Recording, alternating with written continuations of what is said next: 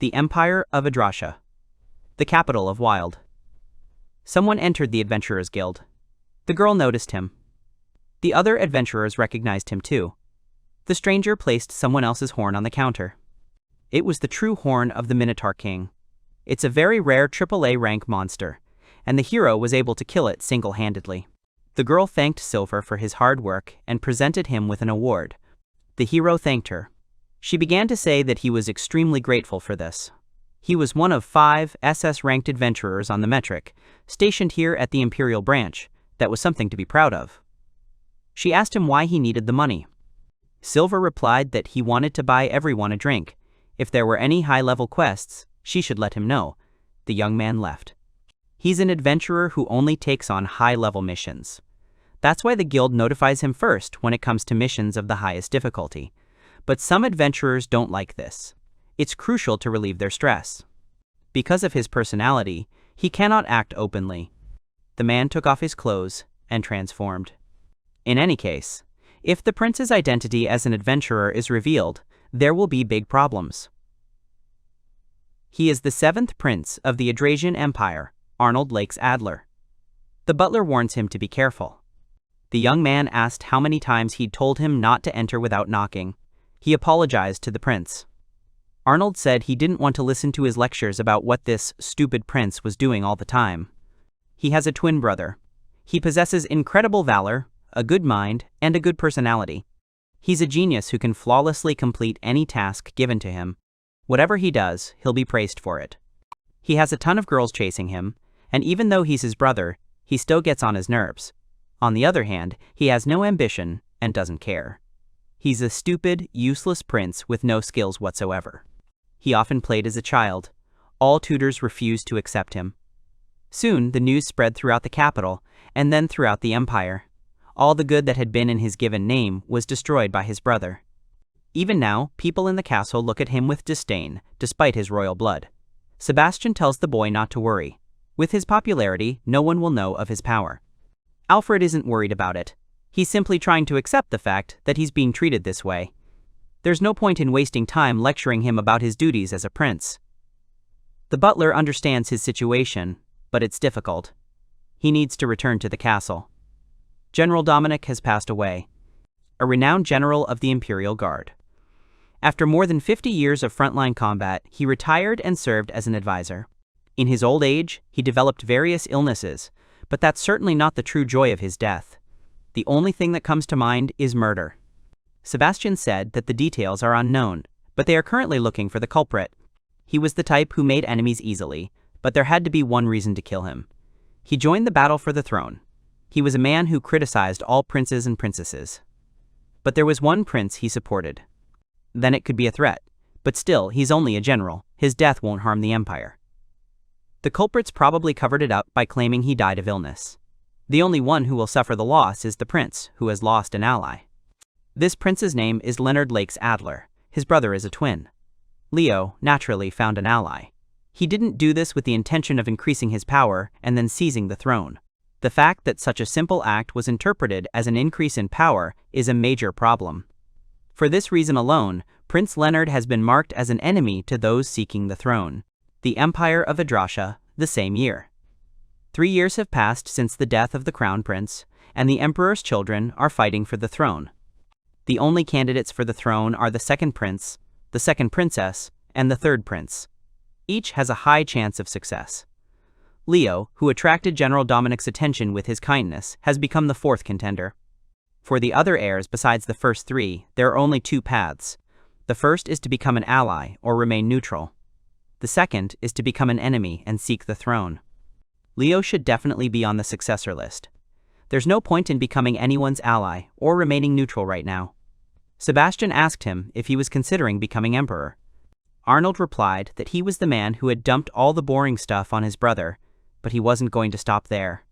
He wants to live the carefree life of an adventurer. But he doesn't want to die yet. It's hard, but he has no choice. He must play behind the scenes for the sake of his beloved brother. The capital of the empire, the city of the Holy Sword. Vild. The man greeted Prince Arnold and remarked that he looked energetic today. He thanked him. Then the man noticed that the young man seemed carefree every day. He envied him. And Prince Leonard practices diligently every day, unlike him. They heard that he plans to join the fight for the throne. Prince Arnold can only lose this battle. It's a shame they're being compared. Even though they're twins, the difference in talent is immediately apparent. They apologize for their rudeness. The young man thinks they're all laughing at him, bowing their heads in respect. In the entire royal family, he is the only one without power. The entire aristocracy, including the ministers, looks down on him with disdain. That's why he does whatever he wants. No one cares about him, which is why he can continue his activities as Silver. He considers it normal to stop or change his behavior. If he does whatever he likes as a prince, then it is only natural that he will end up in this position. He entered Leo's office. He was standing near the desk and looked at his brother in surprise. Arnold said that Grandpa was dead and probably murdered. He asked what Leo was going to do. He replied that he didn't want to join in the family squabbles. The hero knew he would say that. As he thought, he had no intention of taking the throne. But now, if one of the three men wielding power were to sit on the throne, a dark future could await them. If Leo and he abandon their family obligations, if he tries to escape with his mother, they will be executed. Even if that happens, it will be difficult. That's why their only option must be this. They are already marked as enemies. If Leo doesn't join the battle for the throne, they will all die, including their mother. Leonard apologized. His brother asks him not to apologize and to tell them his plan. The guy closed his eyes and exhaled. He said that he had no choice but to join the battle for the throne. He was sure the problem was his alone. He was too kind to be emperor. Arnold said his brother had no choice but to become one, and he would do everything to help him. His current goal is to recruit allies and grow his strength. If they gain more power, it will be harder for others to act against them. In this battle, whoever wields the most power is the winner. The other three have solid power and ample resources. With Leo's current strength, he can't compete with the others. Arnold will try to gather as many allies as possible, but don't get your hopes up. Most of them have already joined the three strongest. Leo thanked his brother and remarked that he was more suited to the role of emperor than he was. He replied that if he were planning to become emperor, he wouldn't have a chance. He was going to find a beautiful wife and live a happy life. For this to happen, Leo needs to become emperor at any cost. Arnold noticed his brother was trembling. He couldn't help it. Even for the remarkable Leo, the volume of the three monsters. Based on his abilities, prosperity is guaranteed, no matter who becomes ruler. However, no matter how strong they are, they're not invincible. That's for sure. If these three fight each other, Leo has a chance. Now they'll start by promoting their allies and acknowledging their father. Ultimately, the father decides who will be his successor. They must then decide how they intend to gain His Majesty's recognition. This is how the twins' struggle for the throne began. The hero asks if he hasn't heard of him. He is Silver, an SS-ranked adventurer. He is here to meet Duke Kleinert. The boy replied with what he'd heard about it. There had been no news from the Adventurers Guild about it. They told him to leave. The hero asks to see the guild map, which is made using a secret method. This map cannot be counterfeited. The guard says he doesn't need to see it. Arnold thinks that this guy is annoying. He really wants to shoot magic at him. A few minutes ago, he and Sabas had discussed their next steps. He'd suggested revealing his identity as Silver. The young man had refused. There are advantages to revealing his identity, though. Ever since, his great-grandfather devoted himself to ancient magic and went mad because of it. Ancient magic has become taboo. Only one person knows his identity, and that's Sabas. It's a secret even for his younger brother. He uses forbidden magic. For Leo, who values the throne, it would be undesirable for his older brother's use of such magic to be revealed. However, Silver has a list of accomplishments and a good name. He is said to be the most powerful adventurer in the entire history of the Empire. He could be a great asset to Prince Leonard. Arnold replied that it was too early. This was their trump card, if there was no other way. As long as Leo was striving for the throne, it would be easier for him to remain a foolish prince. It will be much easier for him this way. Seba said that if that's what he's decided, he can't object. But what is he going to do? If he doesn't reveal his identity, they won't be able to help Prince Leonard. From Leo's perspective, it's small and weak. It's necessary to come up with a plan to expand it as quickly as possible. He asked if there were any duchies not involved in the war for the throne. Sebas replied that among them, only one was not involved in the battle. That was Duke Kleinert. It's quite a prestigious family. The ducal house is either part of the royal family or has blood relatives within it. This war is a significant event for them. If they support the next emperor, their income will be significant. That's why the ducal house strives to be close to the succession candidates, so that he doesn't do anything during this time. The hero asked if there was anything that was causing concern. Sebas replied that it was as he suspected. There had been several monsters appearing in their territory. They'd contacted the guild for help, but the problem hadn't been resolved yet. That's because the guild around their area wasn't strong enough. It seemed they were in trouble. Why doesn't Arnold solve this problem? Sebas thinks this is an excellent proposal. How he plans to connect Silver with Prince Leonard. He'll simply say what Leo asked.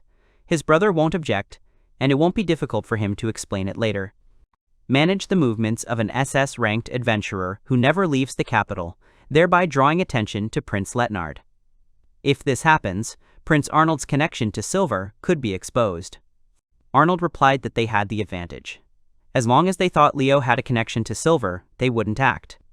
As long as everything was going well, it was too early to reveal his identity.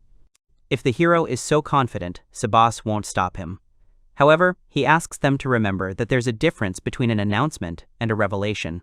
Arnold answered what he knew and said he was leaving. The journey to Duke Kleinert takes several days on horseback. But with his teleportation magic, he can appear there instantly. It's like the entire empire is his backyard. But that consumes a lot of mana. It's a skill that needs to be used wisely. With this, he got there, but he didn't know that that stupid gatekeeper would stop him. He came here specifically because Prince Leonard asked him to. It seems the prince is too kind. The guard replied that there was no way he could believe it. He was definitely a suspicious exchanger. They might be short-handed because of the monsters, but they let someone like him guard the gates. This family will regret it. To request extermination from an SS rank adventurer, a fee of 3 rainbow coins is required. The value of the rainbow coin is so high that a peasant has no chance of ever seeing it. Even the Duke finds it difficult to make such a request. He came here at his own request, but to dismiss him as a fraud without proof. He wasn't feeling well enough to meet the Duke, but he needed to scare him.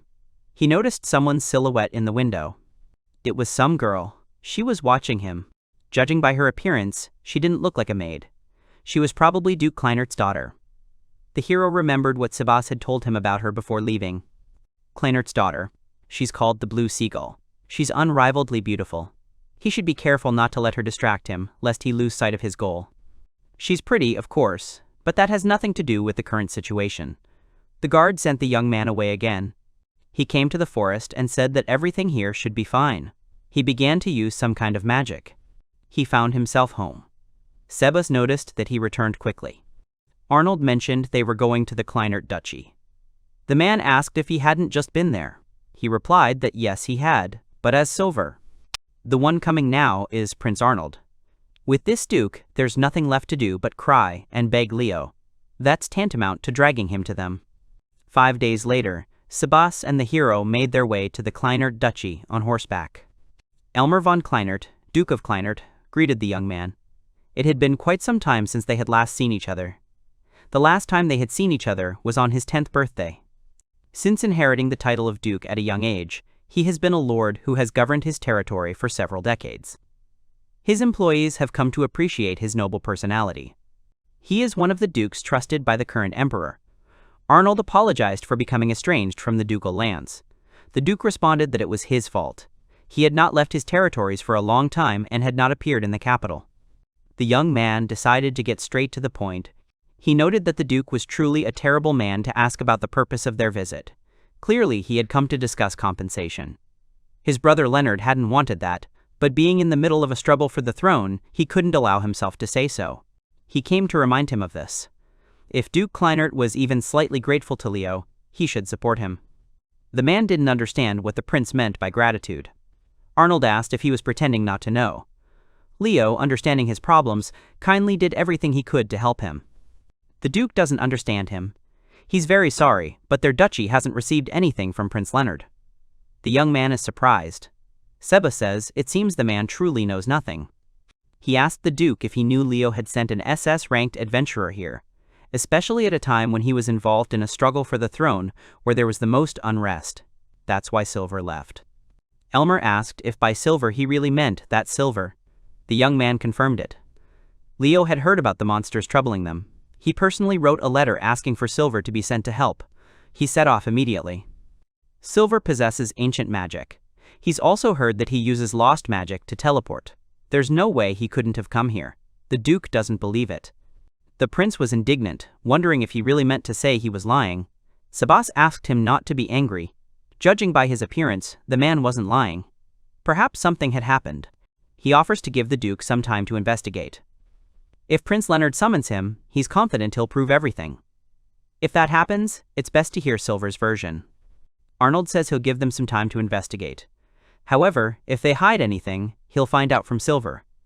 And if the problem is on their end, there will be no more adventurers sent into their territory. Elmer asks them to wait a bit while he gathers information from the house's workers. Arnold smiled and said that everything was going like clockwork. Sebas said it was a rather sinister plan, almost like a game of chess. The hero said it was despicable for him to call the plan a game of chess. They were the ones who lost Silver. He only deepened the wound, but he didn't heal it. The Duke likely wasn't swayed by the words of someone like him, one who doesn't fight for the throne. The solution lies in recruiting Silver, one of the 5 SS-ranked adventurers on the mainland. If Silver's pride is smeared, adventurers will never visit these lands again. Sebas noted that if the hero had been driven away, he would have sneaked in unnoticed, but he saw this as an opportunity and left. He also emphasized Prince Leonard's greatness by acting arrogant. He chastised him for being such a brilliant strategist. Leo is so kind. There are a few fish that survive in clean water, and he needs someone to pollute the water for him. Sebas said that if he'd decided this was his role, he wouldn't stop him, but he would be the one suffering from what happened. Arnold replied that everything was fine. What they needed now was Leo's reputation. He didn't care how low his own dignity sank. The butler said he cared. His mother and Prince Leonard thought so too. The 3 of them were enough for the hero to take care of him. They heard a noise. It seems the Duke has finished gathering information. Where will all this lead now? Elmer apologized. Arnold told him to stop apologizing and finally tell him what had happened. The Duke said that Silver had indeed visited them 5 days ago, but his foolish son had sent him away without even checking. The boy replied, "Does my father really think it's okay for an SS-ranked adventurer to suddenly show up here? He would have thought it was an imposter too. My father asked him to shut up." His son reminded him that kicking out any man from here was part of his job. Elmer didn't remember mentioning the need to kick out an SS-ranked adventurer. These eyes show the hero that he's considering whether to lie or not. Although in such situations, the best way to minimize the damage is to keep your head down and be honest. Arnold said he might lecture his son after their conversation. He's very sorry to say it, but right now, it's not just his son who's to blame, but the Duke himself. The Duke understands this and asks how he can make amends. To make up for the loss of an SS-ranked adventurer sent by the prince, Silver, whose dignity had been tarnished, will likely never cooperate with them again. Elmer asks for forgiveness for him and the old man. They will compensate. Someone said he would sacrifice himself. The daughter of this house left the room. She asks to forgive her brother and father. Arnold looked at her, and his eyes widened. The girl addresses the boy. The father is shocked by his daughter's decision. 2 years ago, the emperor commissioned a local craftsman to create a hair brooch in the shape of a bird. Among them, a beautiful blue seagull caught the emperor's eye. The emperor, who witnessed all this, gathered all the most beautiful girls in the country and the capital, declaring that only the most beautiful girl would wear this brooch. Despite being only 14 years old, she was considered the most beautiful. She was Fionn Kleinert, daughter of Duke Kleinert, was the one who received this brooch, called the Blue Seagull, which became an object of imitation among men across the country. She fell to her knees and begged the prince to help her father and brother. She saw Silver too when he arrived. If someone had sinned, she must bear the consequences. The whole family began apologizing. And suddenly, Arnold turned out to be a scoundrel. This wasn't how he expected his confrontation with the Duke to turn out. Sebas asked why the hero couldn't simply restrain his aggression, since the ducal family members do so much for them. and if they apologized to Silver, he would understand. Even if Silver solves the problem in this territory, the fact is that their dignity, trampled by the Duke, will not be hidden. Sebas suggested discussing this with Prince Leonard. The hero replied that there was no point in discussing it with him. He would forget everything. The butler pointed out that this was one of the reasons people bothered with him. They're brothers with Prince Leonardo. The people he's gathered around him are now aligned with the prince. If the hero were to undermine the relationship between him and the Dukes for the sake of his brother, it would affect his position later. Arnold agreed to go along with his plan. He told the Duke to send his men to find Silver. When they found him, he would speak with him. They had found a good compromise. All that remained was to resolve the problem in this area, and then the Duke would become Leo's ally. From the Duke's perspective, he's a nobody who disturbs his brother's kingdom, but that's a good thing. Besides, the only one who will inherit the throne is Leo. Finna turned to Hero. She asked to go with the hero. The young man didn't expect Silver to still be in town. He replied that he knew the hero would send someone for him, but he didn't think the foolish prince would come in person. Of course, it's just an illusion he created using magic. He managed to fool the guard with magic, telling him he was the strangely dressed guy who'd been here for 5 days. He made it look like Sebas had found Silver, and after that report, he went to meet him. But Finny insisted on going with him, so he had to play 2 roles at once. And, of course, he couldn't be detected because of his voice. The mask is incredibly powerful magically. Not only can it change his voice and body, but it can also leave a sense of contact with the target. Even if they met several times, no one would be able to tell that he and Silver were the same person. Finny introduced herself, and said it was an honor to meet the adventurer. Her father is a monster slayer, so she's here on his orders. This isn't their first meeting. They saw each other 5 days ago. She apologized for such a rude reception. Silver said she didn't need to apologize. He'd already canceled all his plans for their home. He'd heard she'd been in a wise home where they cared for people, but those were just words. For a country plagued by monsters, adventurers are a rarity. If it truly cares about its people, then they should be willing to accept any adventurer. The fact that her brother sent him away without even understanding the situation speaks to the Duke's lack of preparation. Finna agreed that this was a mistake on the part of their house. Arnold never thought he'd have to do something like this. He'll show her he can convince Silver himself. And then, when Finny tells the Duke everything, his goal will be achieved. And after that, he's confident the Duke will be on Leo's side. He asks Silver to continue his mission. He replied that he was standing before him now, so yes, he would continue. And then he would do something to prove his words. But could the foolish prince make the Duke their ally? He replied that he had not yet received his consent. As expected from a foolish prince. He's not like his brother Leo. It looks like he'll remain a foolish prince forever. The young man promises to pull himself together. Silver wants him to promise his full cooperation. If the Duke agrees to this, he'll do his part. He has his own reasons for wanting his brother Leo to become the next emperor. The reason he left the capital and came here is so that Prince Leo and the Duke can be in an alliance, for this reason alone. Based on Prince Leo and Duke Kleinert's reputation, he decided to help them. But because he was driven away that time, Prince Leo's reputation was slightly diminished. This is because Prince Leo had asked him to help them. Silver replies that there's no reason to protect him now.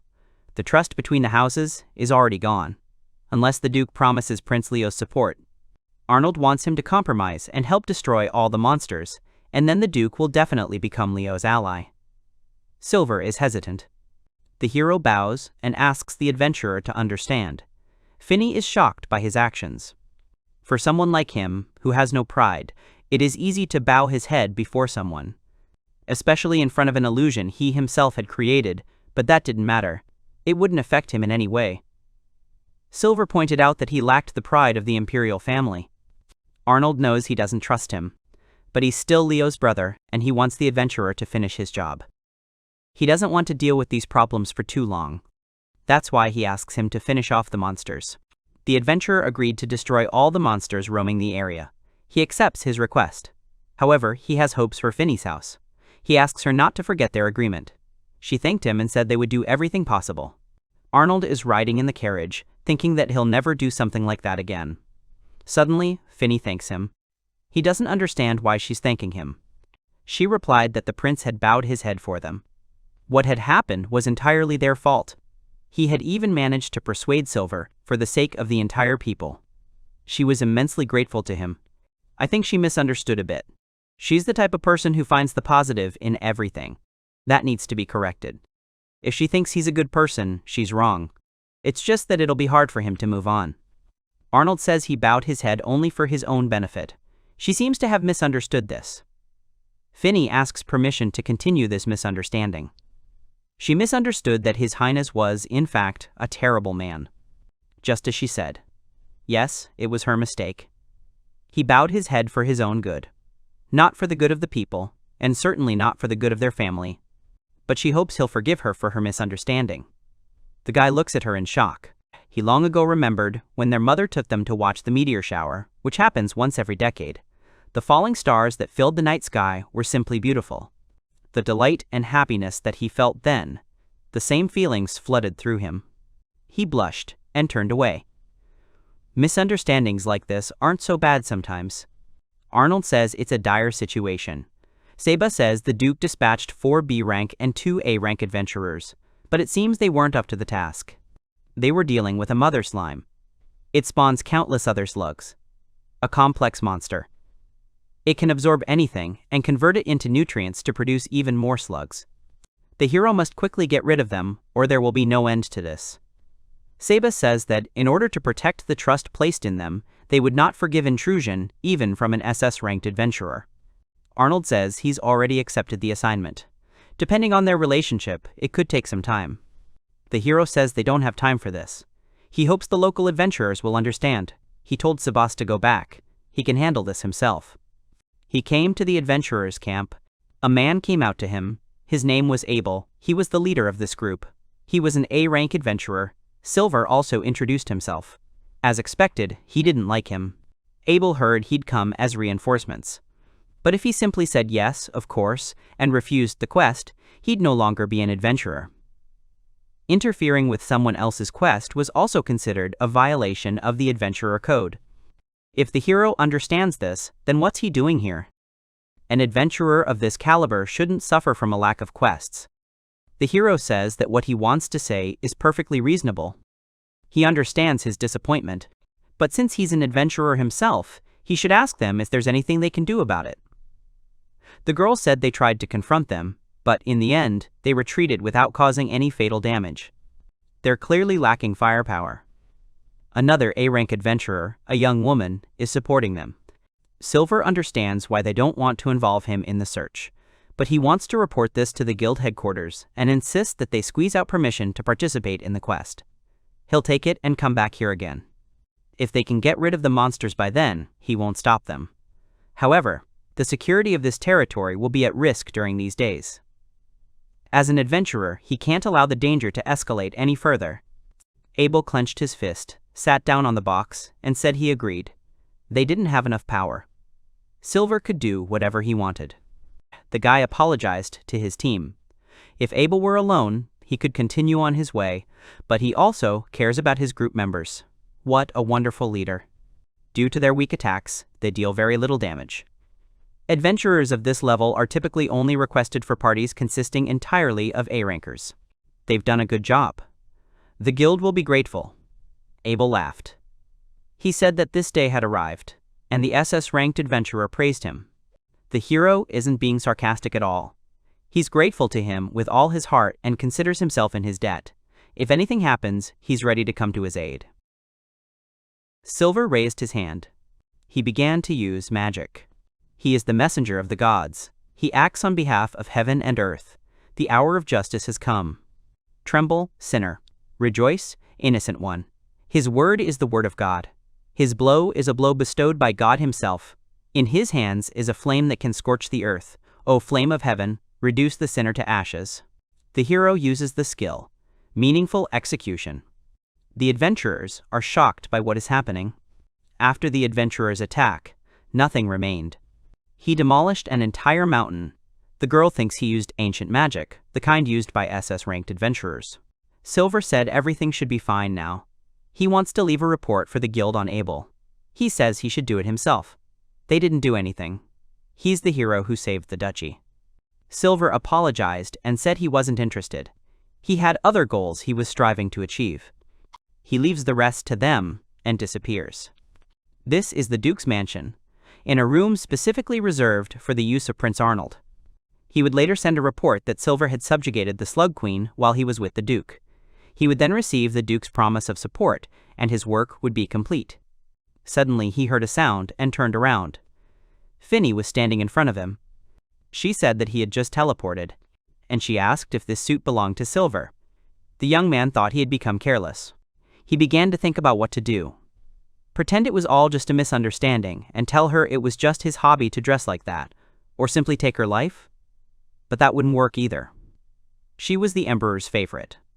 The Emperor would investigate this himself. Finny said she had baked some goodies and decided to bring some to him, but when she knocked, there was no answer, so she thought something might have happened. The hero confronted her and told her that she now knew his secret. He couldn't let her just walk away. She said she wouldn't tell anyone that Silver's true identity was Prince Arnold, but she was already shouting it to the whole world. He set up a soundproof barrier. No matter what she said, not a single word would get through. She thanked him. The young man asked if she hadn't considered that he might do something to her. He would even mock her. No matter what she did, she wouldn't even be able to call for help. Finny said it was impossible. But if he really could, she wouldn't have had any other choice. Then she would have agreed. Arnold doesn't remember her trusting him so much. If he really is Silver, that means all the monsters have already been defeated. He also came here as a prince and performed various skits, all for his brother's sake. That's why she trusts him. He's someone who acts for the good of others. Such a person can't be bad. She is truly a very kind person. She is capable of believing in another person so strongly. So now she knows he's Silver, and she also understands that every action he took was aimed at getting the Duke to help them out of gratitude. And she still trusts him even after she learns all this. He can't let her down. The only one who knows his secret is Sebas. And he knows for sure he won't tell anyone. If the truth comes out, he'll never forgive her. Even if he uses magic and tricks her into believing it's all a dream, she'll eventually realize it's not true. If Finny's character is anything to go by, it's highly unlikely she'll tell him his secret. He'll take drastic measures to keep it from being revealed. To think that the secret he'd been keeping all this time would be revealed like this. Finny asks him to perk up and have some sweets. She'll pour him some tea. Abel finished his report. The Duke said the job was well done. He apologized for making it such a difficult task. It was a small gift from him. He asked that it be accepted. The guy said the reward for the mission would be sufficient. As he'd already mentioned in the report, it was Silver who solved the problem, not them. As adventurers, they have a sense of self-worth. The man understood them and said that if anything happened again, he would ask for their help again. Abel said that when the time came, they would do everything possible to fulfill their hopes alone. The Duke wasn't grateful enough to His Highness. He thanked the prince. Albert asks that the thanks be reserved for Leo. After all, Silver and he are here only for him. Their ducal house will direct all its support and assistance to Prince Leo. They are under their supervision. They decide to help Prince Leonard ascend to the throne. At the same time, people seeking an opportunity will come to support Leo. Now the Emperor recognizes Leo as a worthy candidate for the throne. One could say they're already at the starting line. The man asked if they had enough allies. He replied that they did not. They needed to open negotiations with the other nobles, who were currently merely watching from the sidelines, but to do so, they needed people they trusted. These words encouraged the man. He's thinking about entrusting his daughter to them. The Duke was also shocked when Finny told him about it yesterday. She wants to help the prince at any cost. It's completely unlike her. Requests of this kind are unusual for her. He was deeply touched. Finny is famous in the capital. She will be useful to them. Frankly, they will gain countless advantages. It's true that it was unexpected that she wanted to go to the capital. The reason is that she learned his true identity yesterday. There are many opportunities to interact with other people in the capital. You never know where you can get information. Finny says goodbye to her father and brother. They ask her to take care of herself. She told Prince Arnold that she might not be of much use, but she was now in his care, so she asked him to take care of her. The young man is shocked. From now on, the struggle for the throne will begin. Countless dark and bloody battles await them. If she has changed her mind, now is her only chance to return. She replied that she understood, and she still wanted to be useful to him. Also, if she were close to him, it would be easier for him to keep an eye on her. The young man said he would worry less if she stayed on her own territory. Will everything be okay with him if he lets such a girl know her secret? Leo knows his brother is well known, but he never imagined he knew Silver. Arnold said he contacted him. As proof of his trust, he would help recruit Duke Kleinert Rest. So he made up a story where his brother asked Silver for help. It was his fault for not asking his permission after it had already happened. Leo replied that everything was fine. His brother had his own opinion on the matter. The hero thinks he can be trusted for now. But he's a mysterious man. He hasn't revealed his motives for collaborating with them, so he shouldn't be trusted completely. Silver has taken the initiative. This will make it easier for him to act. But thanks to him, the Kleinert Duchy was saved, and they gained the Duke's support. There's no doubt he's a good man. Leo, once again, only thinks of everyone's positive traits. He mentioned that Finny had come here too. The girl offered the guy some tea. They were already acting friendly, despite having just met. This should be considered talent. Leo asked how his brother wanted Finny to help them. Arnold said mainly as a negotiator. For starters, he'd be traveling from his mansion in Nîmes to the capital. This should demonstrate the Duke's support. The hero asked if his brother had managed to gather allies in the capital. He replied that influential people had already joined one of the three sides in the capital. He was now trying to persuade the stubborn nobles who remained neutral. As expected. Even if they knew the Duke had sided with Leo, the only ones who could do anything about it were the stubborn nobles. Finny asked to be told about the other three factions. Leo was shocked that her brother hadn't told her yet. He replied that she'd been asking unnecessary questions all along, and he didn't have the strength to explain. The girl apologized. He asked her not to worry, it was normal for her brother to be burdened like that. The hero explained that this was because rejecting such questions was even more problematic. He pulled something from his pocket and told them to think of them as three factions. Each of them is growing in power, striving for the throne. There are others in the imperial family also vying for the throne, but they are nowhere near these three. These three are the second prince, the third prince, and the second princess. Each faction has a significant number of allies, and the nobles are taking advantage of this and increasing their own strength. This is the current state of the War of Succession. It all started 3 years ago, when their eldest brother, the crown prince, died. Finny had heard about it. Her father had said before that if he had lived, the war for the throne would never have happened. Arnold says that, on the other hand, it gave everyone else a chance. Their older brother, who was a better version of Leo with a wonderful personality, died so easily on the battlefield. He's no longer here, and these three will show no mercy in the face of the enemy. His only option is to take their elder brother's place and become emperor. There's no other way. Leo understands this, but he's afraid he can't handle it. Arnold patted him on the back and told him to relax. He'd make sure he got it right. Finny laughed as she watched her brothers. Suddenly, someone entered the office and apologized for interrupting. It was Marie Verker. She met Leo while looking for a job. Selected for her potential, she works as Leo's assistant, despite her civilian background. The brother introduced the girls to each other. Leo said that Duke Kleinert was on their side, and it was all thanks to his brother. Marie said that His Highness had done a good job. As always, she's silent and emotionless. Given his carefree personality, it seems she doesn't have any good feelings for him.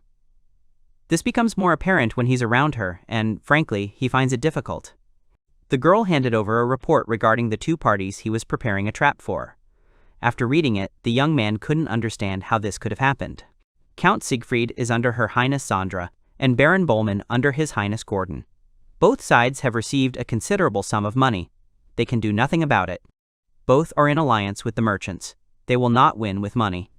Baron Bowman is closely connected to the Minister of Defense.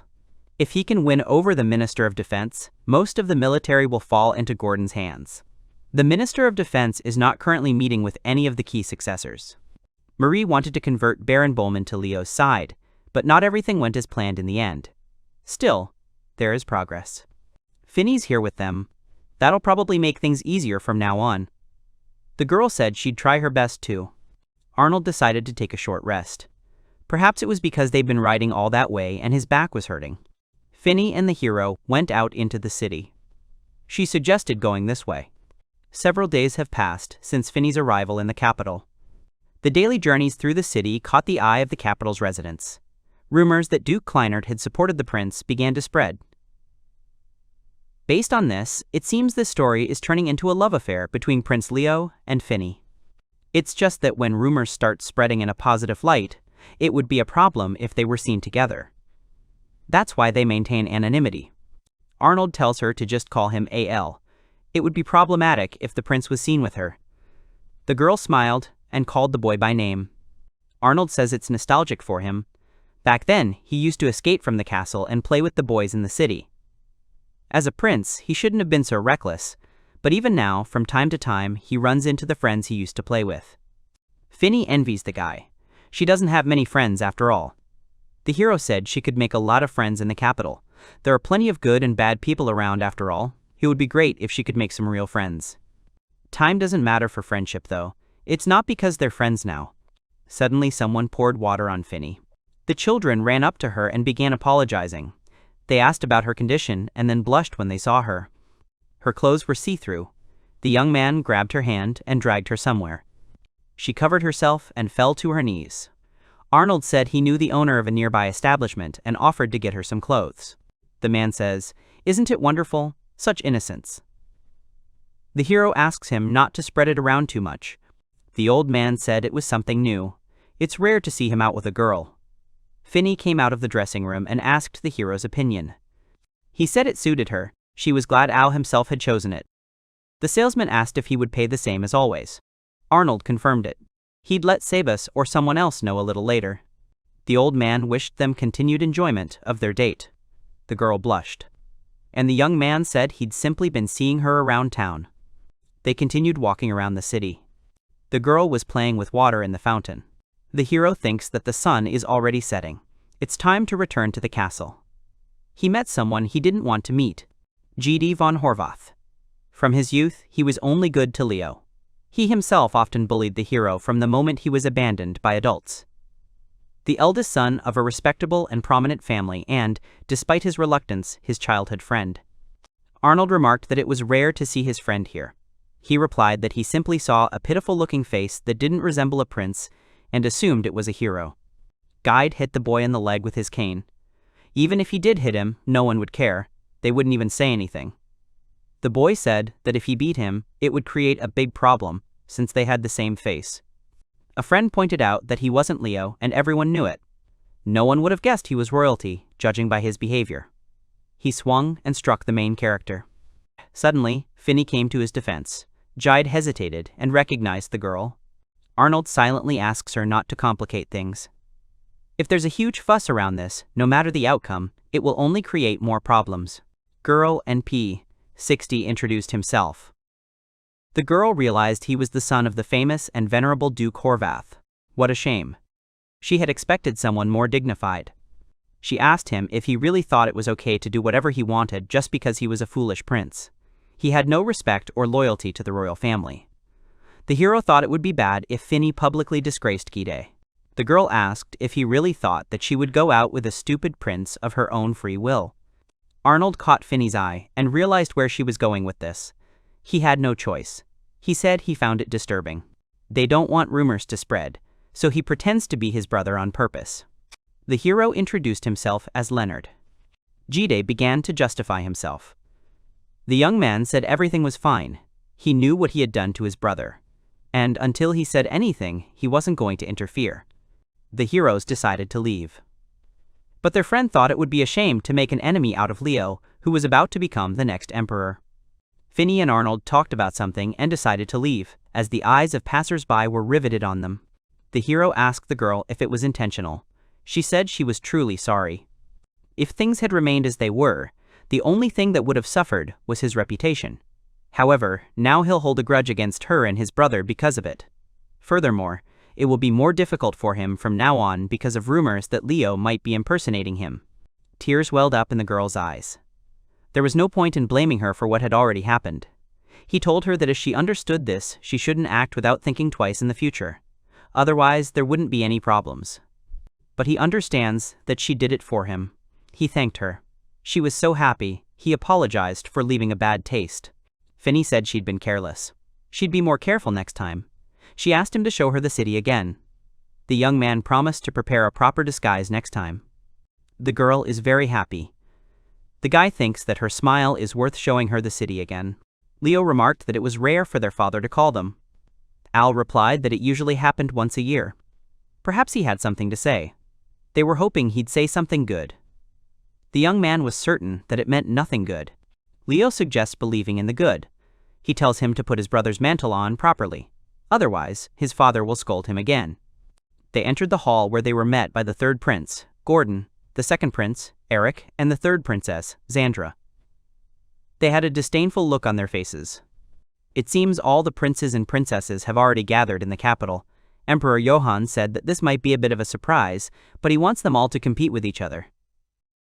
But a simple contest of strength is too boring. To this end, he plans to revive a festival forgotten decades ago. A nightly hunting festival will be held, and the winner will have a huge advantage on the path to the crown. The brothers were surprised by this statement. Leonard and Arnold are interested in this festival, which will give them a huge advantage on their way to the crown. Gordon asks us to stop beating around the bush. Wouldn't it be easier to hold a contest of strength? Gordon is a general who loves war and is also the strongest warrior among the princes. If this guy becomes emperor, he will begin an endless expansion of imperial territories. The people will be drawn into a war they never wanted. Johann asks Gordon to wait. How could a 10-year-old boy possibly have the strength to compete with him? The 10th prince is Rupert. Xandra asks her brother to think for a moment. Even a walking muscle like him should have at least a shred of logic. She is the cruelest of them all. She has delved deeply into necromancy, allowing her to resurrect the dead. If she becomes emperor, the empire will become a magical superpower where inhumane experiments will be permitted. Gordon said he could crush a weak mage like her with a single finger. The girl asked if he was the one who always spoke of warrior honor and death on the battlefield. The other princes watched. Arnold thought that these two were as dangerous as ever, but they were standing before the emperor. Suddenly, someone stepped forward and apologized for their brothers and sisters. Eric, the Minister of Foreign Affairs, is responsible for the empire's foreign policy.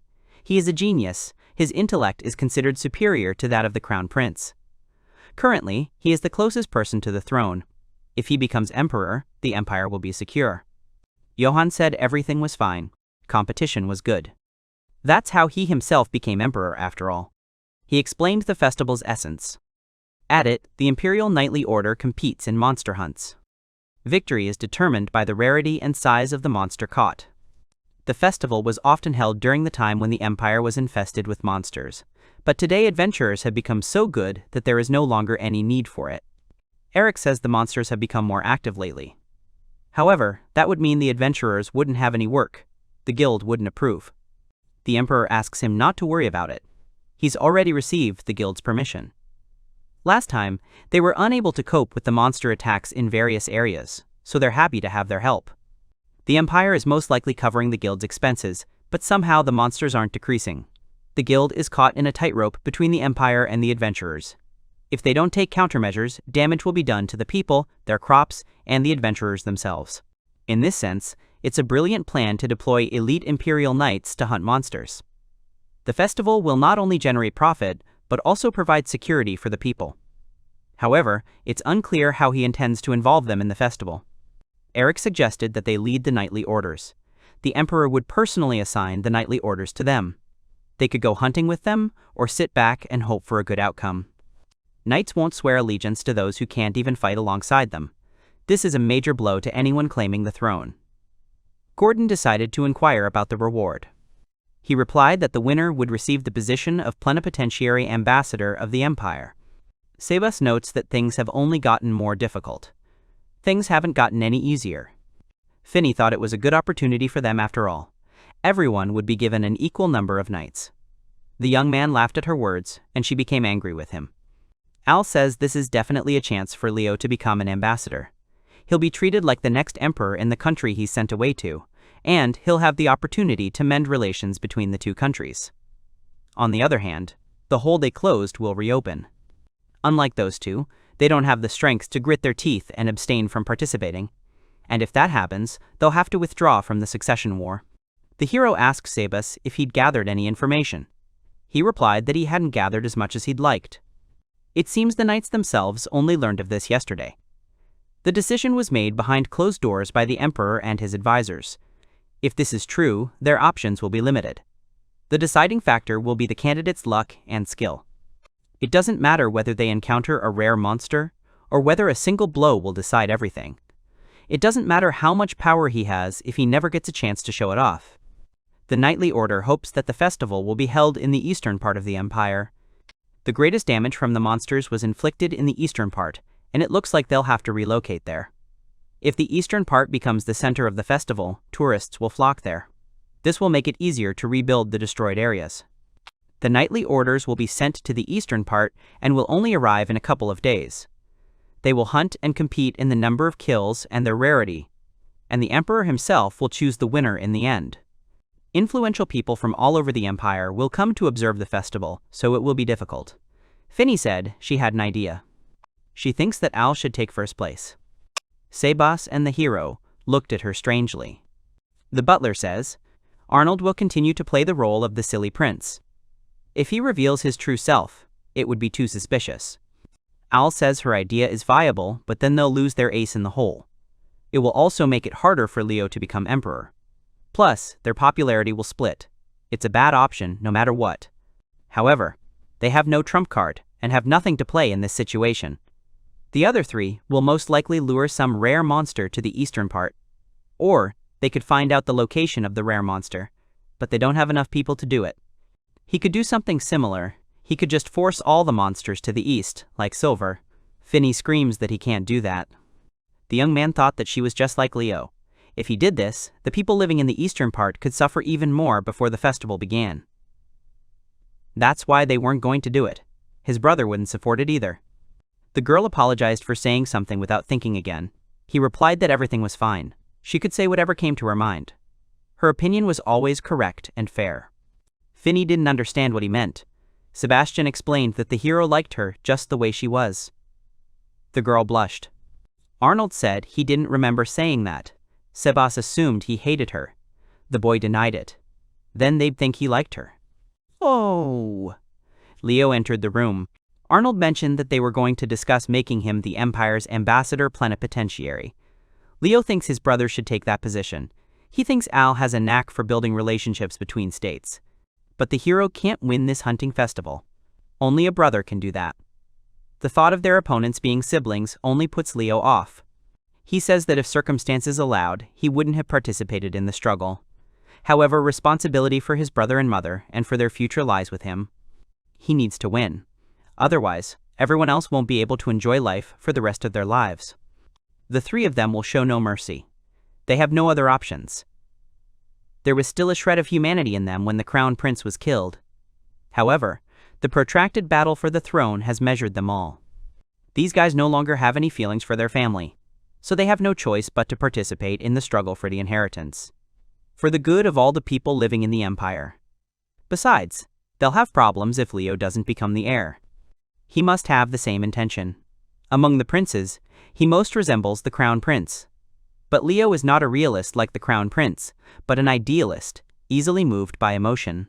He decided to join the battle not because of the assassination of the general, but because he had admired the crown prince since childhood. Arnold is more than confident he intends to become some kind of crown prince. Leo says his power alone isn't enough. He wants them to lend it to him. The hero agreed. A huge monster, Cerberus, AAA rank, attacks someone. Silver fights him, and also strikes back. This is because the guild makes requests of him twice a month. It seems there really are more monsters in the Empire. Suddenly, someone turned to the hero and asked if that explosion was really his work. The young man turned and asked the stranger to state her name first. Then he saw her and his eyes widened in surprise. This is the Knightly Order of the Empire. Captain of the 3rd Corps, Elna von Amsberg. Elna is here because she heard about the Cerberus that appeared, but the guy has already dealt with it. Armsburg. The assisting countries would tremble at the sound of this name. They are the descendants of a great hero who defeated a demon lord that shook an entire continent 500 years ago. After defeating him, the emperor wanted the hero to remain in the empire. The hero refused the status of marquis or duke. He refused the rewards and wanted to travel. The emperor then offered the hero a unique peerage and power over an entire continent. This marked the beginning of a brave house. The highest rank among aristocrats, even higher than a prince. They bow to no one but the emperor. But no one complained. Because they deserved such treatment. Guardian of the Empire. The heiress worthy of this title is Elna. She wasn't just the one who protected him as a child, but also the one who trained him in Spartan conditions. She was his complete opposite. He dared to say that what she was doing was pure mockery. But his face is hidden. At the moment, he's not Arnold, but Silver. He's not afraid of Elna. He asked her if the lady of the brave house had vision problems. She asked him about what he'd just said. The hero was startled. Had all the resentment from the past really just burst out of him now? Elna remarked that, judging by his appearance, he was an SS rank adventurer, Silver. She noticed that he was rather brash for a failed adventurer. Al thought that was bad. Nothing good would come of it if he continued asking Elna. He needed to resolve the situation. From the moment he settled in the capital, people began calling him her guardian. That's just what people say. He didn't take that nickname for himself. Arnold is showing that he's not her enemy. Elna asked if he really meant to imply that the Armsburg house lay claim to such an insignificant nickname. Either way, it was simply a provocation. Or maybe he meant to say, that wasn't what he meant. His first impression of him was already bad, so anything he said would be taken negatively. Elna hated losing. Once someone started a fight with her, she would fight until she wiped the floor with her opponent. She's aware of it. The brave house truly values its fame.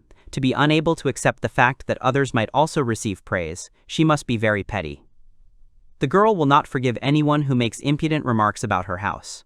Silver noticed she was the only one here being insolent. He'd killed the monster as per the guild's request. But from what she'd said earlier, she'd also intended to kill him. The girl had said she hadn't intended to. She'd been thinking about the people. The man tells the captain that even if there was a misunderstanding between them, if it was a request from the Adventurers Guild, then they would be to blame. Besides, it's time for them to hurry to the capital. She asks Silver to remember that it is they who defend the Empire. The brave house, the knights and soldiers, and definitely not them, the adventurers. The hero said that he would remember this, although he might immediately forget about it. Elna cursed the guy. He looked up at the sky and thought about Elna in his arms. He felt so good. Now he knew the feeling of revenge, like that of a child who had been bullied. But that didn't change the fact that he had made an unnecessary enemy. If House Armsburg decides to treat them with hostility, it will be entirely their fault. A few days later. Today is a memorable day. The door will be opened by a captain of the Imperial Corps who will join him. Subas suggests that, for the sake of ensuring a balance of power, it should be one of the high-ranking captains. Al says everyone will do except Elna. She's an extraordinary child of the brave House of Armsburg, who joined the Knightly Order at 11 and became a captain at 14. Wouldn't it be wonderful to have her on their side? Her abilities alone are undoubtedly good. However, he can't cope with her character. She is known for her high moral character. Nevertheless, there are rumors that she could become the next head of the Knightly Order. Al says that this is just how she looks on the outside. Neither the knights nor the people saw her true nature. This woman is like the devil. Elna asked who he was calling the devil here. Arnold asks Sebas to call the guards, as the devil has appeared. He replies that, unfortunately, he doesn't think anyone will come. The strongest knights are already here. The girl told him that Elna von Amsberg, a member of the Imperial Knights Order and captain of the Third Corps, had arrived at his disposal. Several years had passed since their last meeting, but he seemed unchanged. The young man realized it was sarcasm. Elna noted that he was very popular in the capital. Everyone called him the Foolish Prince. Even though they haven't seen each other for years, they're still childhood friends. Despite the fact that he's a prince of the imperial family and she's the daughter of a brave house, they know each other well. Arnold asked her why she was there. She replied that it was rude of him. She had to personally petition the emperor to become his captain. They continued their verbal sparring. He understands that she did it with him in mind, but that doesn't align with his goals. If she really did ask her father for something like that, he would have preferred her to be on Leo's side. The fact that Elna is here means he's become one of the favorites. This will make it harder to do anything freely. Elna is the type of person who commands attention. No covert operations are necessary. It would be problematic if she joined someone else, but having her with him would only make things worse. The problem isn't even their compatibility. He genuinely didn't want her to be with him. She's saying she'll win this competition for him personally. They need to make people take back their words. The young man said he doesn't need that. Elna asks him not to be like that. She already told the emperor that she will take care of him. That's why from now on he'll have a special training session. For now, she decides to see how well he's progressed in horse riding. They head to the training ground. All said he had a headache, and it could be serious. Sebas said it was a mental disorder, called a false illness. If he trained his mind and heart, it might go away. Arnold asks them to leave him alone. Arnold's back muscles are sore. There's very little time left before the night's festival. It's not like a few days of training will make a difference. 403. He'll definitely die if this continues day after day. The next training session is in the afternoon. Finny asked if Silver was equal to her in strength. Sebas explained that Arnold specialized in ancient magic, so his physical strength was lower than that of an ordinary person. He also lacked horsemanship, swordsmanship, and modern magic. He didn't prioritize training in these areas, which is why he didn't achieve outstanding results. The girl was surprised. She'd thought adventurers were strong. The hero said most of them were. He uses ancient magic to compensate for his physical weakness. That's why he doesn't train his body. The last time he didn't use teleportation magic was when he was riding a horse to Kleinert's estate. But even so, he still strengthened his body. As Elna said, without ancient magic, he's a weakling. Sebas said it all depended on how you looked at it. It didn't matter whether it was hard for him or not. This was a great opportunity for Leo. The hero agreed. Finny didn't understand what they were talking about. Elna is known as the strongest knight. Even if he wins, no one will believe it's his accomplishment. If Leonard can't win, the best option is for Arnold to win. They hold the strongest hand. Even if the hero doesn't do anything special, Elna will do everything for him. If he doesn't mess with her head or interfere, they will win. Sebas says that's why the emperor allowed her to keep an eye on the boy. He expects the boy to play tricks on her. But he didn't expect to unite the strongest knight and the strongest adventurer into a single team. Arnold says that even in the worst-case scenario, he would still win, but it would be better if Leo won. He's much more suited to being an ambassador. Finny assumed the hero simply found the ambassador's position difficult. The young man didn't answer. The girl and Sebas sighed. She asked if he was putting too much pressure on Leo. She understood that he was saying this because he was doing everything for Leo. Sebas explained that the hero simply found it difficult. Arnold says it's an old habit of his, and there's nothing he can do about it. He can give up the throne, the ambassadorship, and so on. Sebas doesn't approve of lying to this girl. He replies that he's not lying, just misleading. Finny envies him for having such a caring childhood friend. He said it's just annoying, especially when she does too much unnecessary stuff. Elna arrived at that moment and asked him about his words. She was angry. She heard someone couldn't get out of bed due to muscle pain, so she brought some ointment specially. Arnold said he was fine. Someone hundreds of times more gentle than she had already treated him. The girls met. The knight didn't expect to see Finny in Al's room. The essence of that smile was different from the one she usually showed him. A manipulator's smile, nothing more. Elna grabbed him by the collar and dragged him to practice. He seemed to say that he was fine. It was time for training. Al said that wasn't what he meant. He screamed that he was in pain and injured. The girl said that muscle pain wasn't an injury. It would go away with time. At night, the hero walks down the corridor. His whole body aches. He uses magic on one of the walls. The door opens. A staircase appears leading down, and he goes down it. He told someone that his magical research was as amazing as ever. This is the spirit of his grandfather. The boy asked his grandfather if he was tired of sitting here all the time. Gustav Lakes Adler, his great-great-grandfather and emperor 2 generations ago. He taught him ancient magic. The old man says that despite all these years, the secret of magic remains unsolved. In the end, his research sealed him in a book. People called him the Mad Emperor. The man said it was a terrible mistake to think his body would be possessed by a demon. Al said his grandfather was so frivolous. It was his fault the boy had to hide his powers. The demon that possessed his body devastated the imperial capital. History books say he went mad while researching ancient magic. This is one of the reasons why ancient magic is forbidden in the imperial family. Gustav asks the boy to look at it differently. Because he was locked up here, he was able to learn ancient magic. His silver mask also came in handy. He mentioned the hero as an ungrateful great-great-grandson. He asked about what he came to talk about. Arnold mentioned his brother's participation in the battle for the throne.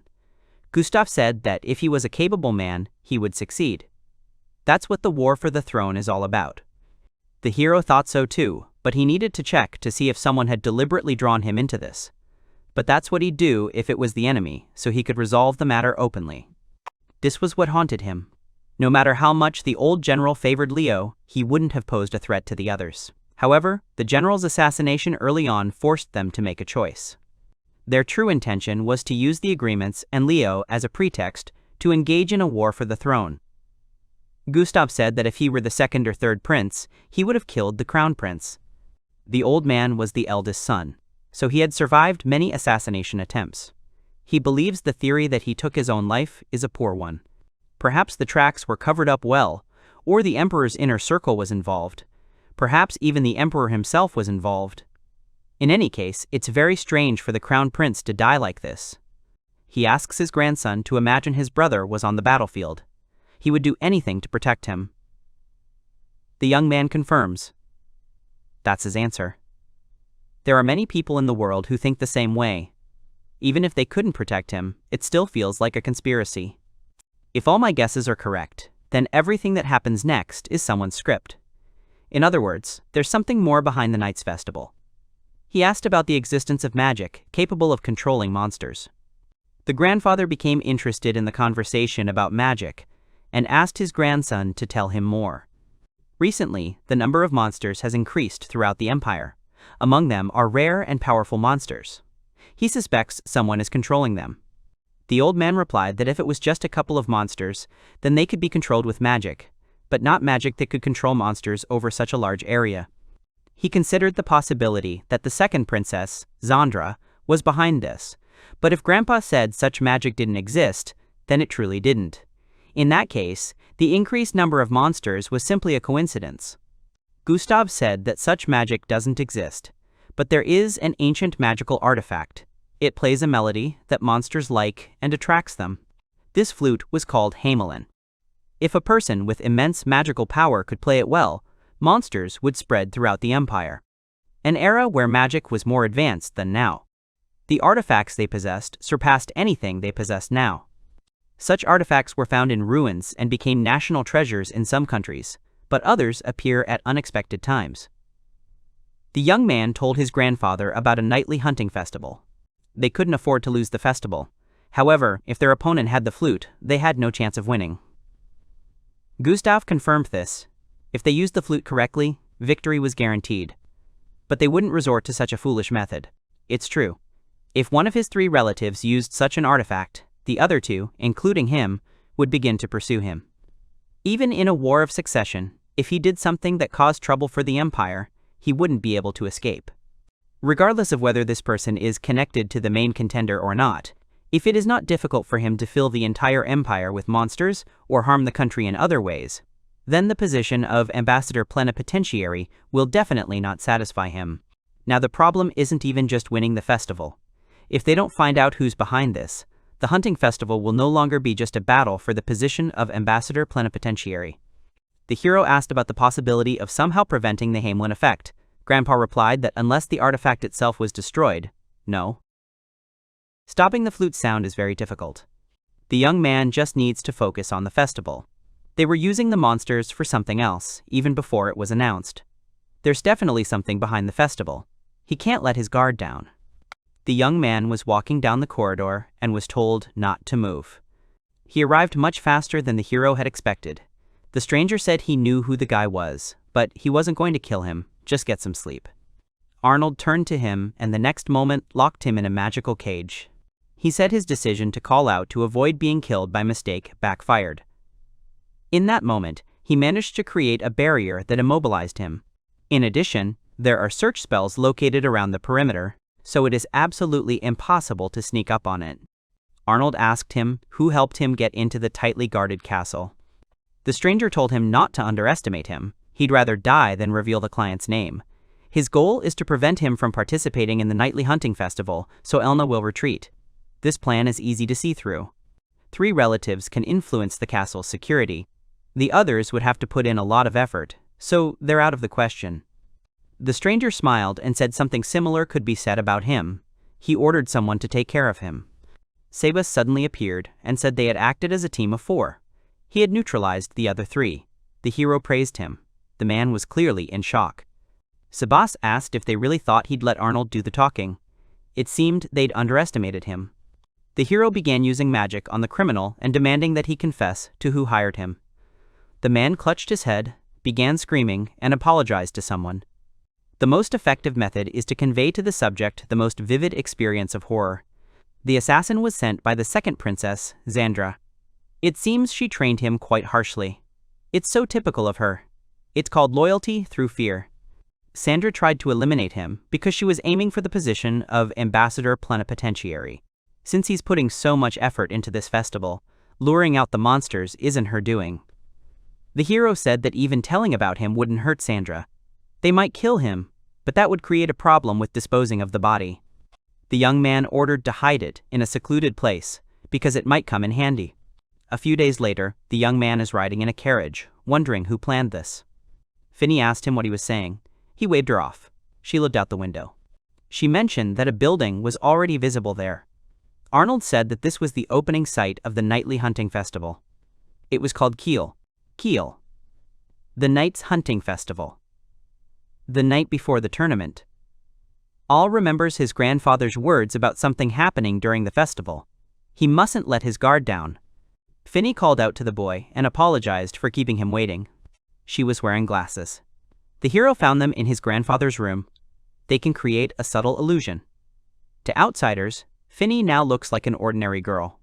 True, this wouldn't work for experienced mages or those who knew her well. But in the city, these glasses would be of some use. Finny thanked him for accepting her invitation and suggested they have some fun tonight. The young man had no compelling reason to refuse. They decided to go for a stroll around the stalls. The girl offered to win everything. The young man replied that it was impossible, but he would try. Finny grabbed her stomach and said that it was full. Al told her that if she wanted to win everything, she should eat little by little. She replied that she felt embarrassed in front of the person who cooked all those dishes. She added that the food was delicious. The young man remarked that simply admiring the view without eating anything was also fun. Finny hadn't known that such a form of fun existed. They decided to rest for a bit and then continue. They noticed Leo and Marie talking to the guards. The girl wondered what had happened. The young man replied that it didn't look like they were on a date. They were probably there for work. They met and greeted each other. Leo assumed they were on a date. Finny confirmed it. But the young man said it wasn't it. The girl was upset. Arnold asked his brother where he was planning to get into again. He replied that thefts happen everywhere. The hero asked if they were hunting for anything specific. He replied that they were precious stones. So Finny should be a little more careful. He looked at her hairpin. Arnold offered to take it off. The girl replied that, aside from being a gift from His Majesty, it was her favorite hairpin. But if they were worried, she'd take it off. Suddenly, something penetrated the hero's barrier. It was some kind of animal. He ran up to Finny and started rubbing against her. A strange feeling came over him. It seemed as if he'd seen this somewhere before. He asked what it was called. Marie said that these small animals live in the western part of the continent. They're called weasels, or common weasels. The brothers remembered this. Suddenly, the animal jumped. It crawled under the girl's clothes. He started running under her dress. Marie tried to help Finny. But another little animal appeared. And he too reached under her dress. The brothers didn't know how to help them. Suddenly, one of the weasels grabbed Finny's hair clip. The girls fell to their knees. Marie said they couldn't just let them go. Leo said it looked like they'd been tricked. Apparently, these caresses were the jewel thieves' trick. Finny was upset. Hel told her to apologize to her father. He wouldn't hold it against her. But it was better not to make a fuss. Nothing was stolen from Marie. Apparently, they were trained to steal only jewelry.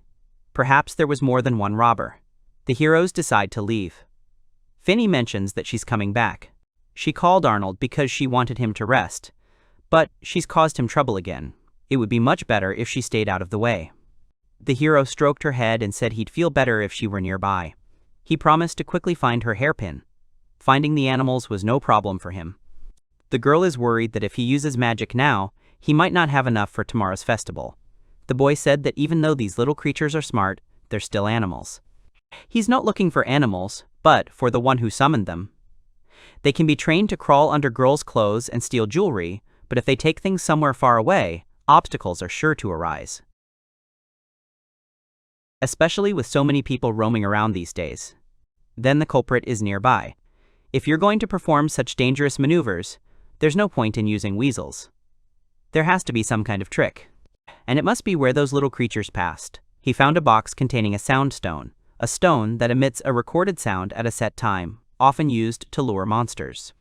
After setting a certain time interval, he reproduces the female's call through the stone, which leads the male to the desired location. He then gives his partner a hair clip as a gift. Some exploit their abilities for their own gain. The heroes began to examine the boxes in the narrow alley. Finny found something and ran toward the hero. However, she tripped over a rock. The young man managed to catch her. They found themselves very close to each other. Suddenly, a weasel appeared and began to caress the girl. She told him that they would help him now. Arnold realized they were already close. They're tracking the weasel. They've discovered the criminal's lair. They decide to catch him.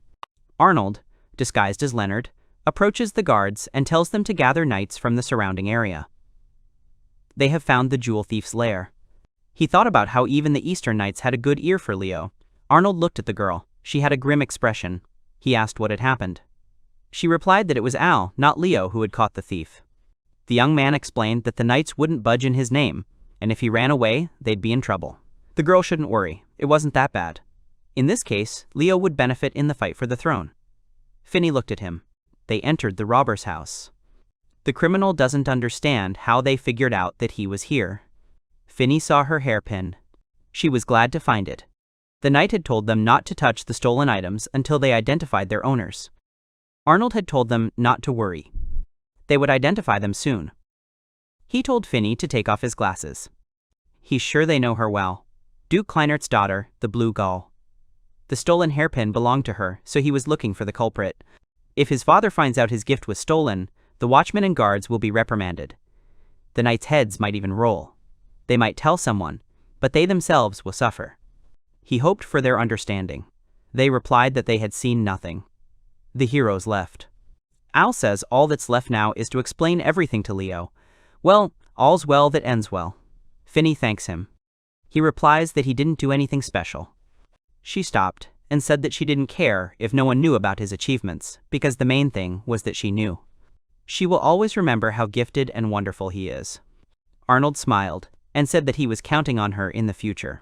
The girl said she'd write a book someday and tell of his deeds without reservation. Al replied that he could do without it. The young lady didn't understand why.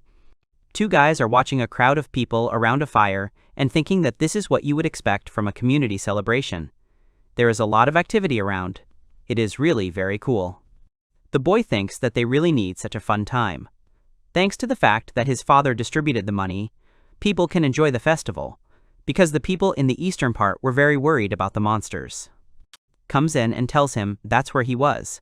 He realizes it's Elna and says hello, asking how she's feeling. She tells him she's mentally tired right before the competition. They seem to be under strain due to the lack of manpower in the region. Monitoring unrest among the commoners, chasing down violators, and missions she didn't particularly handle had proven difficult. She asks what they'd been up to. He asks as usual, but tired. After all, he recently visited the villages that suffered from the monsters, and believes it's the imperial family's duty to ease their burden. Besides, if he wins, he'll have some money. If he wins and adds his own, he can make a contribution. She asks the other man what he was doing during that time. He smiles as he says he was content with the festival, holding the tail of a roasted earth lizard. She tells Leo that if he had just one virtue, she would feel better. Leo, as a contribution, caught a jewel thief, and the knights of the city highly praise him. The knight reports that his brother simply skillfully hides his virtue, so that others simply don't notice. They keep secret the fact that Leo helped him. However, even if this fact is revealed, nothing will change. and it will be problematic if others find out that they can pretend to be each other. Leo's brother tells him it was expected, and that he'll give him a piece as a reward. They help each other, but Erna remains silent. He has a talent for finding delicacies in the markets, a useless talent for the scion of an imperial family. The emperor's speech will soon begin. The man reports that their country was attacked by monsters, which is why they have only just begun to resist them. He asks for forgiveness for such a stupid emperor. The guy thinks that there is very little time left before their exit. He notices Krista, and at first thinks that this is Finny. The girl is the third princess, and is holding a toy in her hands. He asks her if there were any problems, and she says there aren't any, that it's just people. The guy asks what she saw this time. The girl says she saw the city surrounded by monsters. The boy is surprised. Krista possesses innate magic. Magic can usually be learned through training, but it is rare for people to be naturally gifted with magic. These rare cases are very valuable, as their magic is unusually powerful. Krista's ability to predict the future is one of them. In the past, when the crown prince died, she lamented in front of him that she saw her brother's death. From then on, he ordered her to tell only him about what she saw so that no one claiming the throne could exploit it. Sometimes she sees the future and desired events, but the ability is still unstable. There's no guarantee the prediction will come true, but it can't be ignored. He asks her if she's ever seen anyone die, and she agrees. He pats her head and tells her she's a good girl for coming to tell him. It'll be much easier for him to act now. She asks him if he'll go, and he says yes and apologizes. If the city is surrounded by monsters, it'll be much easier to act right on the street, but what should he do with Krista? A girl comes in and asks if they want some sweets. The guy realizes that's what he needs. He introduces the girls, and Krista tells him she knows her. She's the most beautiful girl in the empire. He asks the girl if she could stay with Krista, but she says no. The guy says he can trust her, even more than him. He winks and tells her that she has some top-quality sweets with her. He gives the girl one, and she tries it. She suddenly beamed. The guy told her she liked it. Until he and Leo returned, she would stay with him. He was counting on Finny, who offered the girl another candy. The boy thinks that his father seems to have finished his speech. It's time for him to reveal his true colors to the townspeople. They're asking the girl not to make such a face, but there's nothing she can do about it. They're members of the imperial family. Ni always shirks. Arnold announces that it's not this time and asks her to go. The girl asks him if he's decided to become a nanny. She asks if it's because he's acquired the genius of the Armsburg house. He tells his sister that it's rude, but natural, for an older brother to look after his younger sister. That's the duty of elders. She says it's funny, seeing he has the courage to be cheeky. He understands that she's irritated, and what's wrong with her. She asks him to be prepared. She will explain to him with an example how useless the strong sword he received is. If he cannot use it, the man with a scar on his face asks what it is. How can she explain? He asks Arnold if he'd like to lend him a sword. He asks his father to do so. His father asks him to complain to him about how it's not profitable for him and admit that he's more suited for it. Arnold apologizes to his brother, saying he doesn't have that kind of courage. It's the same as criticizing his father's choices. After all, he fears his father far more. The man says that letting such a talented man fail means he'll simply crush them all. The girl says those were her words. Krista says she's scared. He says everything's fine, Finny will be with her, and if anything happens to her, he'll come save her. Leo arrives and asks if she's relying solely on their brother. The girl holds both of their hands and says she's calm. Arnold asks Leo if he's decided where he'll patrol. He'll be in the south, but almost no one has been harmed by the monsters there, so no one but him will be going there. Of course, holding the festival and serving as the authorized ambassador are very important. But in his opinion, it's more important to exterminate the monsters so that the people of the eastern region feel safe. He wondered if there was any chance of success. But there certainly was. Having overheard conversations about such minor destruction, he began investigating. Ever since the monsters had taken over the south, others had stopped approaching him. If he defeats him, there's a chance he'll win. That's why he was scouting the area. Of course, he also went there to express his sympathy. He has to do what he has to do. Now Arnold isn't worried. Leo says that if his brother doesn't try harder, Elna will get him in trouble. The emperor announces that during the festival, the imperial knights will swear an oath of allegiance to his children. They must respect the knights, and the knights will serve them faithfully. Together, they will act as one and defeat the enormous monsters. They are the imperial family. It is their duty to destroy the enemies of their empire. Let their children and knights tread. The emperor, raising his hand, shouts that the nightly hunting festival is now declared open. People are shouting at Prince Eric to try harder. At Prince Gordon that the advantage is on his side. At Princess Sandra to show them a new kind of fighting. Someone will support Prince Leonard, because for the first time they see such kindness. The guy waves to them. Arnold thinks that it is not scary if someone has started a secret trick, of course, that he will simply ruin his plans. A girl on horseback kills a monster with a sword, and realizes it was the last one. Arnold wonders if she's a master of everything, having finished off a AAA ranked group in a matter of minutes. She reports that Arnold's squad has destroyed 32 bloodhounds. The battle results are recorded on a magical item and quickly delivered to the city and main camp so that the townspeople can see the results for themselves. Judging by the interim report, they are currently in first place. The festival rules require defeating the biggest monster, so someone might get ahead, but they have an advantage. He asks them to try not to get ahead under the influence of emotion, or they will be disqualified. The Emperor's children have magical bracelets on their wrists. The squad captain also has a bracelet, and if she moves a certain distance away, it will break. Knights cannot move without permission. The girl says she sees more monsters ahead and needs to pursue them. The guy says they're tired already, maybe she isn't, but the others are. It's still the first day, the festival lasts 3 days, so there's no need to rush. The girl says they must win, but he says he's the commander, and asks if she's resisting his orders. She complies, and the boy asks her to head to the nearest town. Arnold sits and thinks about how noisy it is here too. The girl says that this was the Emperor's goal. He used this festival to pacify the people's discontent. Arnold says that you need to knock on the door. She asks if it's necessary, and the guy asks her to put herself in his shoes. She threatens him. The guy thinks it's pity, but she says he doesn't look like a member of the imperial family, so he shouldn't be upset.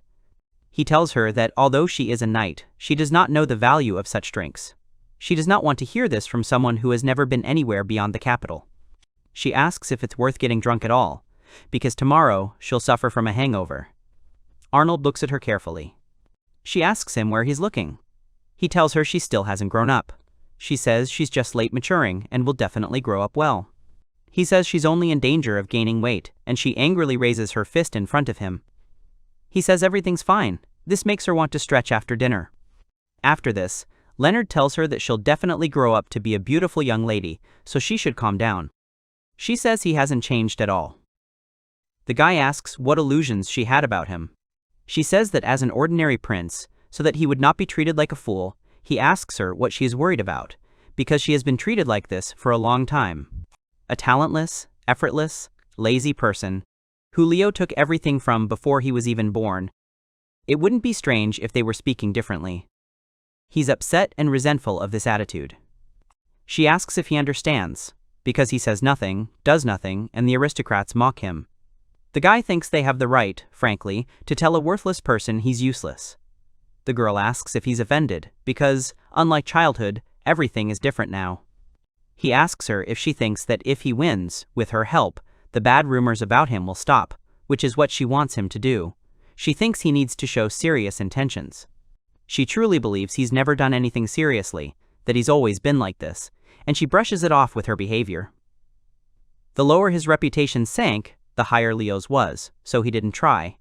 He realizes she's figured him out, and in that case, she should know his response. The guy admits that what's right now is fine, and that she, once the festival is over, should never come near him again. They tried to kill him. The girl is surprised. He drinks, and says that when he was walking around the castle at night, he was attacked. If Sabas had not been around, something could have happened. This festival is very important. The position of ambassador plenipotentiary is at stake, and her presence makes him a contender for victory. His brothers don't like this and are trying to get rid of him. They have no mercy, they're willing to do anything to secure the throne. None of them will give in and will show no mercy. If one of them, he or Leo, does not become emperor, then they will both simply be killed. Most likely, his dear relatives will soon try to eliminate Elna, not by force, but through politics. He cannot allow her to become embroiled in these political squabbles. It would be best to stay away from her. If someone without the ability gains the upper hand, the attacks will resume, so she should not associate with him. She apologizes and leaves. The guy tells her not to worry about it, he will do his best at this festival, so she can sleep peacefully. The nightly hunting festival is underway, already on its third day. The girl on horseback realizes there are no monsters, but why not? If this continues, they'll be overtaken. She asks Al if he's going to stand here and wait, but he asks her to wait, as he's thinking it over. It's no surprise they disappeared. They stopped coming, as they sensed a threat from Elna. Any adventurer knows that sort of thing. That's why he didn't bother her. It was his plan to have all the monsters move south, to Leo. Gordon and Leo are behind them in the standings. They could also win, but Leo is the best option, so he chose a plan to help him. So far, everything is going well, so it's time to stop. He apologizes for being lost in thought. Eric and Sanda are suspiciously quiet. Monsters aren't easy to lure out. She'll be surprised if they find even 3. Suddenly, someone addresses the girl. She looks into the orb and realizes Prince Carlos is in first place. The order has reversed, he's defeated 2 monsters, and unless the captain is an SS-ranked adventurer, that's impossible. Under his command, she won't say that he is weak, but he is not capable of such a thing. Arnold is convinced that Carlos is the one who lured the monsters out and is controlling them. It's highly likely that someone is using him. It's too difficult for his stupid mind to accomplish this alone. In any case, the deadline is tonight. They'll do what they can. It doesn't matter about the ratings. The more important position of ambassadorial plenipotentiary won't satisfy him. He recalls the girl's words about the city being surrounded by monsters. If Grandpa's words and Krista's bad dream are to be believed, the worst-case scenario awaits them. Suddenly, they hear something. The girl doesn't believe it. Arnold asks what happened. She puts her head to the ground. Elna screams about an army of monsters approaching. They rush all together, just like an avalanche. This happens in places where there are a lot of monsters. It's their fault. They drove them here. That's why they all came running. It's strange that they're all running in the same direction. He understands that if they were running from Elna, the stomping sounds are close.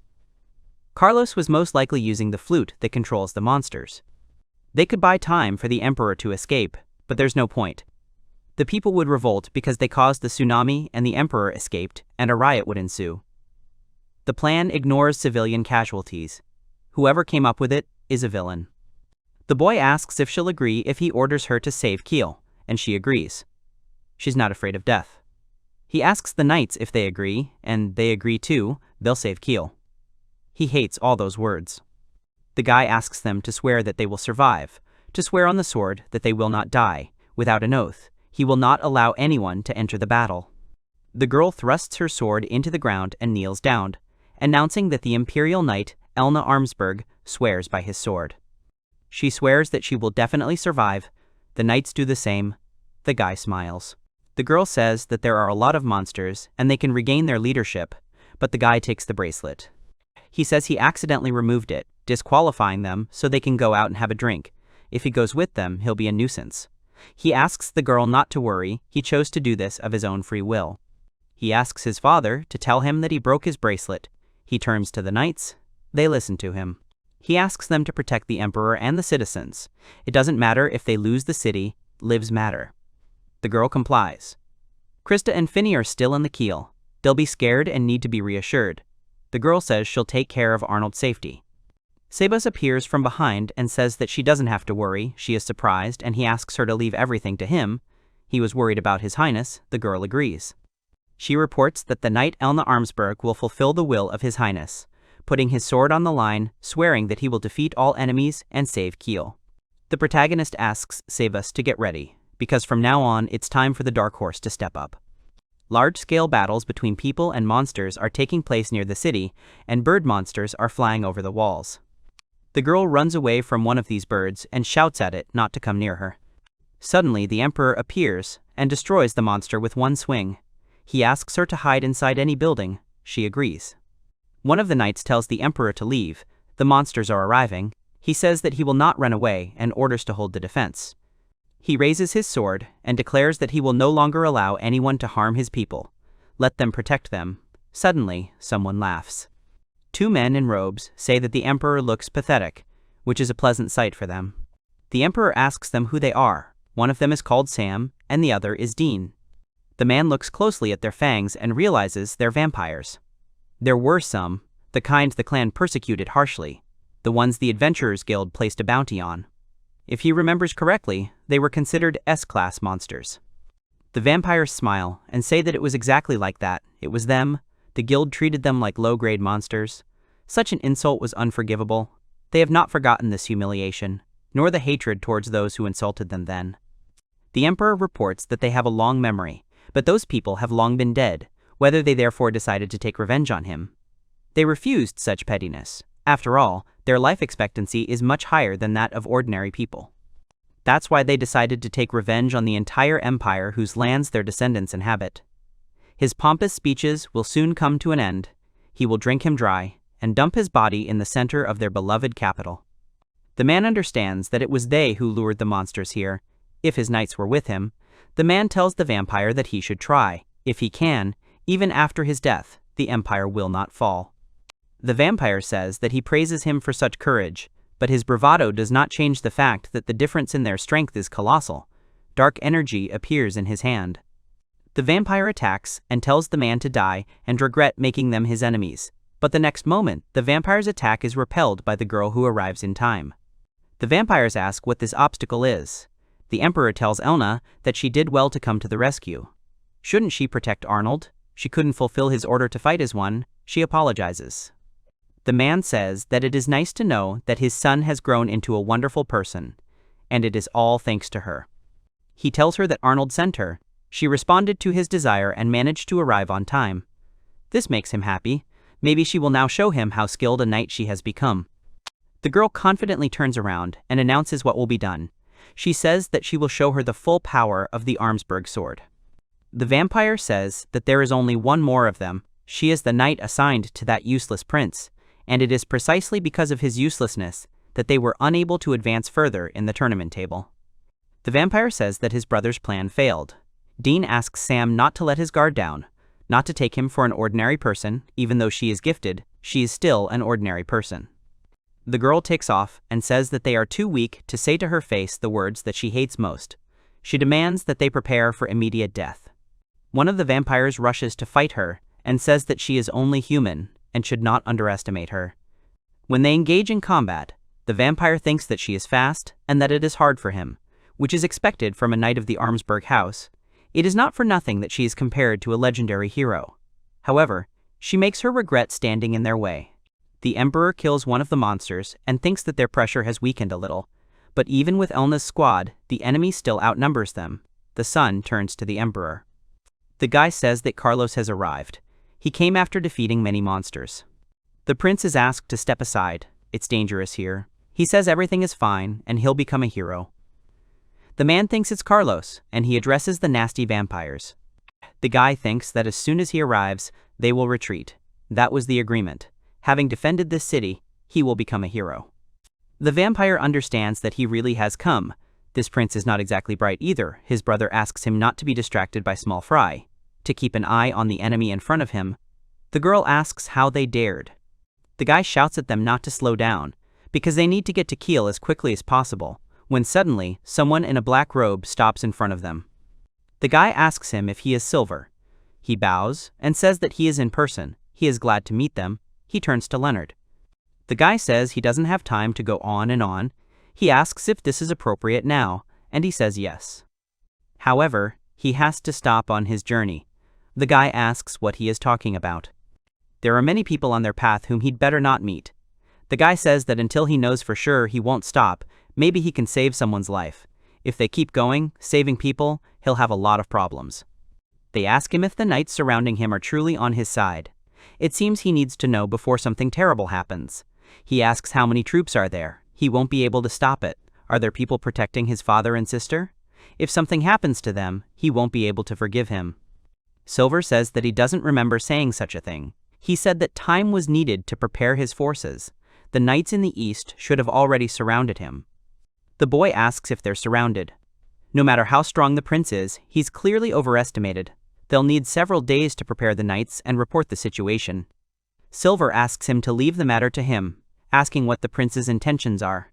Silver says that they can still make a mistake. Do they have such a possibility? He is asked about how serious his intentions are to save his family. The guy says that he is not interested in the status of the royal family. He does not mind being a simple knight. He asks to explain this to them. The knight turns to the guy. He needed to muster his resolve. The solution was simple. He'd use magic to open the gate. All they had to do was pass through it and let them warn the knights at the gate of the situation. A knight couldn't make promises. Anything could happen to the prince. He couldn't do it alone. It's a high-stakes situation. There are few knights. It's alarming and just a waste of magical powers. If everything goes well, then Leo will win and the situation will be resolved quite quickly. The guy says that he will do it, and maybe his older brother will decide to try too. Silver says that he doesn't think, but he doesn't know, because his brother shows special determination in such situations. He still believes that he makes decisions faster than anyone else. Silver folds his arms and a huge dark circle appears in front of him. He steps into it, followed by Leo on his horse. The guy looks around and understands that this is transfer magic. Silver says that he transferred them here. This area now also has the ability to be transported using magic. Everything is already activated. Leo hears knights from the east and asks to listen. He reveals that he is the 8th prince. A tragedy has occurred in the eastern part of the city, which has now become a transit point and is in danger. They need troops to go there. If they hear him, they should go through the nearest magical portal. He informs that there is no need to ask the master's permission. He takes responsibility for them. The knights need to protect the inhabitants, those who bravely followed him. He believes in them. One of the guys goes through the portal and is surprised that it worked. Suddenly he notices Leonard. The boy says he's a knight of Hesse, his name is Hans, and he'll be joining him. He thanks him. The knight explains that he only needs a small house. He's dreamed of fighting under him ever since he heard the emperor was saving villages all over the world. He's not the only knight who knows about it. The man reveals his name is Volker, Lord of Ulma, who has joined his highness with 500 knights. He possesses strength and courage, and the boy thanks him for joining. The number of people is increasing. Soon there will be about 3,000 of them, soldiers who came to participate of their own free will, a terrifying and expensive spectacle. I wonder if this will become a problem. The protagonist thanks Silver for his cooperation. He simply showed initiative, and asks to talk again after saving Kiel. The protagonist agrees. In the Lord's mansion, a knight tells the people to return to their seats. Can't they hear the orders? One man asks for the door to open, and a girl tells them to stop. The girl orders the knight to let the people in. He accepts her order. She tells the people that they can go. She is Hosono. They can call her the Seagull Princess. People understand that this is the princess whom the emperor loves like a daughter. One of the men says that this is Guido. The girl says that children and old people should be brought into the mansion. Special attention should be paid to the sick. There should be as many people as possible. And the gates should be opened. Soon a lot of monsters will come here. Life is not a priority. If a monster invades the city, it will be bad. They will distract him for a while. Then she will open the gate. Guido says that it is him. She reports that she remembers Guido. He asks why she can't let her through. The girl tells him to no shame. He is trying to get to a safe place. They tried to start a fight with His Majesty the Emperor and now.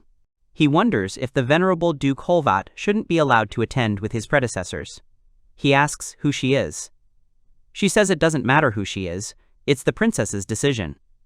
If she has no other choice, she can approach the emperor later and relay all his grievances. She says that she thinks it would be better to look at the fire in which he will be punished. He tells her that he should worry. Because Prince Leonardo is behind her, he will never forgive her. She tells people to come in, and they thank her. They should take the furniture and use it to fortify the entrance as much as possible. When the monster arrives, they need to delay it as much as possible. If they are having a hard time and are tired, they can take a rest. Her Highness calls someone. The girl walks up the stairs and thinks that Her Highness is calling, and she needs to find out the details. A girl with a plush toy, and in tears, says that many monsters will come. Someone asks her to come closer and do this. The girl understands that the girl is okay. She hugs her, and she says that she lost her whistle. Fine will find it. She asks the girl if she will tell her. She says that no, because she is dead. She says that everything is fine. She is happy. Besides, they will help her if she is in danger. She asks to tell her the whole truth, asks if she knows the details. She says that she saw the clock tower fall and lost the whistle. At that time, he seriously told her the history of the city and the monsters, and this is what happened. She's sure there's some special reason for the whistle. She can't fight like that. Maybe this will at least help. The girl manages to hit one vampire in the air, but the second one shouts at her not to bother his brother and attacks her. One of the vampires is holding a pipe in his hands and is thinking about how to summon more monsters. The girl notices this and screams for him to be stopped. The next moment, she attacks him herself, but he dodges. The pipe falls out of his hands and he looks at it, flies after it, and thinks that this is unpleasant. He asks her to stand.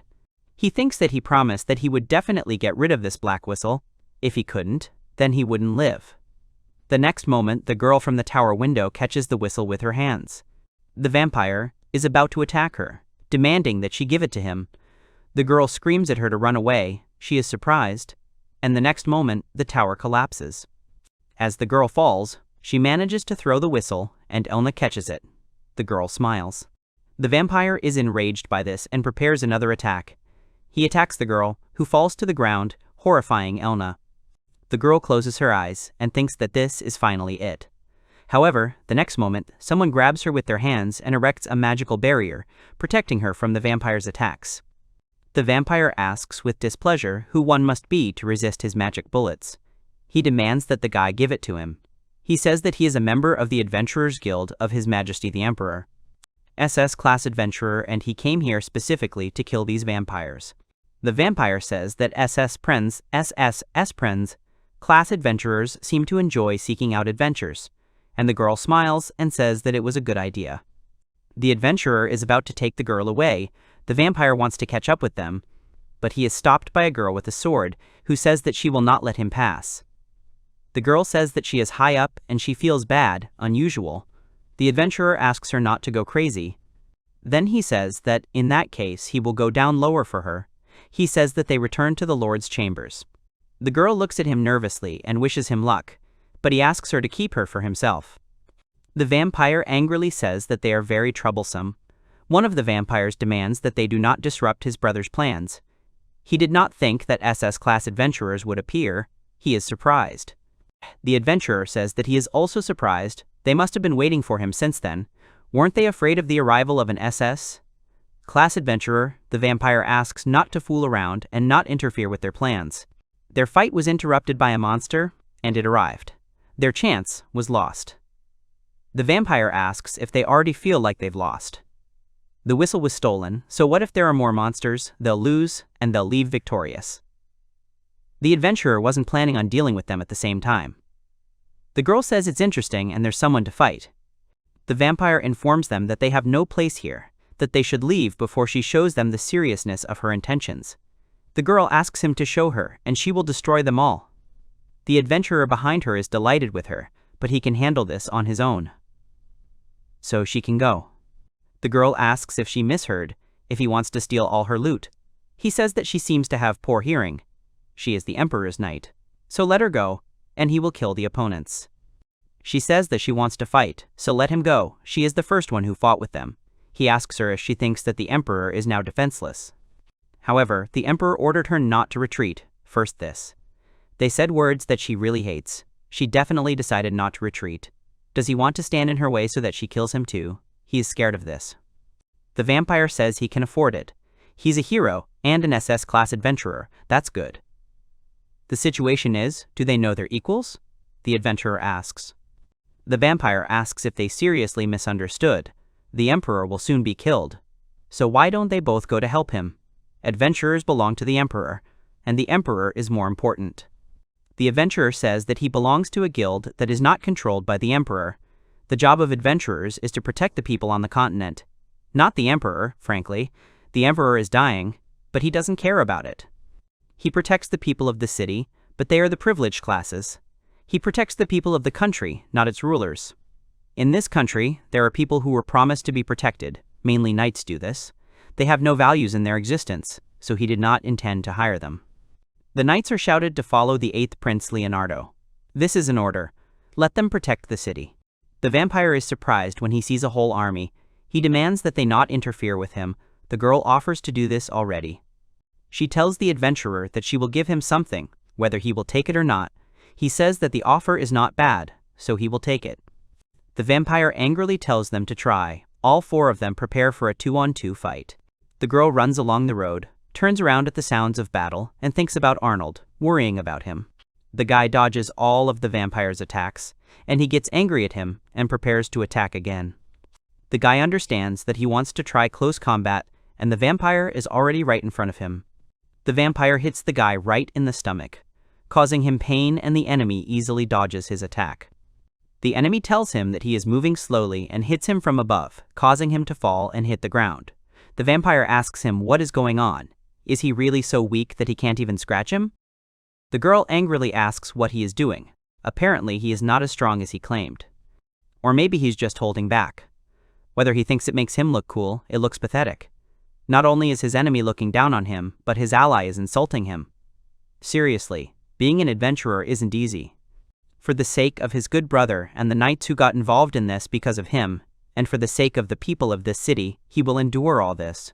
The vampire says that he was a fool for being afraid and hiding from people like him, because he's only a man. Everything has its limits. Arnold stands up and says that this means he really was in hiding. Even vampires can reach rock bottom. The vampire in the air looks at the guy standing upright and is shocked to realize that it doesn't work. One of the knights holds his wounded arm and screams in pain. Suddenly a glow appears and his arm heals. He's surprised to realize the wound has healed. It's always like this. Arnold is busy and they beat him up as they please. The vampire asks him not to mention that he was erecting a healing barrier during their fight. He says he's almost right. Another barrier was just completed. A huge magic circle appears in the city, and the vampire is shocked to realize that circles have been installed all over the city. Suddenly, a black chain flies towards the two vampires, surprising them, and the chain suddenly binds them. The vampires demand that Arnold let them go. He informs them that they will not be able to choose. Then he asks them if they are ready, because the time for their punishment has come. He reports that ancient magic is in the captivity of the orcs. Anyone who finds themselves in these chains will be weakened by the curse. The strength of vampires comes from their huge reserves of magic. As for their physical strength, they are not so different from humans. Arnold tells them that, in other words, if he simply seals their magic, then they have nothing to fear. The girl asks why his chains are also pursuing her. The guy is disgruntled at how she ruined the moment. He apologizes, but it seems they take anyone hostile toward him prisoner. She asks why he wanted to imprison his ally in chains. The guy explains to her that the chains will not react to those who consider him an ally. She was simply too aggressive towards him. Moreover, she shouldn't have any problems with the chains. She understands that he still holds a grudge from the last time. She was actually worried when he hit him. The guy says that people around him should be busy with their work. He thinks that it's fun. He apologizes. He had to get distracted, and asks where they left off. There's no point in fearing a vampire whose magic has been sealed. The vampire girl demands that he stop looking down on them and let them go. Once she gets out, he's finished. He suggests they try to break free. They won't succeed. Arnold prepares 2 attacks and announces that it is time to repent, whether they have anything to say at the end. The vampire asks them to wait. He is not angry with them. If he lets them go, they will be in his debt. Arnold says that anger is an understatement. They ask what they did. He didn't come at the guild's request. If he wants to kill them, then it must be on the guild's orders. The guy says that people are complicated and they don't understand where grievances come from. Moreover, he's still an adventurer. Protecting the villagers from monsters is his duty, regardless of whether he's been ordered to do so. The vampire says they're not monsters. But the guild thinks otherwise. They act no differently than monsters. Will they say anything else? If they reveal the identity of the one who ordered them to do this, he might be able to stop them. He doesn't believe they could be loyal to anyone. They're simply scared. This is some kind of genius, feared even by bounty hunters. The girl asks them to speak faster, or she will kill them. But they are proud vampires, so they will not obey people. The girl says that it's time to end this. She's finished preparing. The guy asks her not to say that she's going to summon the sacred sword. Its magic will be enough. Or she wants to destroy the entire city. She wants to adjust the power, so that while he holds off the enemies, she can carefully summon him. She is a representative of the House of Amsberg. It is her duty to destroy the enemies of the Empire. She raises her hand and asks to hear her voice and come down to the shining star sword. The hero needs her now. The protagonist thinks about how 500 years ago, the sword with which the hero defeated the demon king, Aurora, was. The girl asks them to prepare themselves with the sword in hand. The protagonist thinks this feeling of repression is absurd. This sword is said to have been forged from a meteorite, and it can cut through all things in creation and tolerates no evil. Due to its immense power, it was sealed by the first generation of the Amsberg hero's house. Only those qualified to be heroes can summon it. Elna was only able to summon it at the age of 12. He says that so be it, he allows her to deal with them. She says that first and foremost, they are her prey. It is from her that he should have asked permission. The guy suggests that they leave it at that.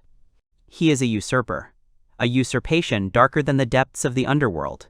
A darkness darker than the abyss. A darkness deeper than night. The time of creation, the darkness of death, to return all those born from the darkness whence they came. The protagonist uses endless darkness. He will bury all these monsters in one grave. The knight next to the emperor looks up at the sky and asks what that light is. Anyone remaining in the epicenter of the battle should get out of here. He can't guarantee they won't be affected. The emperor shouts at the people to retreat to the castle wall. Right now, the guy orders them to stop attacking the monsters. The girl shouts to her enemies that they should now grit their teeth, because the time for reckoning has come. The vampires scream in horror, and the attack begins. The monsters begin to simply evaporate. A huge explosion occurs. All that remains is a wasteland. The emperor looks at it and thinks that they have wiped the monsters from the face of the earth. Silver and the girl find themselves right next to the emperor. The guy wonders if they really overdid it. But everything is fine, because only Elna will be criticized. He tells the emperor that this time he participated only as a private individual, but hopes he will refrain from disrespecting the guild. The man thanks Silver for his cooperation. The guild can maintain its reputation, and they shouldn't pursue the empire for this. He asks for forgiveness. The girl turns to Silver, and he asks if there are any complaints. She says that's enough, but she won't discuss them now. Today he saved them. Special thanks for saving Fine, because this girl is dear to her childhood friend. Silver asks if she's talking about a talentless prince. The girl grabs her sword and angrily declares that her childhood friend is the best prince, and she will never forgive anyone for bullying him. The boy understands that she's ready to fight to defend his name. Silver says it must be hard having a childhood friend like him. He'll have to take his leave here, but the girl asks him to wait. Silver tells him that if it bothers him so much, then he really shouldn't have called him a talentless prince, and he apologizes. It's rather sad, though. The man says the horse has very fine fur. It seems to belong to the imperial family. He asks if anyone from the imperial family is staying at this inn. The man thanks the guy for his work and brings him tea. The guy thanks him and is being blamed. The man tells the guy that he looks very tired. He spent too much magic. He asks to give him the rest. The guy thinks he's getting sleepy, exhausted as expected. He thanks him wholeheartedly for his hard work. He tells Arnold he was amazing. 3 days after the incident, the man tells Arnold that the meeting will begin as soon as they arrive, meaning they're all waiting for him. He's afraid they'll laugh at him again. The girl turns to her brother. Arnold asks Krista how she's doing. She was scared. He says he's glad she's safe. The guy comes home, and they wish him welcome. He understands that no one is injured. For Elna, but when asked if Leo managed to get everything done in time, he says Silver helped him. As expected from an SS Callus adventurer, he's quite capable. The girl asks what part of the man struck him as human. Arnold asks if he saved the Emperor, and she says she's sure it was an accident. She's sure even if he was just lucky, it wouldn't make a difference. He still saved him. She says it's unfair to lure Krista over to her side. Arnold wonders if she meant they could talk later. The guy in glasses tells him he's late and what he was doing. Arnold asks if it's Eric, who apologizes for being late. Eric says he doesn't care about his apology. He's not even sorry. Maybe he wasn't clear enough. He's not sorry at all. He's always been like that. Arnold thinks he didn't bother anyone with it. He talks about how he's an interesting person. He did the right thing by letting Elna go ahead, continue to make good decisions in the future. If he's of some value to her, like Leonard, he won't do anything bad to him. It sounds like he's already become an emperor. The guy says that he is the future emperor. No matter how hard he, Gourdouin, or Zandra try, they cannot change this. Let them remember this. He asks Leo not to be too presumptuous, and he tells Eric what he means. This was just a declaration of war, meaning they can no longer ignore the most powerful contender for the Emperor's seat. However, it was only a warning. The girl is worried, and her brother reassures her that he won't harm her and that they'll be fine. He tells Arnold that it is time to go. His father is waiting for them, but the boy asks him to listen. The Emperor says that they all did a great job. This time he gathered here only those who need to know this information. What he is about to say is completely confidential. Last night, Carlos, who was seriously injured, came to his senses. After reviewing the evidence gathered over the past few days, he concluded he was connected to the two vampires. Carlos had hunted the monsters lured out by their flute and had won first place. He had collaborated with them in the attack on Kiel on the condition that they retreat once he arrived, and, in exchange, he would forfeit their rewards. The Emperor slams his fist and declares this nonsense. Eric asks if this was Carlos's plan all along to lure out this monster, and he is told yes. Ultimately, these vampires took advantage of him, but it's undeniable that he did it all for his own gain, and his actions put them, and of course the Empire, at risk. He can't forgive him for this betrayal. Eric asks the Emperor not to be too strict in his punishment. No matter how stupid he is still his brother. Arnold understands that this is a blatant lie. Of course, they are not asking for Carlos from the bottom of their hearts. They just know that this is exactly what the Emperor wants. As one would expect from his father, he doesn't want to kill Carlos, who ended up bedridden for the rest of his life. The reason the Emperor gathered them here and openly showed his anger is because he can't forgive him himself. He wants Eric and the others to help him forgive Carlos. Otherwise, he will not be able to maintain his dignity as Emperor. The Emperor tells Leonardo that this could be considered his first achievement. What can he say about it? Leo says he believes the Emperor shouldn't forgive him, but rather execute him. For a while, everyone stands in silence. Then the Emperor asks the guy why he is talking like that, since he is his brother. Leo says that he is not only his brother, but a traitor to the Empire first and foremost, and if he forgives him, it will set an undesirable precedent, as he will explain to the knights who shed blood defending them. The Emperor says the people and the knights will not know what happened. It will remain strictly between them. Leo says it's still unacceptable. He must be fair.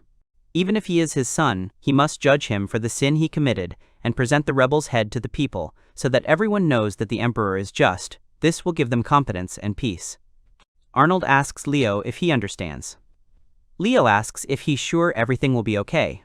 He says yes, but only he can make this proposal. It will be for everyone's benefit. If he saves Carlos, it won't mean he neglected Leo, which is why, even though he shares third place with Gordon, everything will work out so that he becomes the plenipotentiary ambassador. All for the sake of the development his father so desired. The Emperor says he respects the opinions of Eric and the others, and will therefore spare Carlos, but Leo's achievements can no longer be ignored. Let him accept the sword, as he hadn't prepared for this in advance. He announces Leonard as the winner of this festival. The boy bows and accepts the prize. The man says that Carlos was disqualified, like Arnold, in second place, while he and Gordon took third place. But Leo led the knights to rescue Kiel, thanks to which he gained popularity in the east. Therefore, he must emerge victorious to allay the people's discontent, whether Gordon understands this or not. The people are completely at his disposal, even though he doesn't like it.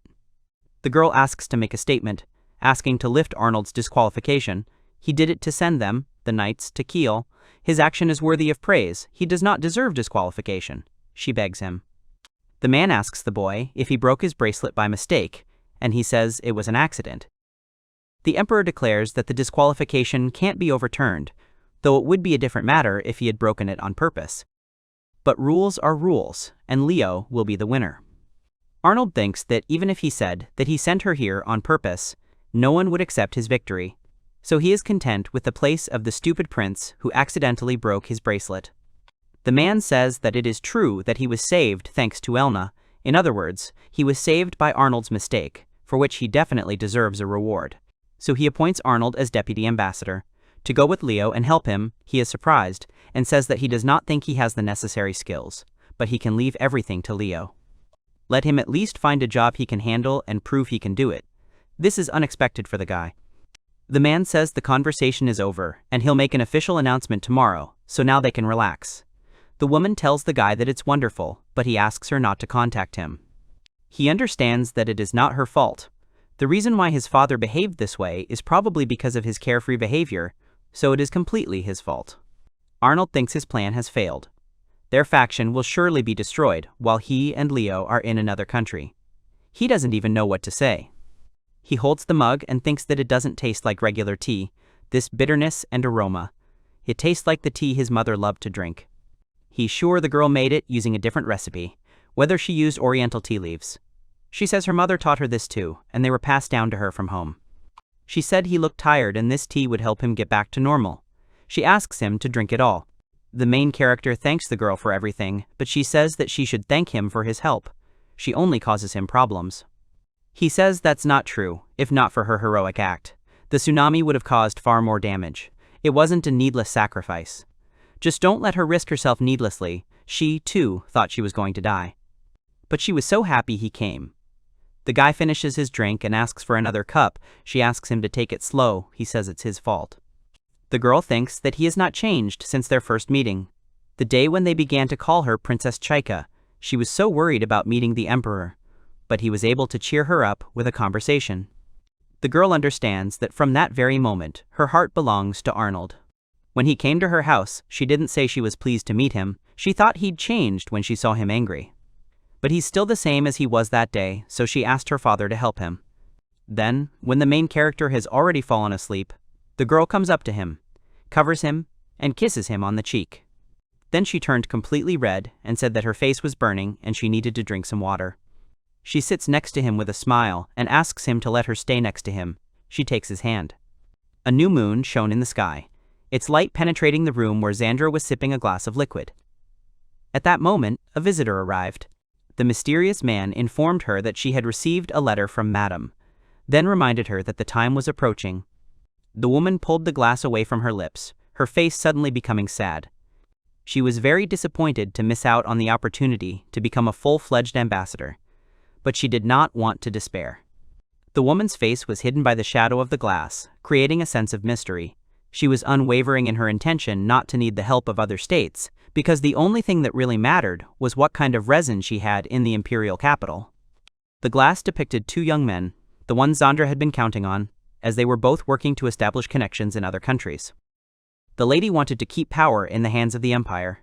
The man was also pleased. It was finally their turn. After many years, they had someone in the position of minister. The woman was pleased with this success, since they had managed to do so even though all the ministerial positions were monopolized by Eric. Then she remembered those sent to Arnold. As it turned out, none of them returned.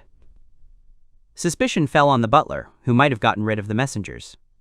The woman frowned. Apparently she had underestimated this servant, but she hoped that next time everything would go perfectly. The butler was the only one who posed a threat in the twin tandem. This man was a legendary assassin, once known as the God of Death. Xandra couldn't understand why he became the butler of a talentless prince. His talent was literally buried in the ground, and the servant found himself associated with the Amsberg house. The woman became curious as to why such treasures ended up in the hands of those who couldn't comprehend their value. The guest supported her, insisting that soon everything would belong to her. A smug smile appeared on her face. She stood up from her seat in excitement. She herself was going to make sure that the throne ended up in her hands. Xandra was filled with inspiration, because having gained power, she would finally be able to do whatever she wanted, and all her hated rivals would soon be executed. Her cheeks flushed. The woman couldn't wait for this moment to arrive. Young people arrived at the Imperial Sword Palace, in the inner chambers. Once in the room, one of the guys informed his mother about his and Al's arrival. The woman invited them in. She had managed to bake some sweets quite successfully, so she offered the guests a taste. The young men sat down at the table with their hostess, and his mother began the conversation by reminding them how long it had been since they had seen each other. The young man also thought it had been quite a while. The woman jokingly suggested that her son might have gotten carried away and forgotten about his mother, and she also thought he might have found a girlfriend.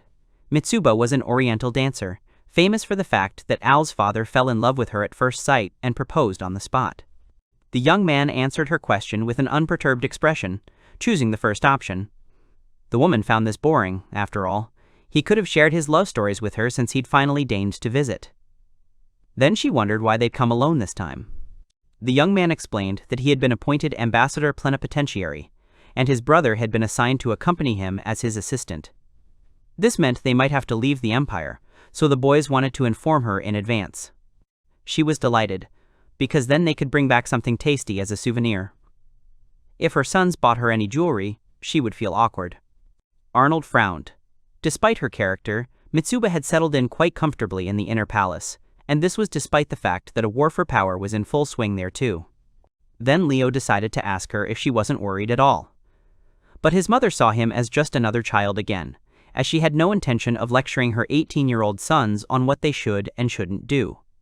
However, if the emperor had assigned them work, she assumed he'd already decided for himself exactly what they were capable of. Leonard happily declared that he would confidently fulfill his duties. Arnold was already pleased that his father had given him a job, so he too promised to do his best. Mitsuba reassured them that they could work at their own pace, and no one would punish them for failure.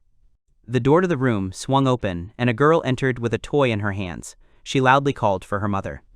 Mitsuba smiled at her daughter and greeted her, and then offered her some sweets, since Alon and Leo were too little in her opinion. Krista asked her brothers if she really could do that. The boy clarified that she could eat anything she wanted. The girl's biological mother died when she was very young. Mitsuba volunteered to take custody of the child, and from that moment on, Krista treated the woman as if she were her real mother. Looking at them, the young man and his brother remembered their own childhoods. The woman recalled that Elma had recently visited her. She had apologized for Al, but her mother still hadn't figured out what exactly he had done. The boy explained that she had done something wrong and that it had gotten him into trouble. Krista took the toy's paw and pointed it at her brother, saying that only he could cause trouble. This gesture made the young man feel uneasy. Mitsuba laughed, and Leo laughed, and Leo laughed, and Al felt even more awkward. The young man decided to take a sip of tea, but at that moment his mother remembered that she wanted to ask them something else. She was curious about which of the boys would marry Miss Fine. The unexpected question left the boys shocked. Leo told his mother that he and this girl had a different relationship, but she still thought it was unusual for both of them to be around a young woman. She concluded that they were close after all. But rumor had it that Fine and Alon were quite good together. Leo looked at his brother with frightened eyes. Even his hair on his head was disheveled. But then Krista chimed in. She told Mitsuba that Fine was Al's girlfriend. She thought she was pretty, and they made quite a good couple. The young man hadn't expected this turn of events and quickly declined. He explained that they had only been together a little longer because of the matter involving Duke Kleinert, so nothing had definitely happened between them. The woman persisted, adding that he should have known how Miss Fine was considered the most beautiful woman in the empire. The woman turned her gaze to the girl and asked her to confirm her words, but she answered negatively. Krista clung to her adoptive mother. She considered Mitsuba the most beautiful. She thanked the child and thought the same of her. The young man sighed contentedly, looking at them. Then he rose from the table, and Leo asked if his brother was leaving. As it turned out, Al had to meet someone. However, he allowed the second twin to remain in his mother's company for a little while longer. Krista hoped to see us again, and he agreed.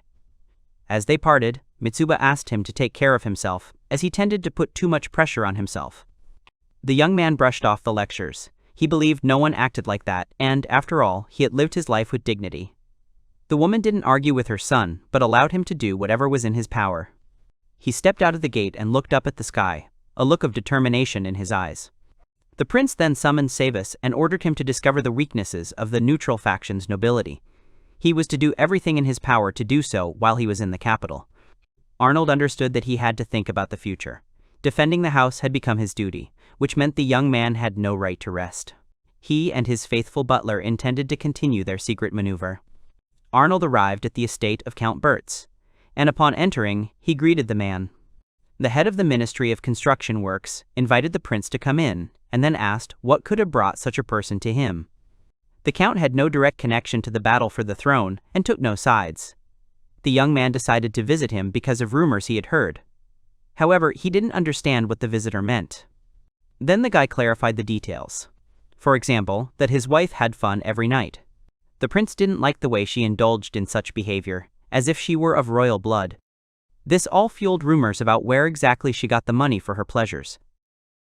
Bertz wanted to justify himself and began to claim it was a lie. His wife did enjoy pleasure, but not to this extent. The prince was beginning to believe the count was telling the truth, as Sabus's reports made it clear he'd told his friends about it.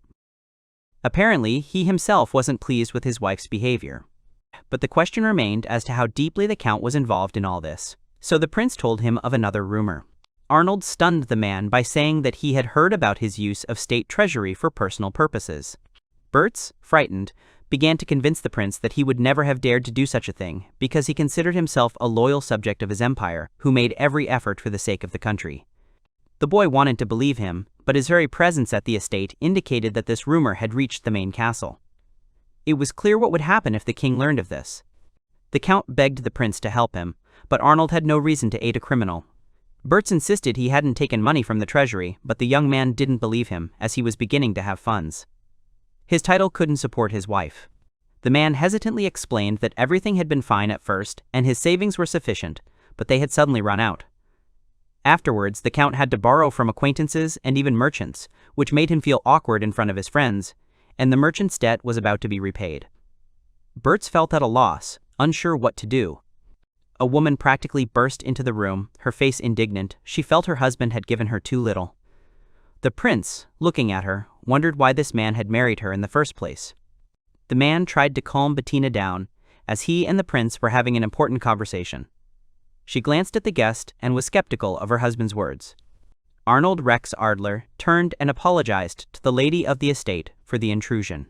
Upon hearing his name, Mrs. Bertz covered her smug smile with her fan, but her eyes betrayed the condescension she bestowed upon a person of royal blood. She had heard Prince Hardsbat's son speak of a worthless prince who had absorbed all the best qualities. The boy possessed no talent whatsoever, so she couldn't even imagine what business he had with them.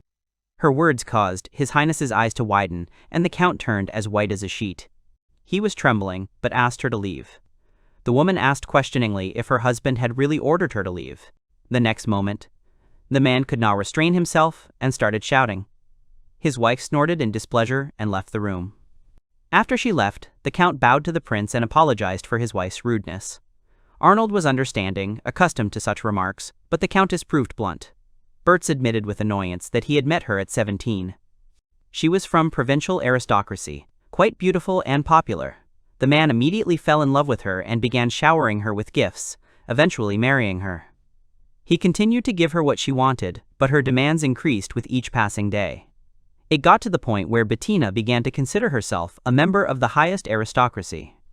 After listening to his story, Rex concluded that she was largely to blame, but the count was also partly responsible. Parky believed the man should have scolded her promptly to avoid a similar situation. His Highness assumed the count hadn't filed for divorce because he had personally proposed marriage. This wasn't the only reason. The main obstacle for Bertz was the king's joy at the news of their engagement. He even gave the newlyweds gifts and hosted a feast. Arnold understood the reason for ending the marriage. Count Bertz's interest was not limited to this. The young man's father had been bribing him to serve loyally. If the emperor had learned of what was happening, he would certainly have advised a divorce. However, the prince himself needed a mediator, and so he assumed the man knew the reason for his visit. The count guessed that the young man sought his help in the battle for the throne. Rex would have preferred to observe his new ally for a while, to be sure he could trust him, but time was running out. Therefore, the boy was going to tell his father about everything that was happening in the count's domain. He then advised the man, if the king had no objections, to file for divorce immediately. He needn't worry about his wife, as the prince would write a letter to her family. Although it was a somewhat selfish act on his part, it was all for the sake of the throne, and Bettina could shed as many tears as she wanted, since it was her fault. Then the young man decided to get down to business and asked the count to write him a letter. The perfect time had arrived to convince him that the prince was a good man. He also suggested that Bertz too was unwilling to save his marriage. Upon hearing this, the man decided to get to work immediately. The couple needed to get along well and avoid arguing. The count was born a capital aristocrat, but because of just one woman, he became so unhappy. The prince began to think about how he should have taken his choice of wife with the utmost seriousness. He already had 2 girls in mind who would not mind marrying him. The young man exhaled heavily. He was plagued by doubts in both cases, and he still preferred ordinary girls. While he was pondering this, the count finished writing the letter and asked if this result would satisfy him. Arnold picked up the sheet of paper and began to read. The contents seemed comparable to a curse to the prince, but he only said out loud that the man had perfectly conveyed his displeasure with his wife's actions. He then warned his ally not to fall into the same trap twice if he agreed to help. Bertz promised not to fall for the woman, and swore to serve Al and Leonard with faith and honor. The boy asked him not to misunderstand, because he was only supposed to help. The Emperor was still the Count's master. Arnold was getting ready to head back. He now had the letter in his hands, and the result could be expected in a few days. The Count bowed to the prince, thanking him for his help. The young man noticed a woman watching him angrily from the window. However, her gaze didn't frighten him, as he didn't have much time left to endure. Leonard read the letter his brother brought, and couldn't understand why these people had gotten married in the first place. Al, however, was able to easily convince him. The father also agreed to their divorce and ordered a letter to that effect. The prince received Count Bertz's support and influence, which increased slightly. The girl asked the guy doubtfully if he was really sure, but he didn't understand her question. She was referring to his intention to make Bertz his ally. She believed she could sympathize with him, but she couldn't deny that the man himself bore responsibility in this matter. He lavished gifts on his young wife, and when the situation got out of control, she got a divorce. Al agreed with her that the Count really did look unpromising from this angle, so her friend asked again if there weren't other, more suitable allies. Bettina came from the family of the 5th princess and was a distant relative of Count Kruger. As the 5th princess's child, she also had a relationship with Zandra. Arnold understood everything, but it didn't seem all that significant to him. Then he asked her to recall the connections of Fine, their rival. The girl figured it out. Prince Eric was a civil servant, Prince Gord was an officer, and Princess Zandra was a magic tutor. She answered correctly, and the prince confirmed it, delighting his friend. He then asked who, in her opinion, was the capital's weakest link. She was surprised that he was talking about the capital, not the empire. She placed Prince Eric in the place of the most powerful. Then came His Highness Gordon, since the officer was on the front lines outside the capital, so he could be considered the weakest. Albert thought her line of thought was sound, but her answer was still wrong. There were officers who didn't go to the front lines. The correct answer was Zandra. The young lady was upset to hear she'd been mistaken, but then she wondered why the princess was considered the weakest. The young man wanted to explain it to her as simply as possible and, as an example, took a cookie, which he divided in half. He laid the pieces out in different places and began to demonstrate. Due to their positions, the civil servant and the officer spent a lot of time in the capital. However, with the magic instructor, things were different. He could be a local aristocrat or a border officer. Thus, they were scattered throughout all corners. The girl realized that, in other words, Her Highness Zandra rarely appeared in the capital, since she had few supporters, and therefore few volunteered to convey her words to the emperor. The young man asked his friend if everything was clear to her, and she answered positively. If the princess did not have allies capable of attending the most important meetings of the highest dignitary, then this became a huge problem. The prince thought so too, and that was precisely why Zandra always tried to push her supporter into the government. His interlocutor couldn't understand how that was possible, since His Highness the Emperor was the one making the decision. However, even in such a matter there were loopholes. In modern times, the minister was the lion, he chose the bird, for the candidates for the role of minister. Thus, the choice always fell on the right person for them. The girl finally realized that, after everything, now with full rights, he could remove him. But she was curious how all this related to Count Bertz, and what his position was. The young man let out a tired breath. This man held the position of Deputy Minister of Construction Works. In other words, Princess Zandra manipulated Bettina for her own purposes. Recently, she even ordered that the Countess begin dating the current minister instead of her husband. His wife was a close friend of the Emperor, and, in all likelihood, the ruler himself had brought them together. If the king had learned of such a thing, he would have been furious. That's exactly what Arnold believed. The interlocutor covered her mouth with her hand in surprise. She was struck by the fact that everything could have been planned from the very beginning. This was Zandra's plan, bringing the count's wife and the minister together, and then making him suffer for his choice.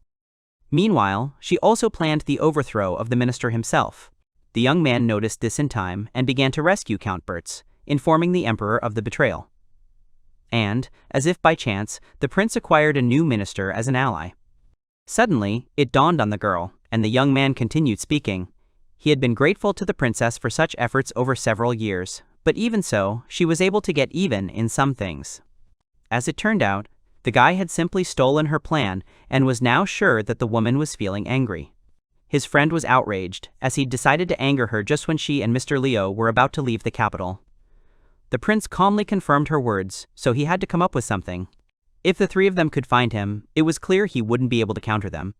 But there was always the possibility of upsetting the balance. After the princess's plan was stolen and she suffered such a slap in the face, she should have been in complete disarray. Eric and Gordon couldn't turn a blind eye to this, so Arnold could be removed at any moment. But Xandra was vulnerable to the current situation, and her wings could be clipped. She was surprised at how far he'd thought things through. However, he didn't succeed without Sabas's help. The man extracted all the necessary information from the assassins, and it was he who revealed Count Bertz's situation. Thanks to this, they were able to fully uncover Xandra's plan. The girl became curious about who this butler really was. Arnold was surprised he hadn't mentioned it. Sebas was a master of his craft, known throughout the continent and known as the God of Death. She became even more curious about how such a man could become a servant. The prince continued writing, explaining that it was a long story which he would tell another time. He then asked her if she had any questions about his assistance to Count Bertz. She replied in the negative, feeling sorry for the man. The young man agreed with her. From his marriage until now, he had always curried favor with others. But it was clear that the count would continue to do this, only for the prince himself. The guy folded up the papers and said he was finished. His friend praised him for his work and asked what he'd written. He showed her the package and explained that it contained information about the betrayal of the Minister of Construction. Through Count Bertz, Arnold intended to convey information to his father and thus begin their underground war with Xandra. He placed a seal, signaling the intensification of the battle for the throne. Gordon and the princess were ready to fight. They just needed a pretext. In such a situation, Eric simply couldn't stand idly by. During the brothers' absence from the capital, their rivals will do all the work for them. The man pulled away from his interlocutor with undisguised hostility, but he still asked him to have mercy, as some kind of mistake had occurred. The emperor considered it a sin to lay hands on other people's wives, and the culprit, being a minister, could not have been unaware of this. He tried to justify himself and place all responsibility on Bettina, who had wanted to commit such a crime herself, and he had merely been led into a trap. However, this answer further outraged the ruler. He was perplexed how the minister could succumb to temptation and be with a subordinate's woman. The emperor provocatively asked him if he could do the same if the princess beckoned him. The man was unable to answer with certainty, and the king considered his behavior as confirmation that he would again blame the woman, and not himself. The emperor dismissed him from his post as minister, and ordered the culprit locked in his own home so he could reflect on his actions. While the guards led the aristocrat away, he continued to plead with his majesty for mercy. But the latter no longer listened, instead demanding that Count Bertz be brought to him. The men collided in the hallway, but the offending husband didn't look up at his injured husband. Soon, the count appeared before the ruler and apologized for failing to keep an eye on his wife. The emperor corrected him, saying that from now on, Bettina was no longer considered his wife, and besides, he wanted to talk about something else, and asked the man not to blame himself for what had happened. His Majesty had no intention of reprimanding the count, and if anyone slandered him again, he would personally deal with it. Bertz was shocked by the ruler's reaction. A blush even appeared on his cheeks. The king believed that the man was always serious and passionate about his work, so he would always like to see such people in the position of minister. His Majesty didn't delay, immediately appointing him to the vacant position of Minister of Construction Works, and urging the count to devote himself entirely to the glory of their empire. Bertz promised to always remember the sovereign's favor bestowed upon him. He swore an oath in the name of the Holy Family that he would not dishonor the emperor's name. Prime Minister Franz Seebeck entered the hall and announced that the first blow had been struck. The ruler was not surprised, as such a course of events seemed entirely natural during the struggle for the throne. He instructed everyone to be vigilant and to eliminate those who wished to deceive him. Seebeck doubted the king's decision to appoint Bertz to the post of Minister of Construction Works. The emperor did not consider it a problem even if he was manipulated, since to ascend to the throne it was necessary to be able to resort to tricks. The man found everything he said strange. He remembered how, during his ascension, His Majesty had commissioned him to carry out similar schemes. The ruler replied that he had to test his subordinate's abilities, and that the result of this test was his usurped throne. The minister smiled and took the sovereign's words as a joke, because he knew that even without his participation he would have been able to ascend the throne. He had no doubt about that. In the past, the emperor played the role of a fool, and as the eldest son he received the nickname the debauched prince. He himself believed that there was no need to rush the struggle for the throne, but his son had already made a mistake. Franz clarified that there was no evidence of his murder, but even this could not assuage the king's doubts. He felt a firm conviction that his son had been killed. The young prince was a remarkable man, but too kind. The emperor would have been content with just having his child by his side. The minister agreed, but the current 4 factions were intriguing. Prince Leonard possessed incredible charisma, but someone was acting behind his back. Otherwise, the young man would not have been able to increase his power so quickly. The emperor's guess fell on Arnold, who was very similar to himself, and played his role as a fool. However, it couldn't be ruled out that His Majesty was simply imagining things. He was willing to help him sort things out, but Leonard wasn't strong enough to handle it and assume the reins of power. The minister was right, but the ruler himself was a little overcome by emotion as he wasn't particularly fond of Al's face. Franz chuckled. Next they had to see what the Dark Twins could show them. The Tsar liked this designation. The 2 boys looked like a single whole. Leonard, who followed the righteous path, cast a shadow, and Arnold was this shadow an assistant. They had a chance to ascend to the throne. However, all the contenders were worthy, and each family could ascend the throne in another generation. But it was still too early to talk about their chances.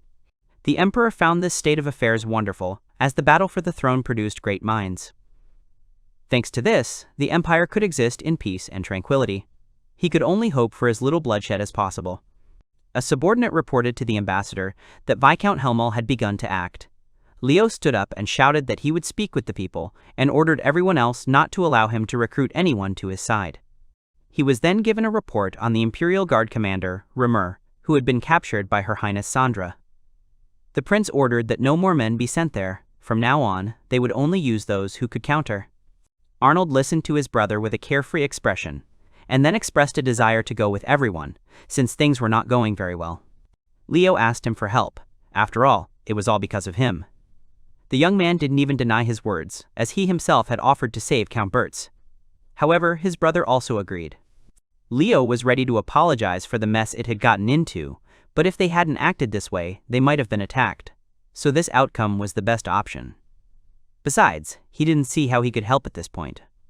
Arnold winked at his brother and said that his modesty would one day lead him to the grave. All he needed to do was come out and convince people. Then, those who supported the faction could switch sides. The second prince wasn't surprised by his twin's manners, as he was quite capable, but he certainly couldn't help with the ambassador's job. When Leonard left, the young man asked Sabas what they were supposed to do with Princess Xandra. The man thought for a moment, looking at the cookies, and then suggested that they aim for Madame Fine.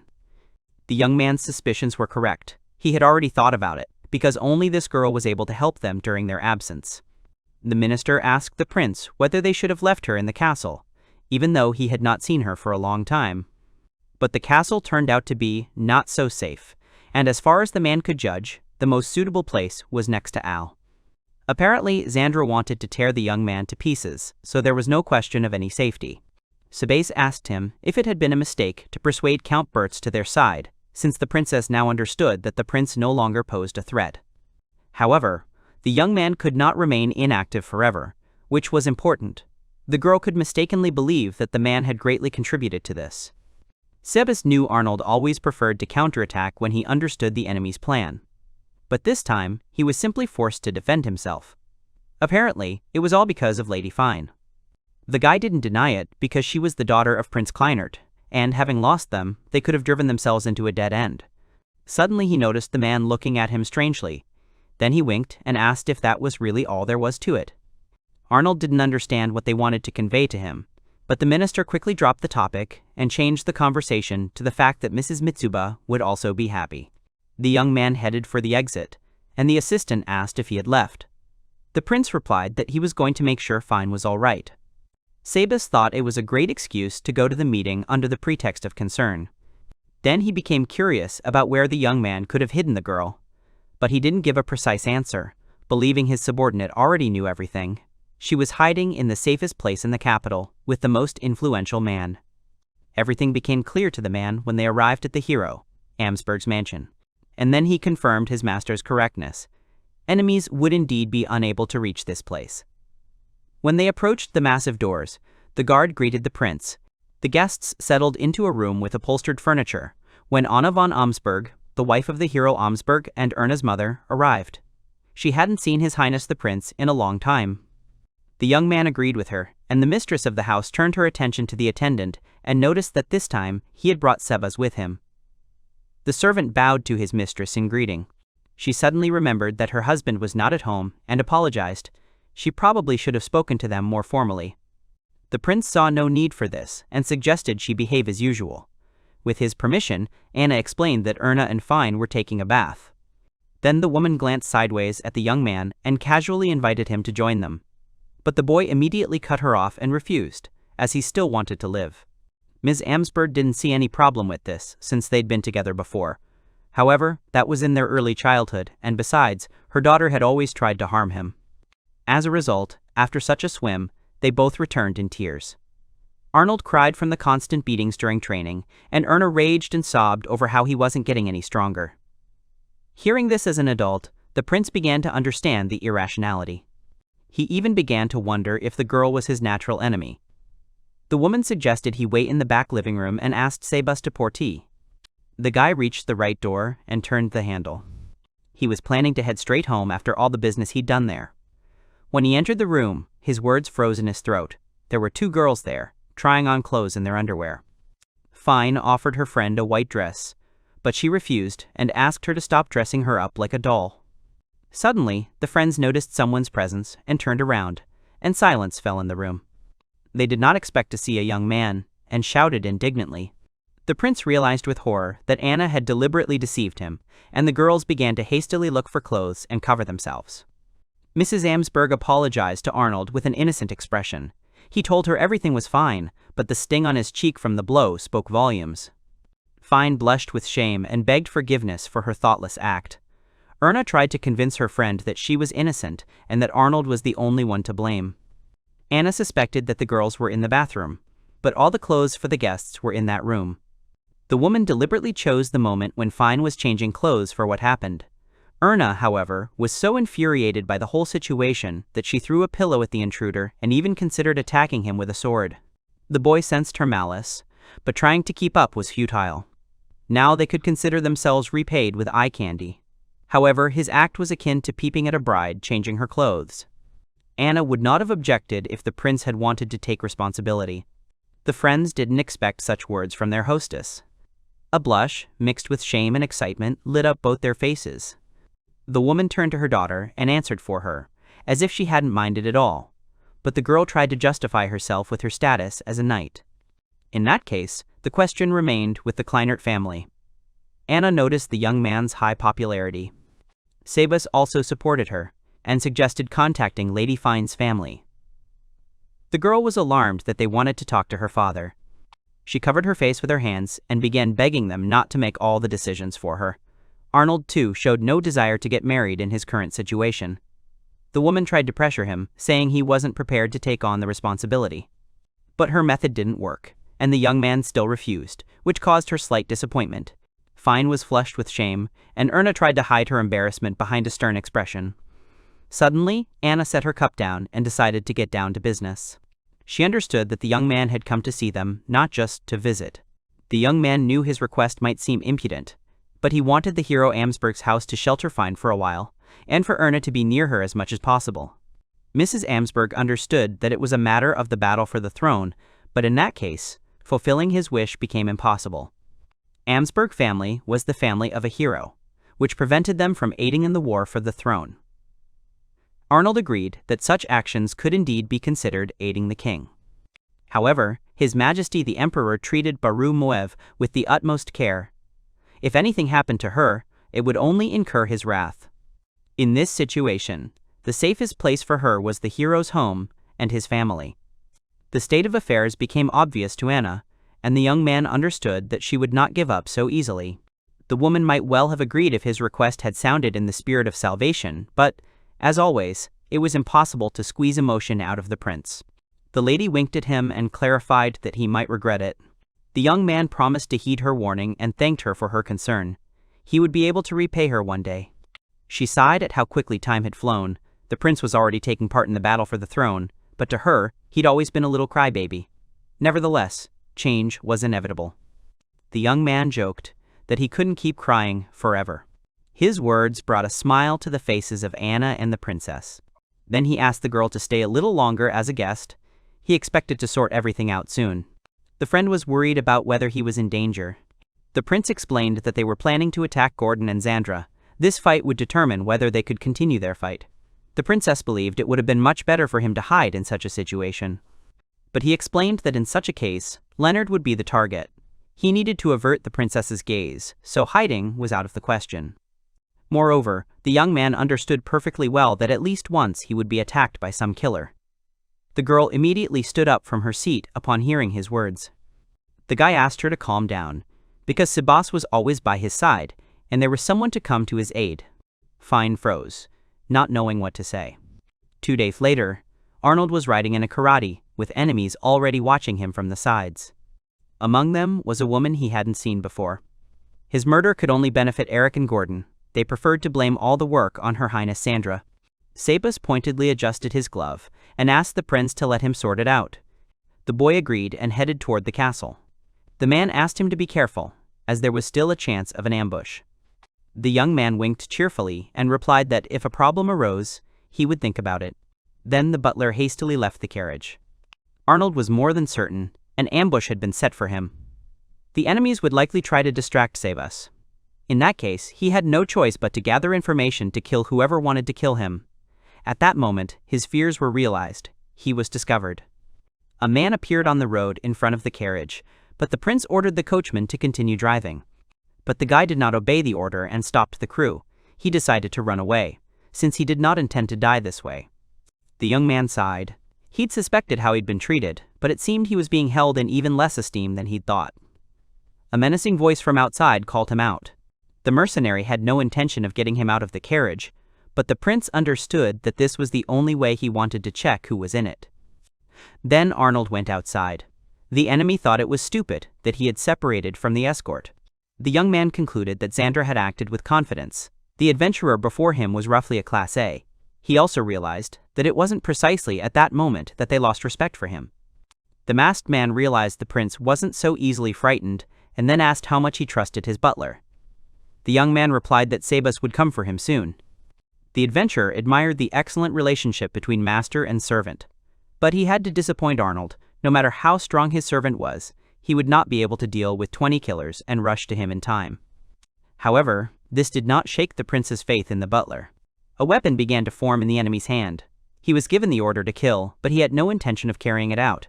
Instead, the man wanted to immobilize the prince and transport him to his master. Arnold wasn't particularly keen on being confronted by his sister, who loved interrogations. The adventurer suggested he reproach his brother if he was so eager to find a target. The next moment, he struck the burning blade towards the prince. Suddenly a girl appeared and repelled the attack. The young man did not expect her to appear. He asked who she was, and the girl simply replied that she was just passing by.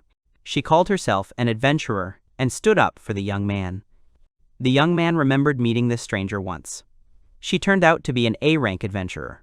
The man asked her to leave, since she was not there on assignment. The girl explained that she did not know the guy standing behind her and had no idea why he was attacked. She had no sense of duty or reason to save him. However, the aftertaste of murder right before her nose was simply disgusting. And such a fight seemed unfair to the adventurer, so she wanted to help. The mercenary was angry, as this could turn the nobles against her. He asked if she was sure of her decision. But in the opinion of the bravest stranger, this was certainly better than turning a blind eye to what was happening. Hearing her answer, the adventurer attacked her and Arnold with several blades at once. In this way, he managed to put the girl in a difficult position. If she tried to dodge, the blade would hit the prince.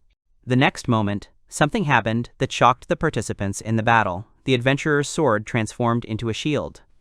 With its help, she was able to meet the enemy's blade without damage or casualties. Arnold took a liking to her interesting object, and the girl explained that she had found it in one of the ruins. This object was even capable of such miracles. She raised the weapon and began to spin it above her head, creating a whirlwind of sound. The man was forced to kneel and cover his face, unable to resist.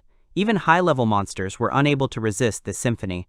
The mercenary put his hand on his forehead from tension, and the prince, smiling, looked out from behind his savior and waved his hand at him. Sibas suddenly came to them, not understanding what was happening.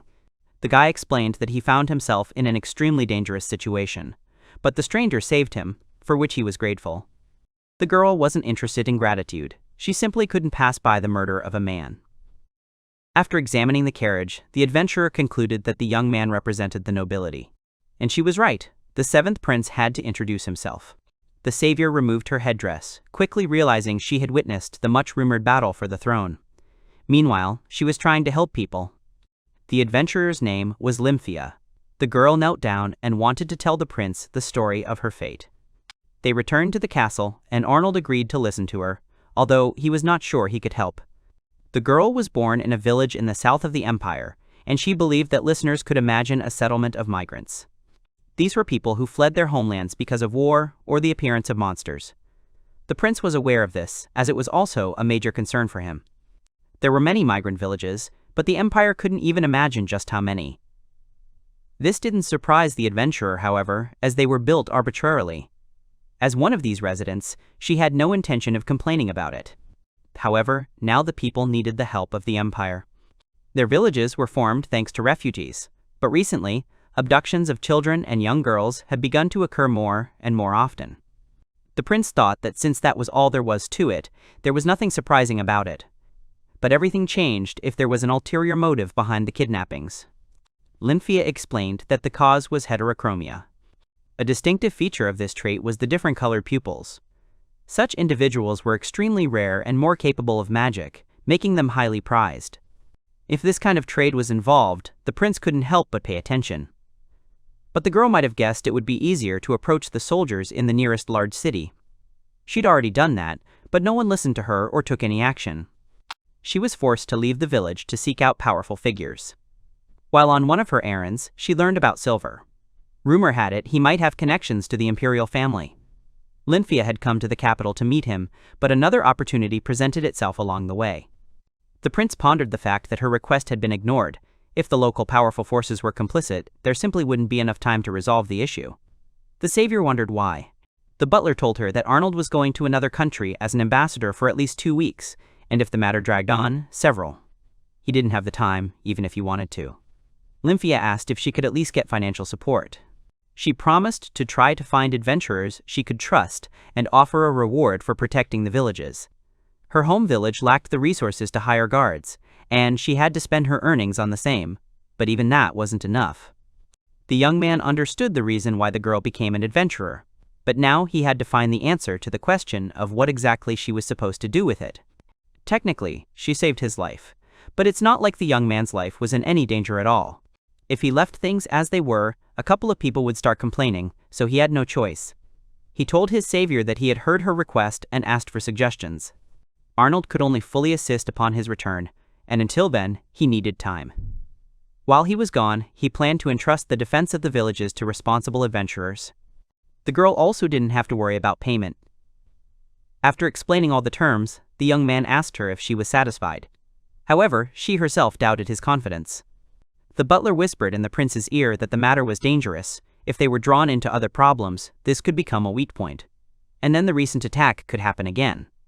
Lymphia overheard his words and explained that, in that case, she could help. In exchange for protecting the village, the girl volunteered to protect them, and what they themselves wished to protect. She then asked the prince what he thought of such a deal. He found the offer tempting, but asked again if she was sure. The rescuer explained that the kidnappers weren't particularly dangerous, so she assumed there would be enough A-class adventurers to ensure the safety of the residents. Arnold assumed she simply wanted to be there to make sure he meant more than just words. He knew his friend had a strong sense of duty and caution. He decided to test her and asked her what would happen if he abandoned his duties. In that case, Lymphia was going to join the other camp along with all the dirt on the princes. Having received a reward for the information, she would be able to save the village. Arnold asked again what would happen if he refused the deal altogether. Then the girl intended to simply address other people with the same words, only adding to the above his refusal to help. The adventurer could calmly assess the situation and move the pieces on the board. She understood that the young man was testing her. The boy then asked Sebas for his opinion on the matter. The man had no particular reservations, and their new acquaintance could become a powerful ally. The prince cheerfully noted that he had no choice and agreed to her proposal. Now they would help each other. Lymphia was embarrassed by his mention of a lack of choice. Arnold explained that his brother was a good-natured simpleton, and the duke's daughter had been incredibly supportive. If he refused to help, they would all get angry and try to do it themselves. Therefore, his best option was to agree immediately. To tell the truth, the adventurer was surprised, because most of the residents spoke unflatteringly about him, calling him only a semblance of a brother. But the girl was able to see that these rumors were completely contrary to reality, and the prince was not at all weak and powerless. She even wondered if he was that same Prince Leonard. The young man asked her not to worry about it, because he was definitely Arnold. Suddenly, he remembered that he had completely forgotten his role as the powerless one. The young man extended his hand to her, hoping to seal the deal with a handshake. He was relying on Lymphia. Erna met Arnold at the gate and asked what was going on, whether he shouldn't be busy preparing for his departure. But the young man waved it off, saying he'd simply entrusted the entire matter to Leo. The girl snorted in displeasure and quickly scolded him, but he didn't let her. The boy explained that if his brother didn't have a job, he would start looking for one himself. Then the prince suddenly asked if she was busy. The friend decided to joke that he was going to ask her out on a date, and she guessed right, that's what the guy was going to do. She stared at her friend, uncomprehending. Erna turned out to be quite naive, grateful to him for hiding fine, but he should have told her first, so as not to confuse her. But for the young man, what was more important was that she needed to go to a meeting with the count, and he had distracted her. She asked him not to worry about it, as she herself wanted to stroll around the capital after so long. Arnold reminded him that he'd only talked about lunch. The hat on the girl's head was a magical instrument against recognition. Walking through the streets, Amsberg noticed that there was no change in appearance, and then began to reminisce about how Al had been bullied in that very spot. He hadn't enjoyed it that much. Erna had a hard time fighting off the children who were beating him, but it was imperative to stop them. Soon, beating one would be pointless, let alone the prince. However, none of them knew his true status. For the hero's daughter, it was still unforgivable because they made her comrade cry. The young man suddenly noticed she'd misremembered something. It was after that incident that she started taking him to fencing lessons and taunting him in every way, bringing him to tears. The girl clarified that she had done nothing wrong. She just wanted him to become at least somewhat like a real prince, at least in terms of self-defense. The young man laughed, apparently doing so to defend himself against her. She didn't like his answer, and for that, he received an elbow to the stomach. The boy doubled over in pain, and Erna complained that she'd only been lost in pleasant memories. But Arnold believed they were only like that for her. Suddenly he noticed something strange. How could it be that as soon as he went outside, she was always there? The hero's daughter simply replied that Sebas had informed her of everything. The young man gritted his teeth. Apparently, this butler had chosen too much security for him.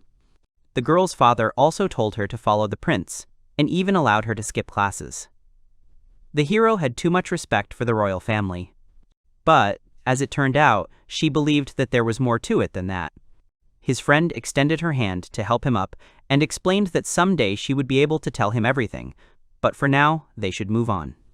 Erna, who became a Knight of the Guard at the age of 11, was constantly on the move on missions. One of the duties of the Knights of the Guard was to travel around the Empire as the eyes of the Emperor. The daughter of the hero Amsberg became the family's genius, able to summon the sacred sword at the age of 12. Her mere presence at the borders was instrumental in establishing diplomatic relations. It was an amazing coincidence that they met, because the girl returned to the capital only once a year. As soon as she was assigned the next mission, she had to immediately go to another place. This was Erna's only chance to stroll around the capital, but once the boys finished lunch, that time would be over. But the young man was already grateful for the opportunity to spend time with her like this. Then he asked her where they should go next, but she wanted to decide as they went along. Suddenly it started to rain, and Arnold sadly noted that this decision had been very short-sighted. The friends had no choice, and the girl suggested going to the nearest restaurant. He noticed her quickened step and asked where she was going. Once upon a time, after his fun, the young man also went to the hotel. He asked her to stop, but his friend didn't see anything wrong with that. After all, if she said she wanted to go there, then she would do so. Knights didn't back down from their word. Arnold exhaled and decided not to argue. The guy understood that it would be faster for her to see everything herself. When they reached the right place, Erna froze in shock, and the young man explained that a few years ago the owner had changed, carried out a major renovation, and now only allowed the hotel to couples. He understood that it would be a blow to her reputation if she were recognized and seen in such an establishment. So the prince suggested finding another place, but his girlfriend refused and wanted to go inside. The young man looked at her questioningly, but then he noticed her wet clothes, and the question disappeared by itself. Besides, they needed somewhere to wait out the rain. The girl sat on the bed, her head buried in her knee. Meanwhile, the prince emerged from the shower and informed her that he was finished. She noticed that he washed himself rather quickly, but he felt there was no need to indulge. He sat down sullenly, wondering how it could have come to this. Erna had warned him if he spied on her, he would pay. The guy sighed even more heavily, but suddenly it dawned on him. The girl began to take off her clothes. The prince sensed the approaching danger, because he could certainly lose something, for example, his life. But her reflection was visible in the window, so he had to cover his head with a towel and bend lower to the floor. In his heart, Arnold wished for this to be over quickly. Soon Erna also finished taking a shower and came out in a dry robe. The girl then immediately crawled under the covers. The young man explained that if she was so embarrassed, they shouldn't have entered the hotel in the first place. But Amsberg believed that if the knight broke his word even once, everything he had said up to that point would be called into question, be it a nickname or an oath. But the prince wouldn't think that of her over such a trifle. Al heard her sobs and warned her he wouldn't console her. The girl, however, blamed him for everything. The guy didn't understand his guilt. Then she explained that the reason was his provocation. He knew the hotel was a love hotel and had visited it with someone. She believed his companion was the woman the other girls had mentioned. He smiled. If she had enough strength to nag him, then his friend was fine. However, she asked him not to avoid the answer. Then he had to explain that the brothel where he sometimes frequented often featured girls who were forced to engage in inappropriate behavior simply because they had been deprived of their freedom as children. Erna didn't understand the connection. The prince paid for these girls for the day and took them to the hotel, registered them, and then escorted them outside. One day, the children saw him. Women of this kind were forbidden to enter the shop alone, but they were always allowed in with his escort. No one would have guessed that the prince himself was leading representatives of such a profession. His friends still didn't understand the point of his actions. He explained that these women had no choice but to work in brothels, and that was better than starvation. But these girls also wanted to roam freely outside, so he led them out this way. Arnold didn't think his actions could change anything, but even such false kindness was better than none at all. Erna understood that in such situations, the urge to take action arose, but the prince had to stop. He could get into trouble if word got out that a member of the royal family was visiting the city's establishments for fun. She was worried about his reputation, but the guy himself did not attach such great importance to it, because rumors about his entertainment with women could not change anything. The girl suddenly asked her friend if all this had been hard for him. The young man believed that if he were alone, he would certainly not have been able to endure it, but he had many friends who supported him, and even Erna herself was among them. She pressed herself more tightly into the blanket. It was unfair of him to ask such things. The day of departure arrived, and Leonard decided to leave all the affairs to Marie. He felt certain that someone would attempt an attack in their absence. The prince counted on her and Fine to handle everything. The girl reassured him, as he could rely on her. However, she was more worried about the young man. The guy smiled. He took her words as a hint about unreliable companions. In truth, Marie wasn't worried about his safety, since Erna would be accompanying him, but she was doubtful about the strength of the rest of the team. Leo tried to console her, reminding her that his brother would be with him. This had the opposite effect and only made her more anxious. The prince considered Arnold a remarkable man, though Marie didn't realize it. He failed to convince her. She remained convinced the second twin had been embellished. Leo hoped that one day she would understand that all those who called his brother the Lost Prince were wrong. Without a trace of modesty, the boy could handle anything if he put in the effort. But Al was different. If he wanted something, he could achieve it without even trying. Therefore, the young man again asked Marie not to worry, because he would have such a brother next to him. The girl bowed and accepted his confidence. If he believed it, then she had no reason to worry either. She then wished him a wonderful journey, and the prince apologized for placing so much burden on her shoulders. Soon all preparations were complete. The knight's corps was assembled, and flags bearing the family insignia were attached to their lances and carriage. Fine and Marie escorted the ambassador and his entourage on their way. Thus the imperial delegation left the capital, its final destination being the south of the continent. This point was considered a volatile land on the border between the two countries. Arnold and Leonard were sent as diplomats to one of the countries in the southern part of the Vogel continent, the Duchy of Rondon. The letter the prince read said it was one of two countries that had survived a civil war. The young man noticed Erna trembling and suggested she cross the sea another way, as she was so scared in the calm waters. The girl blamed her friend, as he was the one who had taken her along. She could have cursed him and been offended, but she still wouldn't have forgiven all three of them. Amsberg covered her head with a pillow and snuggled into the bed. Imperial Guard knights were usually sent with the diplomat to protect him, so the young man's relatives had recommended her. This could have been done to remove at least one person who supported the emperor's family. But the guy left Raphia in the capital to deal with their actions, so everything was under control. The prince sat on the edge of the bed and asked his friend how no one had yet revealed her secret. In a trembling voice, she explained that no one in the hero's family who wielded the sacred sword had ever left the empire for long. That was why she had so desperately studied the weapon's summoning. Erna did all this only because she didn't want to sail on boats. Arnold snorted when he heard the reason. She didn't like that her friend was laughing. The young man reminded her that she'd developed aquaphobia when she saw him almost go down thanks to her efforts. The boat brushed against the waves, causing Erna to scream. The girl panicked, thinking the violent shaking could mean a crack in the ship's bottom. Arnold reassured her that there was no hole there. Something like that could have happened if a sea dragon had crashed into them. Amsberg suddenly began to sob at the realization that her life could have been cut off like this. Arnold let out a tired sigh and then created a barrier around the ship, which reduced the shaking. There was a knock on their cabin door, distracting Erna. The deputy captain of the 3rd Detachment of Guard Knights entered them. The girl answered with difficulty that she was still alive, and then the man decided to begin his report. The ships of the Duchy of Albatros requested permission to negotiate, and he wondered what answer he should give them. The prince was surprised that the ship had already entered their waters.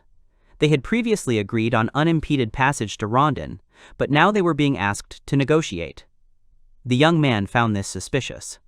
Erna ordered all the knights to their cabins. They didn't need to provoke Albatros' men any further. The boy agreed with her decision, then clarified that his brother had responded. The second in command awkwardly explained that Leonard had been unwell. The young man exhaled. They had no choice but to go to Leo's ship.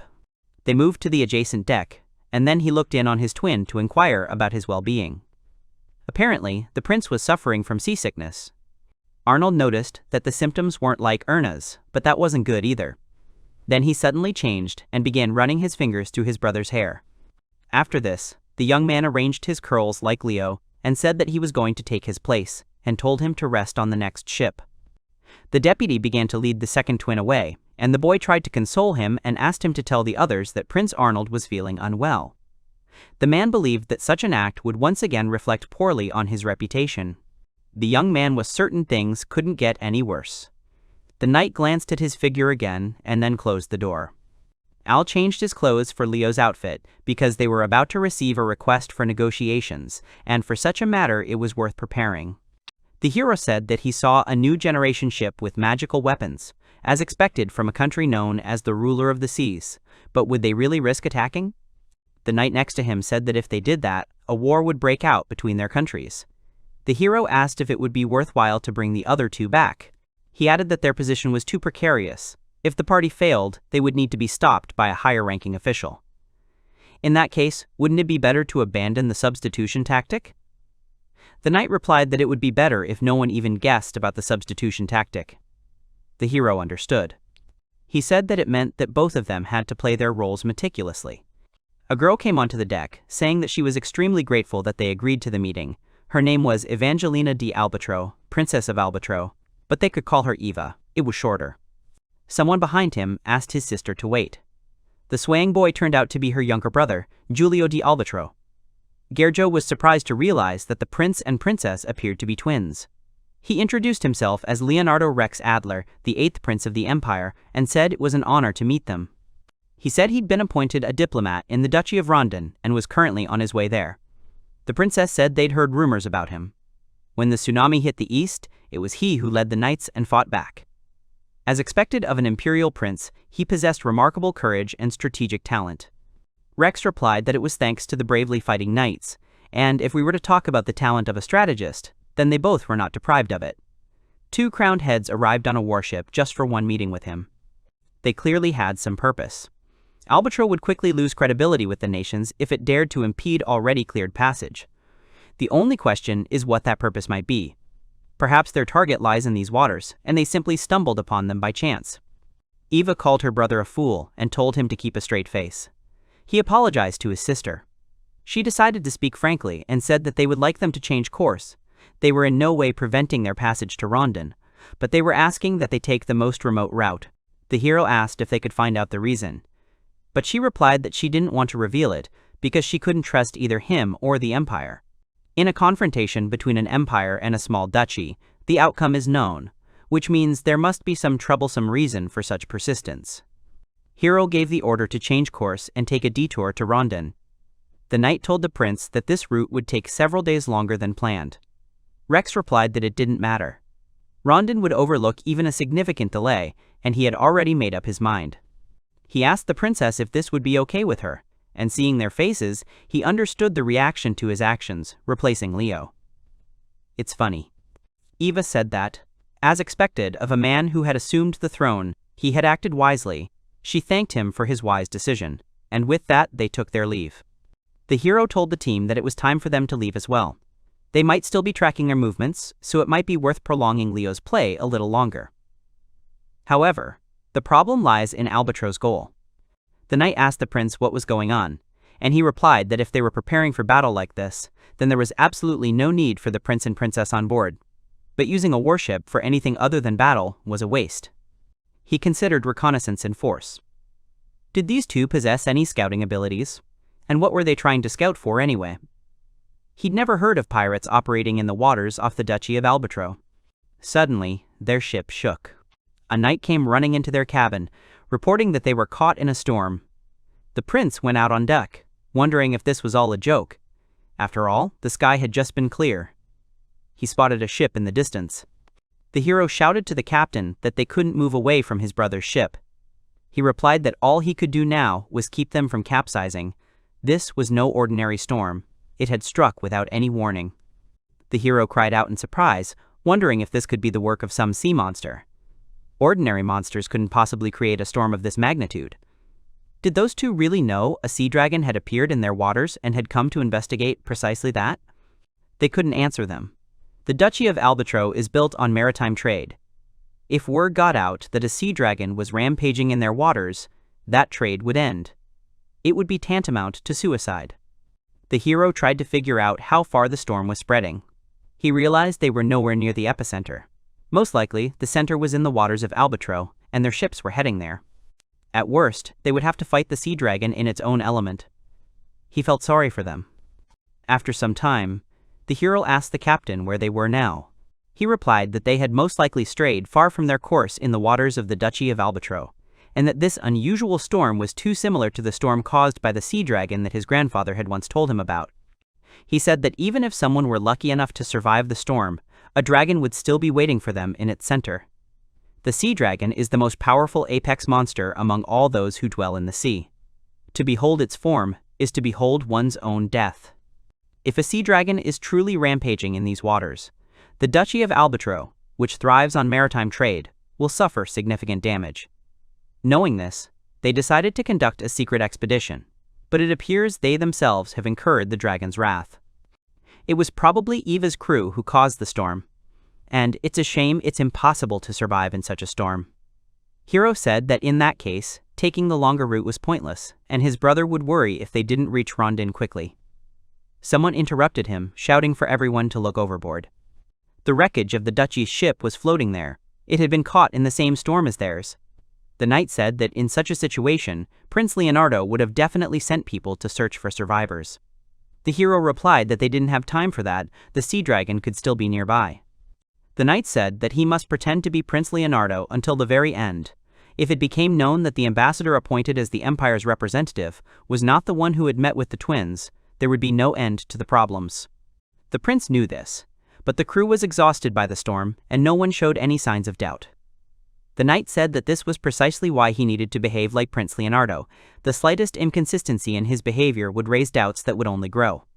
It's a noble move, but it doesn't benefit them in any way. The Duchy of Albitro is neither their ally nor their closest neighbor. Rescuing the subjects of such a country in waters infested with sea dragons is simply absurd, and it will further delay their arrival in Rondon. Even if Leo gets there first, he's currently in the guise of the wayward Prince Arnold. Trying to negotiate a partnership with Rondon will arouse suspicion. Their protracted game of substitution is increasingly troubling him. But if they find a large number of survivors, they'll have to go to Albitro, and that's a major problem. Will the Duchy of Albitro humbly release the Prince of the Empire who has learned a secret they've carefully tried to hide? If that happened, he and Leo would have to take turns for a long time, and that couldn't be allowed. O told the knight that searching for survivors was largely futile, so they should quickly sail away. At that moment, the crew cried out, spotting survivors on the wreckage. The knight asked the prince what he would do now. The prince gave the order to drop the rope and pull them out immediately, and also to pay attention overboard. There might be other survivors. The hero mentally complained that for some reason more and more obstacles were appearing in his path, and if God existed, then the hero cursed him. They began to pull people out, and the worker reported that, judging by the words of those rescued, there were still survivors.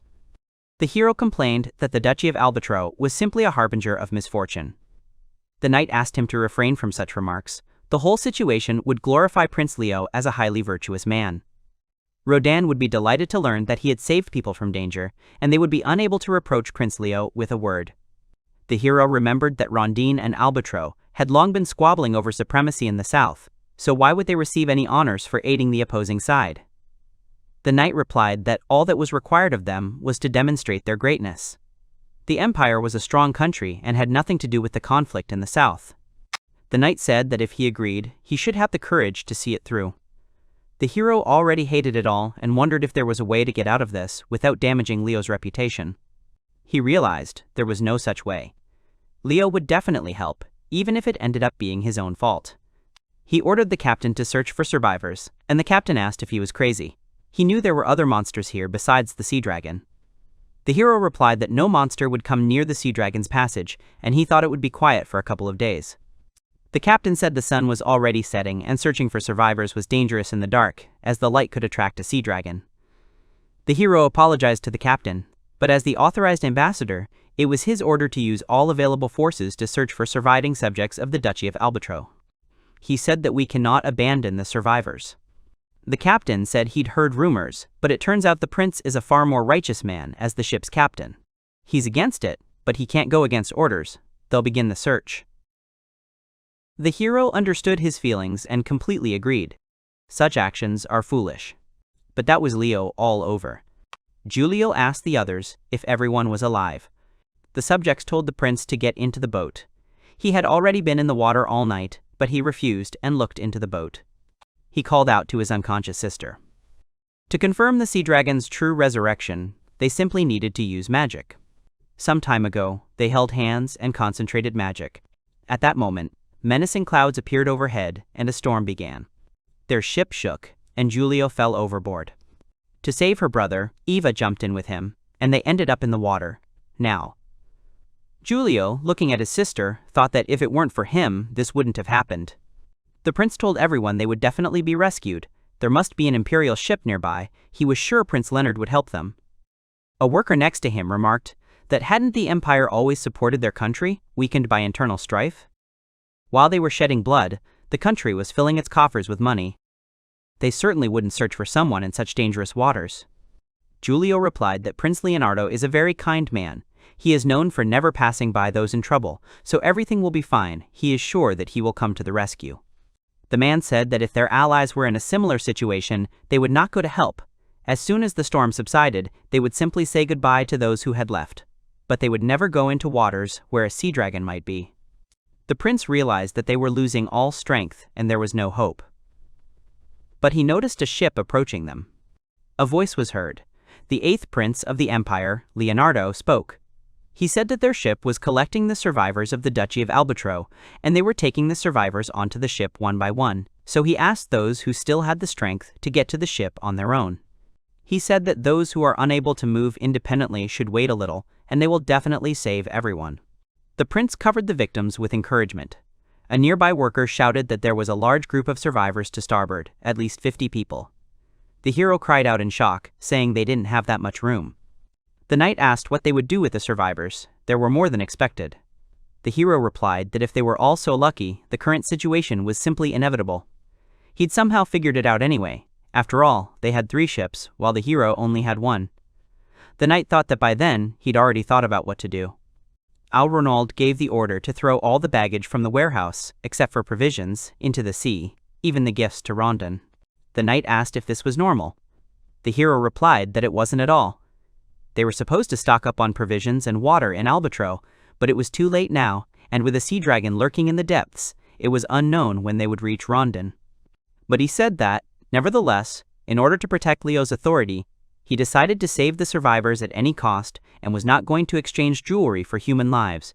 He would not allow any of the living to die. This reminded the knight of something from his past, and he smiled and said that the hero was a hawk after all, hiding his claws. The hero asked him again, not having heard, but he merely replied that he could entrust the discharge of the ballast to the Knights of the Empire. The hero shouted for everyone to continue the rescue operation. He gave the order to rescue everyone who could, and he took full responsibility. He was interested in the safety of the prince and princess. With them in hand, he had more compelling arguments for negotiations with the duchy. Seeing Prince Julio, the hero shouted at him to climb up quickly.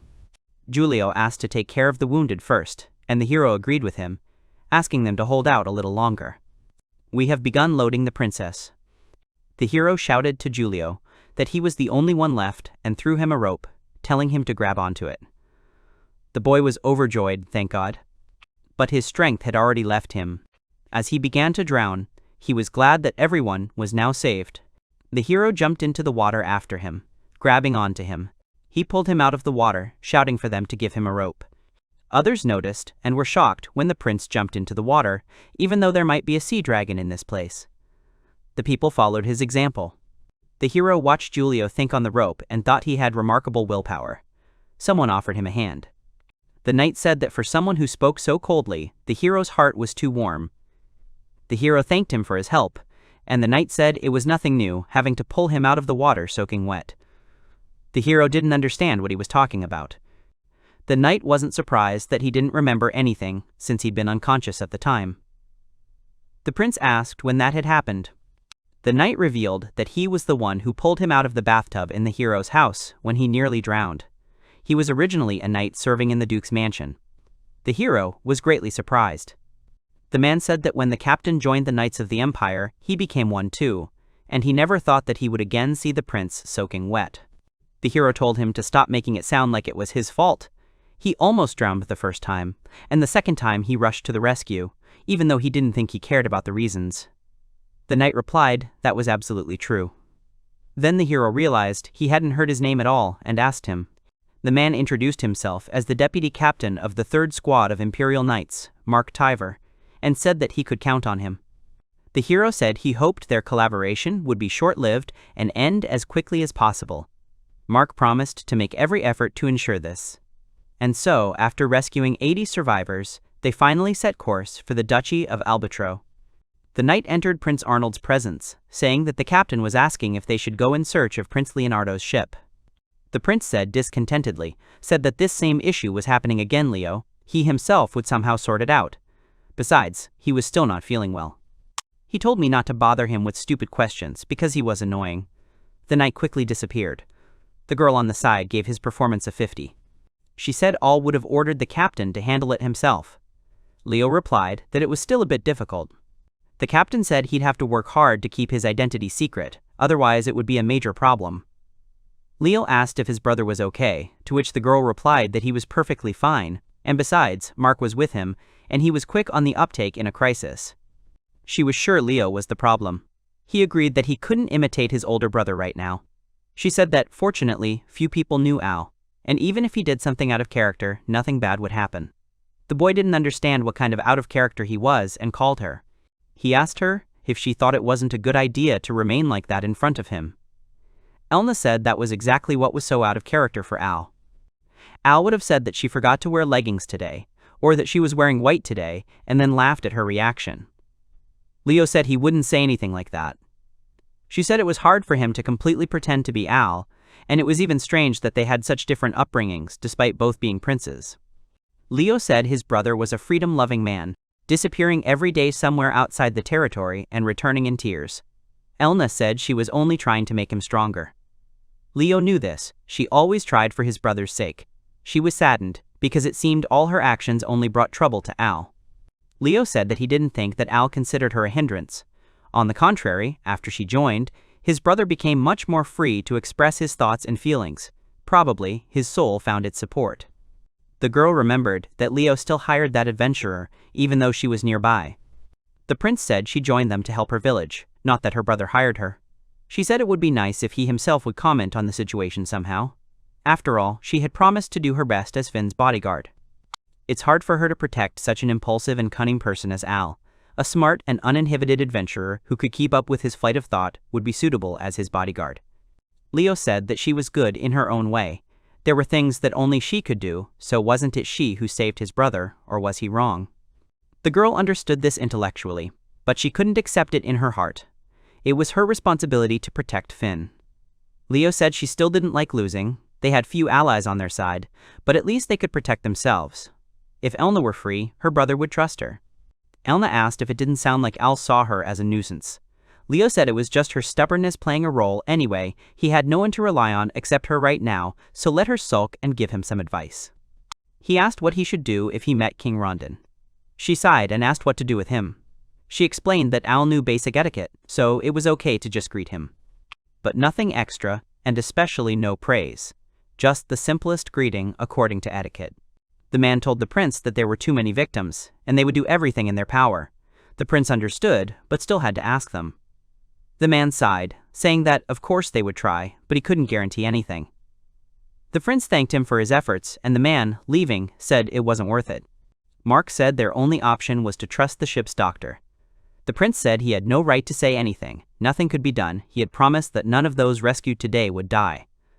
The knight reminded them that they were not omnipotent. Al told him to believe in this world. It's normal when something that shouldn't happen happens. The world isn't so unfair that it can't save the lives of a small group of people, and they've already offered him a sufficient price. He's more than paid for their lives with imperial treasures. So he has every right to dispose of them as he sees fit. They'll reach the defensive line soon. Someone shouted for the imperial ship to report its approach. Their country had received no notification from them. He repeated the warning again, but received no response. The hero responded that Leonardo Rex Adler, the 8th Prince of the Empire, was speaking to them. On the way to Rondon, they came across the wrecked ships of their country, and they had about 80 rescued people on board. He added that a prince and princess were among them and asked for permission to enter their port. The man accepted his intention and said that, however, for safety's sake, they needed to inspect their ship, so they should remain where they were. The prince responded that it was accepted and said that the lives of many of the rescued men were in danger and that they required urgent medical attention. He requested permission to immediately transport them to port. But he was still asked to wait, as he had no right to enter the port without His Majesty's permission. The hero was indignant at this slowness. Now was not the time to be afraid of spies. He asked Mark what was wrong with the prince and princess, and Mark replied that they hadn't yet regained consciousness. If at least one of them were conscious, things would be better. Mark said that the problem was no longer their responsibility since they had brought them here. Responsibility for the survivors had passed to their country. The prince said that responsibility for them had been his from the very beginning, since he was neck-deep in this matter and would fight for them to the end. However, if they continued moving, they would have no choice but to attack them. The hero wondered if there really was no other choice but to break through by force. He spoke into a loudspeaker, asking to be heard that at this very moment, one of them was on death's door. They managed to survive the nightmare of drifting at sea, and now their lives are in the hands of those who do not let them in. He asked for permission to enter the port only for their delivery. They replied that they were grateful for his words in defense of their country's inhabitants. But the law was the law, and even with aristocrats on board, they still had to wait for the king's decision. The hero asked who was the captain of their ship. The man answered him. The hero said that they had taken a risk and sacrificed a lot to save them. For one reason only, to prevent anyone from dying, they must know how terrible it is to drift in the open sea, and he asked them to make a decision. The captain replied that there were 2 of his sons on board those 3 ships, and right now he hoped that they were alive. But he was a soldier, and no matter what happened, he could not go against the regulations. He was sorry. The hero didn't understand why this was happening. Mark tried to say that was enough. At that moment, the doctor shouted that the situation was critical. The hero told the captain to set course for port. The man shouted that they didn't have permission. Al knew this, but if they delayed, the men would die. The captain asked if the hero wanted to ignore the warning and enter port for the sake of a crew that held no political value, and if he understood that they wouldn't even be able to send a note of protest if they were sunk here. Al said that as long as they had the prince and princess on board, they wouldn't sink them, so for now they would do everything possible to save the lives of those around them. He wouldn't change the order. It was time to enter port. Mark said that was too drastic and Prince Leo would never resort to such extreme measures. Al replied that was correct. He said that this was a great chance to make an impression instead of Leo, that if he decided on something, then he couldn't be stopped. The hero said that even if this decision didn't seem like something Leo would make, if he could manage to improve his reputation a little, Leo would be perceived differently. Mark replied that if he did so, Prince Leo would have to make more difficult decisions in the future. The hero said not to worry, he was his younger brother after all. He was sure that there was nothing that he could do that Leo couldn't do. The captain asked the prince if he was aware that illegal entry into the port would, at worst, result in imprisonment, but Al knew that. The man said he could resupply there and then head to Rondon. There was no point in risking his life for people who carried no political weight. The prince said that everyone here was important to their families, and that lingering would only needlessly endanger everyone on this ship. The man remembered that the prince was fighting for the throne, and if this situation were used against him, the throne would further distance itself. Al replied that he would think about it later. Al said that this is the captain's ship, and the lives of the crew are in his hands. He does not want to act rudely by taking away his ship and personally controlling it. The captain said he thought he was just a naive prince, but apparently that's not the case, and he likes him better this way. He shouted to the crew to prepare to enter the port. The other side responded that they were entering port and had no more time to wait. They were warned to stop immediately or they would be forced to open fire and asked to allow them to inspect the vessel after that. The captain had a great idea and suggested hanging out a white flag. The prince said he was proposing this knowing full well that the ships of their empire had never raised a white flag. The captain knew, after all, he was now on the first ship, the Monument. All said that naturally no one would fire on a ship with a white flag, but was that really necessary? The man said they had many ships, each with a stubborn captain, so they should give their superiors an excuse. After all, he was also a ship's captain and understood their predicament. The hero understood, and they raised the flag. The prince again addressed everyone in the port, saying that at the moment there were survivors from the wrecked ships of their country on their ship. Since the condition of the survivors is critical, they enter the port without official permission. Their ship does not intend to attack the port. They were able to survive this disaster, so he asks them to help them. He also addresses the fleet captains, saying that the lives of their compatriots hanging by a thread are now in their hands. The hero hoped for a wise decision from the captains. All the victims began to be unloaded. Mark said that although it was just a formality, they were now prisoners of war. The hero replied that this was true, since he had raised the white flag. Al said that it was time for them to go and talk to the king of the duchy about the sea dragon. He was sure that he was also completely okay with it. Elsewhere, a girl was beating a man with a whip. She threw the whip in anger, not understanding how it happened. A man nearby said they seemed to be anticipating their every move. She shouted, asking if he thought this naive white-winged princess was playing with her. He was certain that Leo must have found a trickster in his company. Before moving on, they needed to contact Gordon and tell him the attack had failed. Apparently, their new guy was extraordinary. This infuriated the girl, as they were gaining social standing. She bit her finger, saying it was unforgivable. The man said they should leave Leo's company alone and focus on the culprit who had deprived them of the Minister of Construction. She knew this and told him to prepare something suitable for her instead. Her disappointment couldn't be vented on this one victim lying there after a beating. He accepted her order and thought that tomorrow, this place could be his. Elsewhere. The butler said it was excellent that with just a small piece of information and lessons, one could predict the enemy's actions. The adventurer replied that it was the same as anticipating monster attacks. Linfa said that in a situation where actions are limited, they will always act as they can. Knowing this, she warned the guards to be on guard. Probably now the second princess will increase her vigilance, and will be tormented by doubts about whether she can attack again or not. The princess praised Linfa, saying she was magnificent. Seeing Linfa's gaze, she asked if everything was all right. Linfa replied that she was simply curious why she trusted her so much. The girl said that Master Al wouldn't keep people around who couldn't be trusted.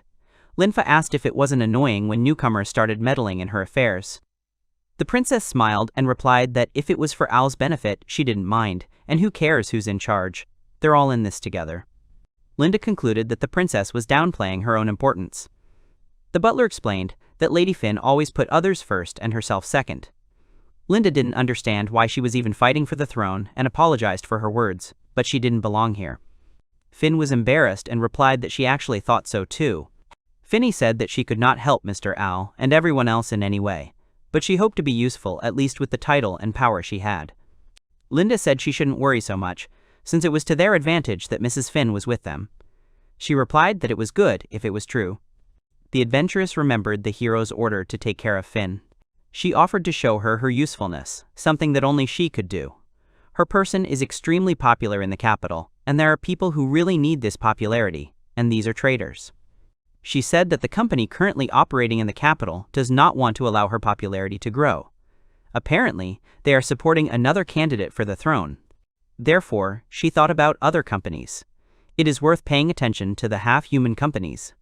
If they can establish a channel for cooperation before the prince's return, it will only be a plus. The butler agreed and said the princes had long had their eye on the demi-human company, but did Linda know why none of them had yet contacted them? She said she knew it was because they were led by a vampire. After the recent incident in the capital, residents are not particularly fond of vampires, which is why they constantly postponed trying to contact them. But there are no obstacles for them. Linda was sure this was a good opportunity. Finna offered to meet her. She wanted to discuss a lot with her and see what she was like. They decided to arrange a meeting with her. Looking out the window, the princess promised Mr. Al that she would manage. A few days later, Linda said that, as the name suggests, the demi-human company is a company run by demi-humans. Strong and resilient, the demi-humans are nimble and quick-footed. Each of them works in their own field. Productivity at this firm far exceeds that of other companies. They are slowly spreading their influence across the eastern part of the continent. However, just before the branch was to open, unrest broke out in the capital, resulting in the branch never opening, and there remains no sign of the demi-human company in the capital. The company's leader is a vampire, and the emperor was attacked by vampires. The empire is now more wary of the demi-human company, and that's quite reasonable. Finn said that if they didn't do anything wrong, then they have nothing to hide. After all, they weren't the ones who attacked the emperor. Linda replied that the world would be a much calmer place if everyone thought like Finn, but many people dislike half-humans. In general, all people think differently. The adventuress warned that her enemies might twist her words into support for the demi-humans, which would damage her authority. If she cared about the prince, she'd better be more careful expressing her thoughts. The princess admitted she'd made a mistake. Linda informed him that her opponent today was a representative of a huge trade association. If she made a similar mistake, she would be fooled in no time, so she asked him to be extremely careful. The company of half-humans, the capital branch. The girl pointed to the door and said that their representative was expecting guests and asked them to come inside. When the girls entered, they saw only an empty chair, and, turning around, they saw that the door was closed. She asked Linda if the room was the wrong one. She replied that the escort had led them directly here, so there was no chance of a mistake. It was a common occurrence when the opponent needed to buy time, and they should wait. They saw a teapot, and decided to have some tea while they waited. Sometime later, Linda suggested they return, as 2 hours later, the representative had still not shown up, likely making it clear he didn't want to meet with them. Finna replied that if they didn't want to meet, they wouldn't have let them in either. Perhaps there was a reason, and they should wait. Linda asked the princess if she didn't think it was rude to do that. Finn replied that it was she who asked for the meeting, so naturally she should wait, if it was inconvenient to meet tomorrow. If tomorrow was impossible, then the day after tomorrow. She thanked the girl for her concern, but that was the only thing she could do. A voice was heard in the room saying that she was amazed.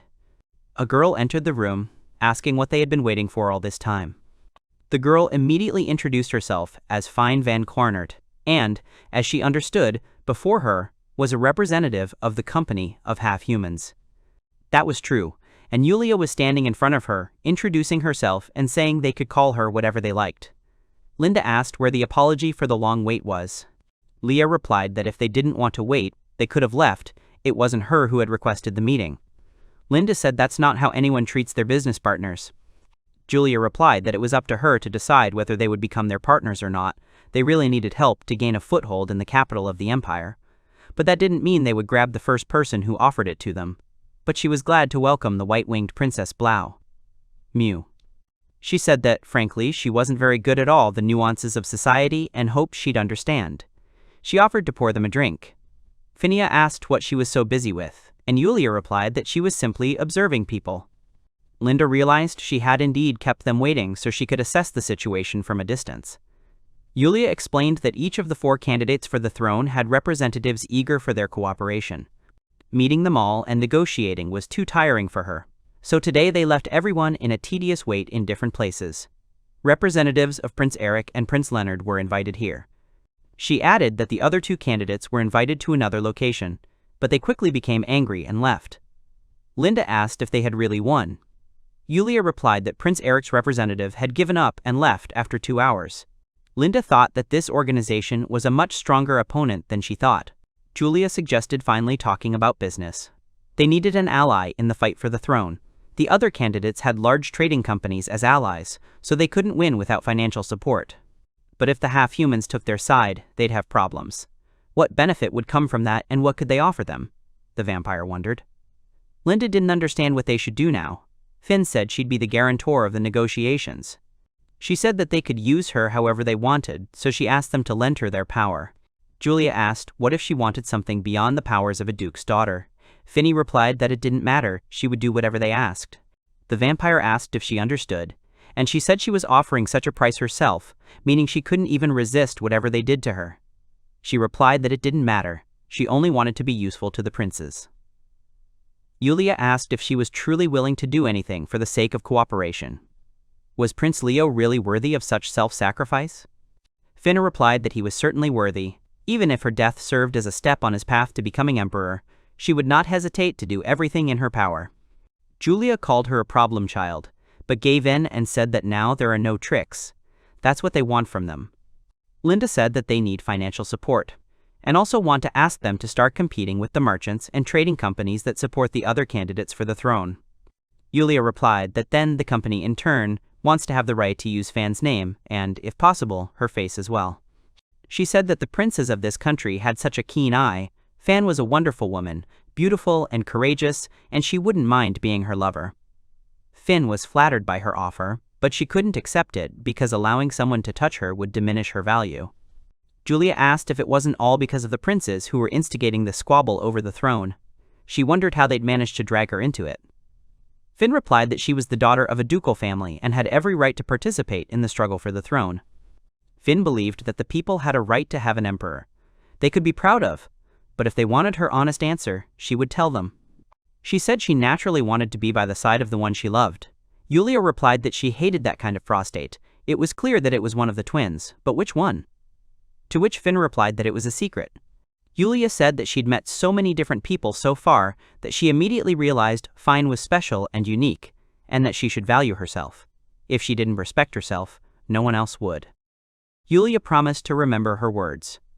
Yulia advised Linda to keep an eye on the princess, and she replied that she was already doing so without her telling her, and that she, in turn, should remember that she was now their ally, and should refrain from any interaction with people from the other candidates. Yulia accepted this request. Linda said they would contact the company if necessary, but she asked them to refrain from contacting them. They finally said goodbye. Yulia felt goosebumps on her skin. She hadn't expected such pressure. She wondered who this man was, who was causing this lady to look like that. Yulia was becoming increasingly interested. A servant entered the office and said everything was ready for opening. Yulia ordered them to visit and begin trading, and send the profits to Leonard's forces. Julia said that, if this man satisfies her taste, it will be interesting to fight for him. Albitro Castle.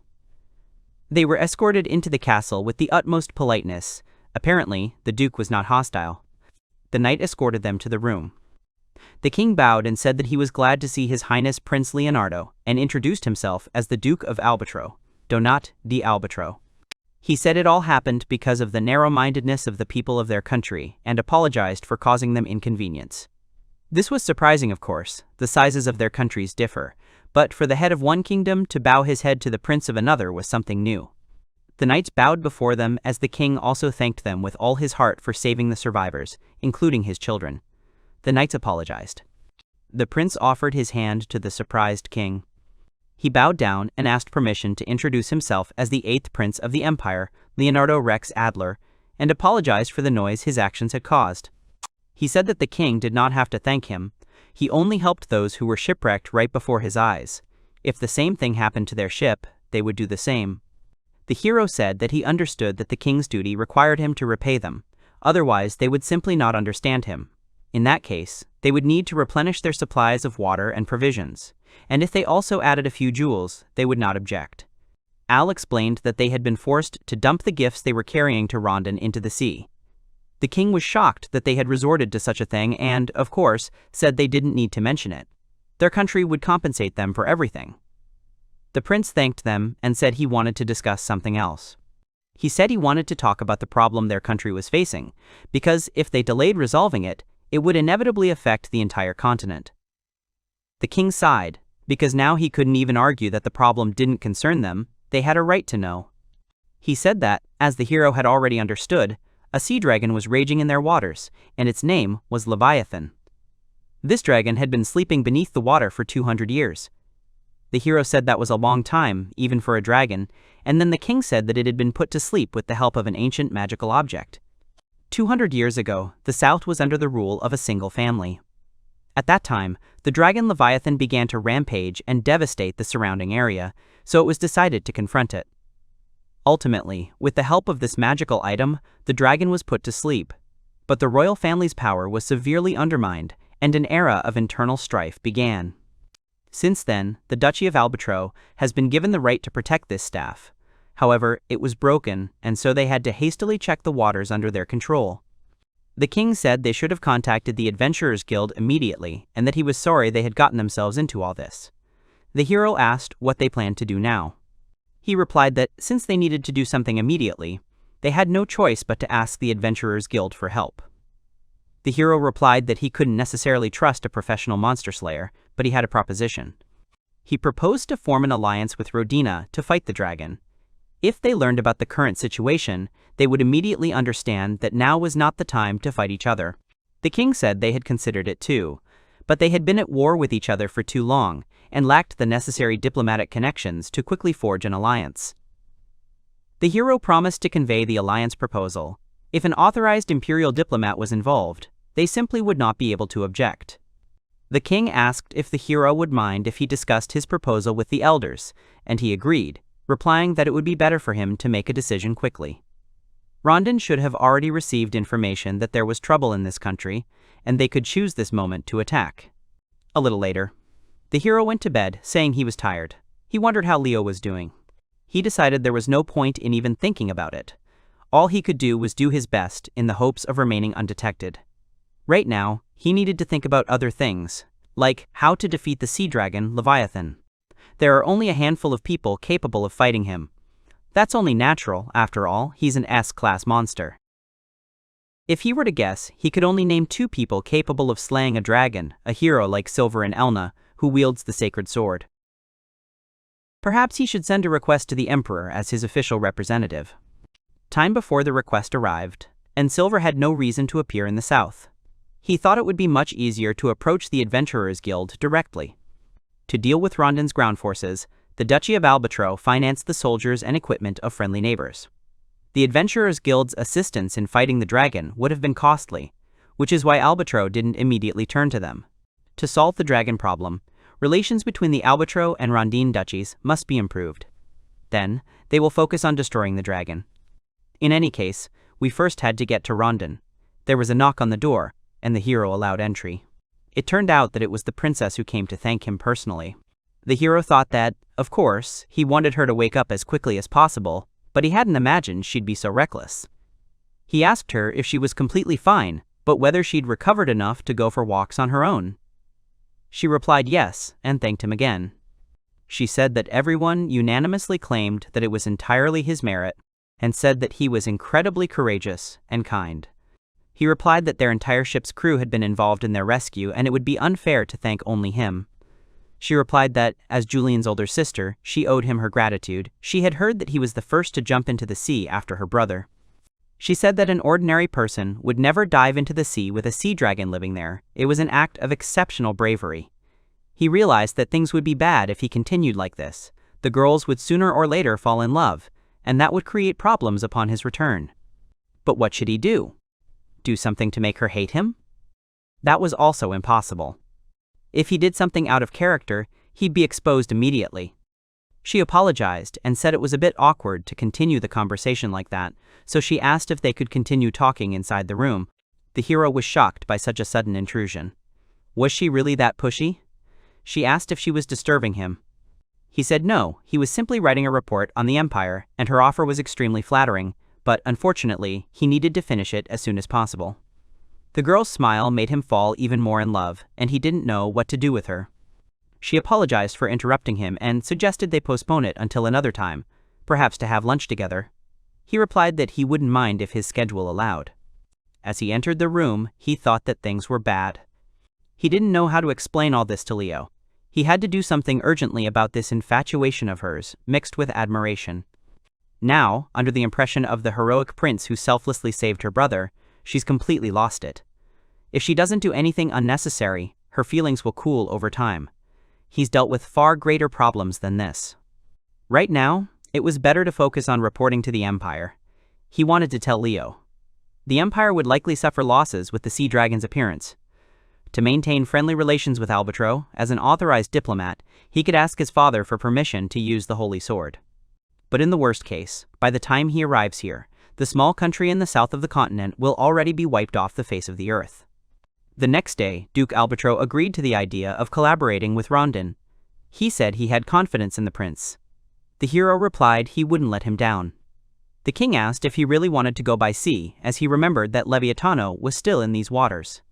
The hero replied that they had no time to spare. The sea route was the fastest, and besides, they had magical weapons that had been lent to them, and Leviathan would most likely lie low for a while because he feared being put to sleep again. He said the Duke should be especially attentive to everything that was happening. From the prince's side, Julian called out. The hero said that here was the prince himself, and asked if he was strong enough for such long walks. He replied that before leaving, he should have thanked the hero for himself and for saving his people. Al said they needed help, and that was all he'd done. Julio replied that it didn't change the fact that he'd saved everyone, and he'd never forget his kindness. The hero said he was exaggerating, but if it made things any easier, then they should just repay him in kind. Julian shouted that he wanted to become like the hero, and asked how to do it. The hero said that Prince Leonardo Rex Adler is not as great as he thinks, and some people really call him brave and kind, but there are also those who call him careless and reckless. He himself believes that his aspirations are too idealistic, but this is a disadvantage of his position as an imperial prince, and if he still wants advice, then he advises him to never question his own convictions and to be proud of them. The king's many shortcomings are compensated for by his subjects, but he alone is responsible for his decisions. If he believes in his own convictions, he will not waver. The same was true with the decision to save the survivors. He decided he had to help, so he did. And no matter the outcome, he still believes his decision was the right one. He told Giulio to be proud of being a prince, and not to be ashamed to believe in his own rightness. Giulio promised to carve this into his soul. Frankly, the hero didn't think Leo was fit to be the next emperor. Unlike the crown prince and his older relatives, he often acts on impulse. However, Leo never hesitates. He strives to become emperor for the empire's sake, an emperor who will make the right decisions. That's why the hero supports him. The other three also aspire to become emperor, but they always put themselves first, and only then the country. Therefore, they simply must be thwarted. The hero is certain that Leo would say, "Your older brother, you would have done better." Great-grandfather said that idleness is a sin for an emperor, and that's a damn true observation. Just a few days of imitating Leo had worn him out mentally. The hero wanted to quickly return to his idle life. But for the sake of the youngest's position, we will have to endure a little longer. He gave the order to leave, and the final destination was the Duchy of Rodin Castle. Leo introduced himself as the 7th Prince of the Empire, Arnold Lakes Adler, and arrived for an audience with the King of Rodin. The king greeted him warmly and said he had heard that his younger brother's ship had been caught in a storm and hoped he was in good health. Leo thanked him. The king asked if it was true that, since his brother was absent, he would be the chief envoy. Leo confirmed it. So the king decided to proceed and said they had sent a request for assistance and he would like to hear the emperor's response. Leo said a knight of the Imperial Guard would deliver it to them. Elna bowed, saying it would be an honor to meet the king in person. She introduced herself as Elna von Amsberg, commander of the 3rd Knightly Order of the Imperial Guard. The king was surprised to learn that she was a renowned genius from the family of a great hero. He'd heard that the Imperial Guard had been sent as an escort, but not Elna. She asked if he was shocked that the owner of the sacred sword had arrived and asked him not to worry, as she was forbidden from using it outside the empire. He replied that he wasn't worried and apologized if his words had offended her. She said she understood the significance of their Amsberg family's very existence, and that her presence was a response from His Majesty the Emperor. The king didn't understand what this meant. She said that their empire, being a military superpower, has the strongest army. So as soon as their troops move, the troops of rival countries will also begin to move. Let's say she officially arrives in their kingdom as support for their country. Then their opponents will immediately, willingly extend a helping hand to Albatro. This would only be the beginning of the destruction and devastation of both southern countries, so the emperor was unable to respond to his request for support. The king said it would be difficult for his country to defeat Albato alone. Elna said that they naturally understand this, so it will be considered a gesture of goodwill on their part. The emperor will provide them with assistance, but in small quantities. She said that the empire had sent her first as a demonstration of its power. She asked the king how he liked this gesture, and whether he would like to test the strength of the great hero's family. The king said that wasn't a bad idea, but there was no one in their country who could face her one-on-one, so he wouldn't mind facing several opponents. The girl replied that she would, and the king suggested 10 opponents. She agreed to this, and the king was surprised. She shouted that she would deal with them all in one fell swoop. Since they were knights, they shouldn't retreat in front of their master, otherwise Rondon's knights would be disgraced. Leo thought that, pretending to be his brother, he was powerless to do anything about Elna. He thought it was hard for him to be apathetic. He wondered if it was just as hard for his brother right now. A few days later, Mark said they entered the waters of Rondine. All was thinking about quickly switching places with Leo. They heard a sound.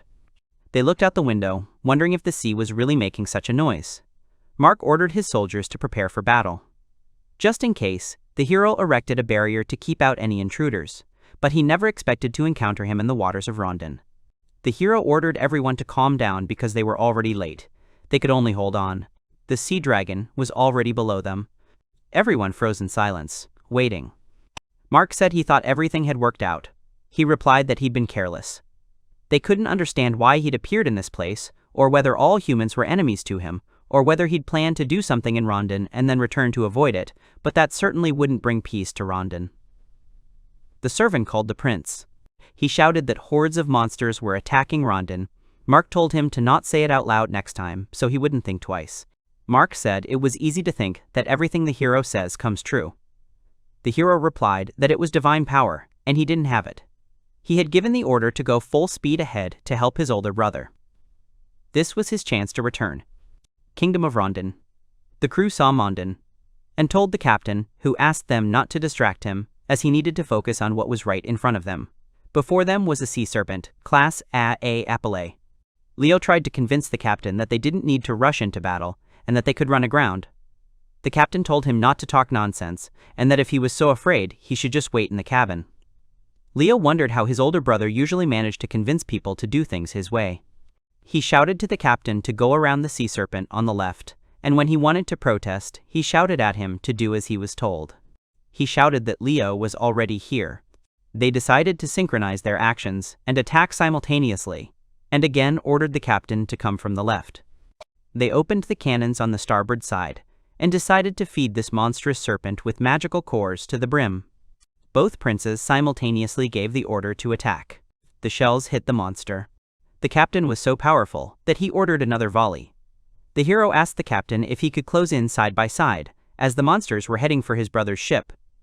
The captain replied that nothing could be simpler. He gave the order to the knights to prepare for boarding, as the invaders would have to be dealt with in close combat. He called out to Mark to follow him, saying he was going to rescue his brother. Mark accepted the order. He said that the hero could rely on him. Arnold gave the order for the soldiers to advance. His sword was heavy. While everyone was fighting, he was looking for Leo. They needed to cross paths and quickly change in some cabin. But there was absolutely no time, and it was necessary to change right now. Seeing his brother, he called out to him and threw down his sword. He caught it and jumped. The blow hit the monster right in the eye. Landing behind Al, he smiled and said his brother was late. Al apologized, saying the problem had arisen suddenly. Leo asked if it was an even bigger problem than now, to which the hero replied that he would be surprised at how big a problem he would tell him everything.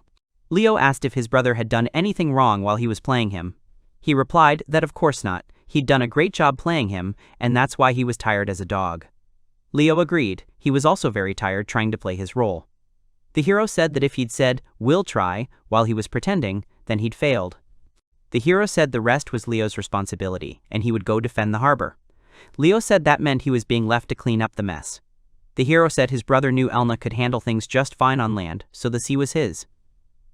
Leo told the hero he was incorrigible, but whatever, now they'd return to their usual roles. The captain turned to Al and asked how far they could retreat from the defensive line, and the hero replied that it was up to the captain's discretion and he would go to his cabin to sleep. The captain was shocked. He waved, saying they could do whatever they wanted, Leo would handle everything. The captain sighed, saying he thought Prince Arnold had behaved more decently while Leonhardt was gone. When the hero woke up, the noise finally died down. Apparently the battle was over.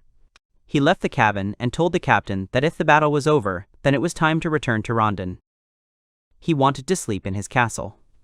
They swam back. There were no significant losses. The attacking monsters were also neutralized. Someone called Arnold. It was Elna, and the hero thanked her for her help. She replied that he had fought well himself. He said he was very tired, and she asked what had happened. He told her it would be better not to get so high, and she told him not to pretend to be Leo. He retorted that it was fine, he could just ignore it. Elna said she couldn't be fooled, she knew she had everything covered. He said that something did break though. She replied that he might not have looked, and he reminded her that he had said that he simply would not pay attention. It was just some kind of dull color. She shouted, asking where the tear was and accusing him of lying, to which he replied that it might be okay, but he should still try a brighter color. She shouted that she hadn't asked for advice. Later, the king was informed that the sea dragon had awakened. Al explained that it had already destroyed 3 of Albatraz's newest ships. The king asked why they should care. This was the answer they were expecting, so Elna told them to immediately switch roles again, and he had to play Leo again. He replied that the king's words were true, but Albatra wished to establish diplomatic relations with Rondon. He said that as a representative of the empire, he calls on them to forget past grievances and help Albatra cope with the disaster. And he also guarantees all support from the empire. Seeing the king's doubts, he asked what was wrong, and the king asked if Rondon would suffer losses. The hero replied that it wouldn't necessarily, but on his way there, he encountered a dragon, and it was heading for the shores of Rondon. This time, everything turned out well, but it was clear that the monster's attack was caused by the appearance of a sea dragon, which had never approached the continents before. The king still had doubts. Hero explained that the dragon was moving practically along the shores of Rondon, and he could assume that the sea trade routes to the south were inaccessible. Only land routes remained, there were no direct routes, so Rondon would be cut off from the rest of the world. In this case, they cannot count on the help of the empire if they decide to ignore the problem. Isolation and the decline of Rondon are inevitable. Of course, they can choose a different path and continue the war with Albatro. How the empire will act then is no longer known to the hero. The king was finally convinced by his words. and he agreed that they would help Albator in the fight against the dragon, and he would immediately send his fleet to Albator.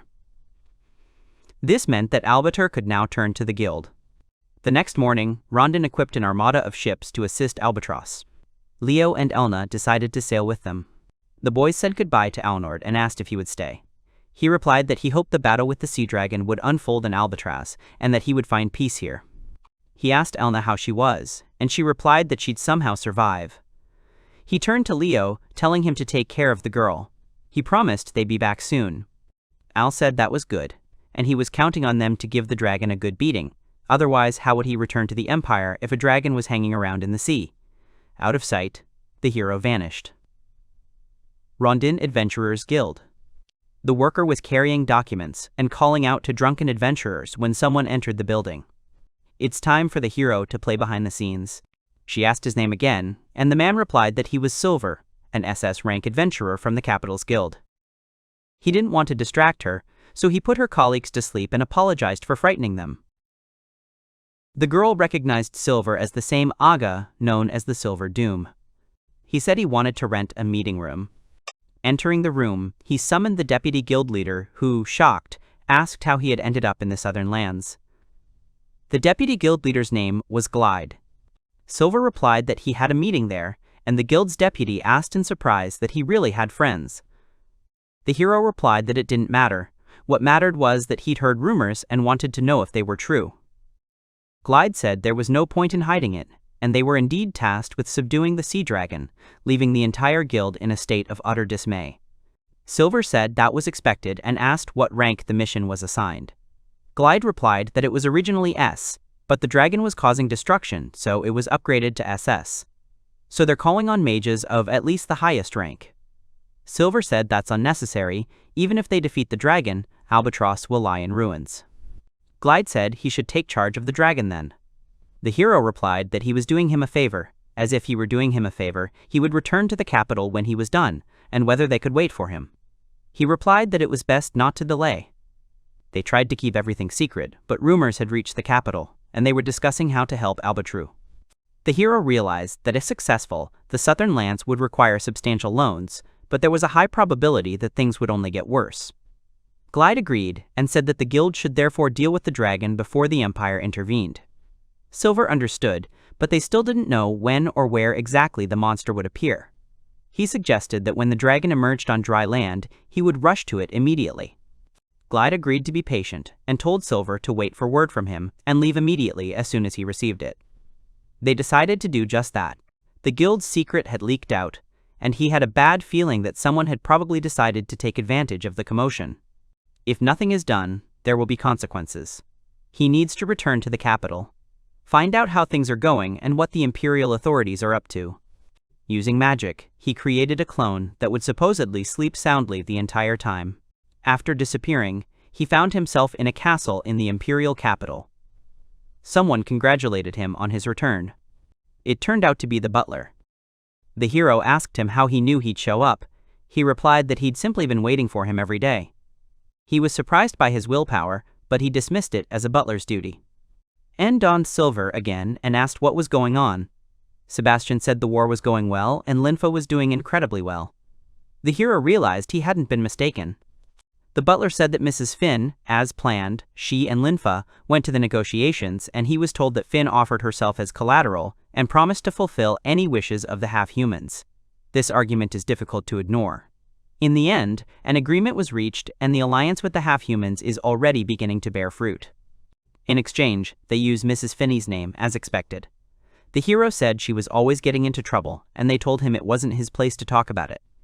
The hero asked the old man what he meant by that, and he replied that the hero was the same way and couldn't look at himself from the outside. Al said he was right now, and he wasn't driving himself into a corner. Then the old man retorted that Finney probably thought the same thing, and also believed she had done the right thing. Nothing saddened the old man more than children forced to grow up too close, and the butler agreed. The hero said that if someone had just stopped fighting for the throne, then he too would have remained a carefree child. So that a wise ruler would emerge and stop the battle for the throne, but that doesn't happen. The war for power has no end in sight. Those who cannot lay claim to the throne themselves serve those who do. Only loyal allies are a rare thing. The old man called Arnold. He said there was no need to reproach her and hoped the hero understood this. He replied that he had no intention of doing so. He left the room, and Finn, who saw Silver, was just walking towards him. The hooded man told Mrs. Finn that he'd just wanted to talk, and she agreed. He then asked the girl in the cap if they'd met at Duke Kleinert's before and asked for some privacy. The girl was surprised that he remembered her and was flattered. She added that she had been assigned to guard Mrs. Finney. He said he wanted to talk privately and that it wouldn't take long. She apologized and said she couldn't agree. And I thought she was just doing her job, but how annoying she was. The butler said he would take on the mistress's protection. The man said she was safe here and asked her not to worry. He then asked Mrs. Linfa to wait in another room. The girl said that if he vouches for it, she didn't finish. Finn asked if he was here, which meant something had happened. He replied that all sorts of things had happened, but they'd discuss it all later. He said that it seemed like she had a meeting with the half-humans. She confirmed that everything had gone quite well, and their representative had been pleasant. The hero said that maybe he shouldn't say this, but he wanted her to listen. And he added that she should think more about herself. The young man said he couldn't bear to see her sacrifice herself, and that it would be better not to go that far. Finney replied that she would be of no use, but he called her special. And she whispered the name of Prince Arnold. The guy said that he can only take off the mask in front of her and Sebastian, who is his guardian and has always been there. He is like a father to him. And he added that, besides him, she was the first one to whom he had opened up, and, having learned his secret, she ceased to be a stranger to him. He said that Leo was his one and only brother, and she was also one of a kind, and everyone had their own role. The hero said that it was enough for him that she was nearby, and that he had someone to share his secret with. Finn said that she was not special at all, and that she would never be able to compare with him and Prince Leo, but since she knew his secret, she did not finish. And, with tears in her eyes, she added that she had to be useful to him. The young man thanked her, saying that she always helped him out, and apologized for not talking to her earlier. The girl said he had nothing to apologize for. He suggested they both be at fault. The protagonist assumed she'd never left her castle, and upon arriving in the capital she was confused, but determined to make herself useful. He didn't see her, but he was told she'd risked her life and was now embroiled in a battle for the throne, so the responsibility lay with him. She said that everything is fine now, and she asked to tell what happened in the southern lands, and promised to help. He agreed and said that he was counting on her. The prince apologized for keeping her waiting, and the girl asked what had happened. He said a sea dragon had appeared in the south, and asked if she understood the gravity of the situation. Linfa asked in horror if it was a dragon. Finney said that Mr. Silver says we need to wait for word from the guild. The protagonist said that the situation was different now, as the two southern states had formed an alliance and were working together. He added that intervening now would only complicate matters.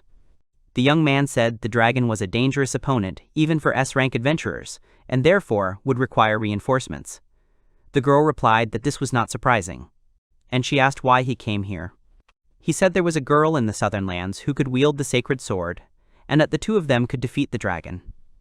He needed a representative from the emperor. She said that only a member of the imperial family could wield the sacred sword.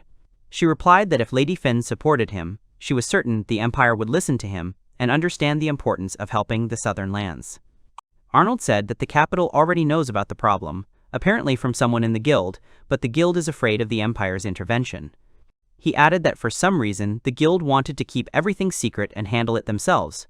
However, if they sent someone from the imperial family with him, they would also be forced to send an army, and he wanted to avoid that. Linfa asked why he needed Lady Finn, and what he had in mind. He said that 3 princes laying claim to the throne would volunteer to accompany him. Prince Gordon was the most influential, and with the others, an army and guards would be sent to protect him. Then he could transport everyone with magic and settle the matter relatively quickly. The girl suggested that he wanted Lady Finn to persuade them to send someone else, but they needed to raise their price for the battle for the throne, and the 3 princes would not want to follow the plan. The protagonist added that they would wish to lead the army, would demand active participation in the battle, and it was unknown whether they would ultimately succeed. The guard suggested that if he needed someone who was not involved in the fight, she did not finish her sentence, and she asked if this meant that he wanted to take the 4th prince with him. The young man confirmed that this was exactly it, and said that it seemed he preferred studying to intrigue. Arnold added that although his mother was the emperor's wife, he had no influence in the palace and did not strive for power himself. Finny said she would try to convince them. The guy refused, saying that even if she asks. It is reported that this is the fourth prince, Arnold Lakes Adler. He added that he is currently writing his best work. The protagonist thought the emperor's son was smart and diligent, but lacked literary talent. He added that while he was looked down upon, everyone laughed at him, while his older brothers were truly handsome. The young man asked if he was the same Silver, who confirmed it and said he hadn't had the honor of meeting him before. The young man asked if it was his idea to ask him for help. Silver said that a sea dragon had appeared soon afterward, and he had decided that it would agree to represent the imperial family. The prince replied that the southern states were not part of the empire, and he had no obligations to them. He asked if it was wise to send a few men, trying to conserve the army. Finny suggested thinking about the brothers currently in the south. He replied that he didn't want to seem callous, but both Arnold and Leonard were adults, and he was unlikely to be of any help to them. The girl said that if he refused, they would be forced to beg the very people he was supposed to protect. He asked if she was hinting at her younger brother and sister. She replied that all means were fair. The boy said that he loved his little brother, but little Krista was their treasure, and sending this golden-haired angel to the battlefield was absolutely impossible. He replied that he couldn't forget about his unfinished masterpiece either. He was filled with doubts. Finny said that if he was plagued by doubts, he should go with them. She said the more experience a writer has, the better the book will be. She'll save her sister and gain invaluable experience. Helping the southern lands will also build a good reputation, and everyone will know about him. She added that it was more than worth the time spent. The young man asked why she was trying so hard, whether she was participating in the battle for the throne, or was there another reason. The girl said she wanted to help someone dear to her out of trouble. He responded that it was noble. Arnold replied that her answer was touching and beautiful, and that if he did not agree, he would become a fool among writers, and in return asked to use her phrase in the book. The young man told his father that his son Arnold had come to him with a request. The father asked where his manners were, and whether he saw that he had visitors. He apologized and left. And he said that he was yelled at, and the main character thought that with such a character, there was nothing to do in the battle for the throne. The prince introduced himself as Silver and asked for an audience. The king said that there must be a good reason to show up at his castle like this, because those who come here without permission will be punished. He apologized for not being able to comply with the formalities, as the matter was urgent, and he asked not to be angry with the man who once saved his life. The ruler asked, "Are you talking about the southern lands?" He answered in the affirmative. He added that information was leaking out of the guild, and there were concerns that he might take undesirable actions. The man asked if aiding the southern lands was undesirable. Silver replied that he wanted to prevent the situation from worsening. The protagonist said that everything would be explained to them now. The king asked how she was. The girl replied that everything was fine and thanked them for accepting them. Arnold asked his father to send him south as their family's representative. The woman called him fat, and he replied that Mrs. Zandra was being mean as always, and asked if that was why she had never found a husband. She replied that it was high time she was punished. Finny said she had approached the prince herself because there was no need to send troops south. The king asked if she understood military matters, and she said that if he sent an army, the journey would take several days, and it was unknown whether such an army would be able to defeat the dragon, and it would not be difficult for him to deal with the flotilla either. She said that in the past, large troops were not sent to fight the dragon, because in this matter, it was not the quantity that mattered, but skill. The girl said she believed he should be sent, and with his help they would be able to use the sacred sword, and the empire's contribution would be invaluable. The king said she might be right, but he still didn't understand why he was chosen. Finn replied that in their case, all that was required was to deliver the sword, and that such a minor role was not in keeping with the reputation of the other princes. And she added that he didn't need to worry about it. Arnold thought that this was actually insulting, but what wouldn't you do for a sweet girl? Prince Gordon said that it would be better for him, an experienced commander, to go, and the army would be a support for the one who received the sacred sword. She replied that victory might be his, but it would take much longer. Mr. Silver would use magic to instantly transport several people to the southern lands. The girl said that if they had the guild's strongest mage and the strongest swordsman with a sacred sword, then an army was simply not necessary. Besides, the empire would gain the glory of victory without casualties or losses. The woman said that this was a lie. Their empire was capable of achieving the glory of victory on its own, and they did not need the help of some guild. The king asked Eric what he thought. He replied that he agreed with Finny, but Xandra would only provoke conflict with the guild. He added that rumors that the heir to the empire had merely delivered the sword would undoubtedly spread. Gordon said this was a chance to subjugate the southern lands, and asked to be entrusted with the task. The king replied that the southern lands were of no interest to him, and he said that they would follow Finny's advice. Xandra told her father not to fall for the guild's tricks. They'd already caused a lot of trouble. He replied that Silver was leading the negotiations this time, and he was inclined to trust him, and asked Trow to come over. He appointed him as his messenger and ordered him to deliver the sacred sword to the southern lands. And he said he trusted his son to him. Silver said he would return him safe and sound. The prince asked for beautiful girls to guard him. The hero replied that they would meet a swordswoman in the southern lands, so he should be patient. And he asked only that not too strong girls be assigned to serve as his security. Finny wished them luck and said that she would wait for their return. It was reported that this was the Duchy of Albatra. Duke Albatra greeted Duke Radon, who replied that it was a pity that it was under such circumstances. The girl said the first stage was over. The boy replied that now he wondered how they would face the dragon. She shouted that he was here and ordered everyone to take up battle positions and protect the prince and the dukes. And she said that it was Leviathan. The duke said that he was even bigger than in the legends. The warrior suggested the dukes take refuge in the dungeon. Leo asked Elna to stay and organize the evacuation of the townspeople. He said they had to drive the dragon away from the shore, otherwise the city would be destroyed. She asked him what he intended to do, and he replied that there was panic on the ships, and someone needed to lead them. The girl shouted that it was another country's fleet, and they had just fought with it. In this chaos, they would simply defeat him. The boy replied that his brother had negotiated peace for him, and he could not stand by and watch as this alliance fell apart. Elna shouted to the children that it was dangerous here, and that they should leave quickly. She shouted to the soldiers to take the people away. She would hold off the dragon as best she could. And she thought they couldn't defend the entire city, and one blocked blow was enough to almost paralyze her arm. And she also decided that even if she had a sacred sword, she would not have finished speaking. It would have stood up to the dragon. The boy shouted at the captain to open fire, but he replied that cannonballs were like pellets to a dragon. Leo replied that they would try anyway, and the man asked what kind of nonsense he was talking. He said that the dragon was approaching, and that something had to be done, and introduced himself as the 8th prince of the empire, Arnold Lakes Adler, and addressed the fleets of Rondon and Albatre. The young man said they would open fire and distract the dragon, and if there were any brave souls left among them, they should join them. He added that a couple of frigates would be enough. They just needed to lure the dragon away from the port, and he wouldn't hide the fact that they might not return. Someone shouted that he and the captain had noticed that this was the same ship that had helped them last time. The young man said that it was indeed he, although he only knew about him from his brother's stories. And he thought that his brother had always been able to do the impossible, even though he had to worry about him. He thanked them for their courage and loyalty, thinking what a wonderful brother he had.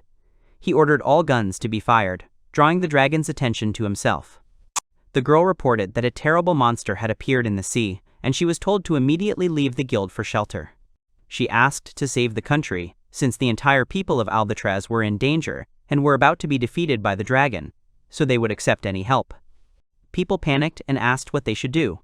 Someone said that whaling definitely wouldn't help, but a man replied that the girl was asking for help. They told him that he needed to sympathize silently, but the girl thought that they would never make it in time and, with tears in her eyes, begged for help. And she asked who it was, and the man in the mask introduced himself as Silver, an SS-rank adventurer from the Imperial Guild. He said that he came to help them.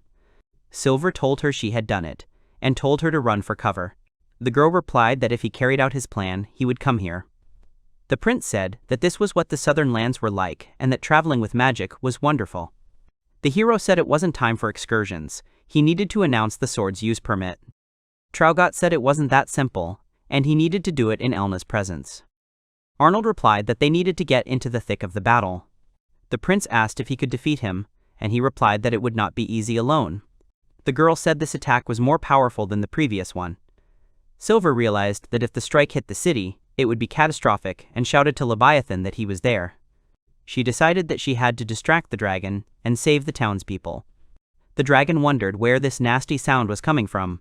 He had no strength left, and everyone was disturbing his peace, and he decided to win. He added that he would reward her with a quick defeat for her bravery. The girl apologized to her parents and sister. Silver told her to apologize to them personally and protected her with a shield that was invented by the greatest of the gods to protect people.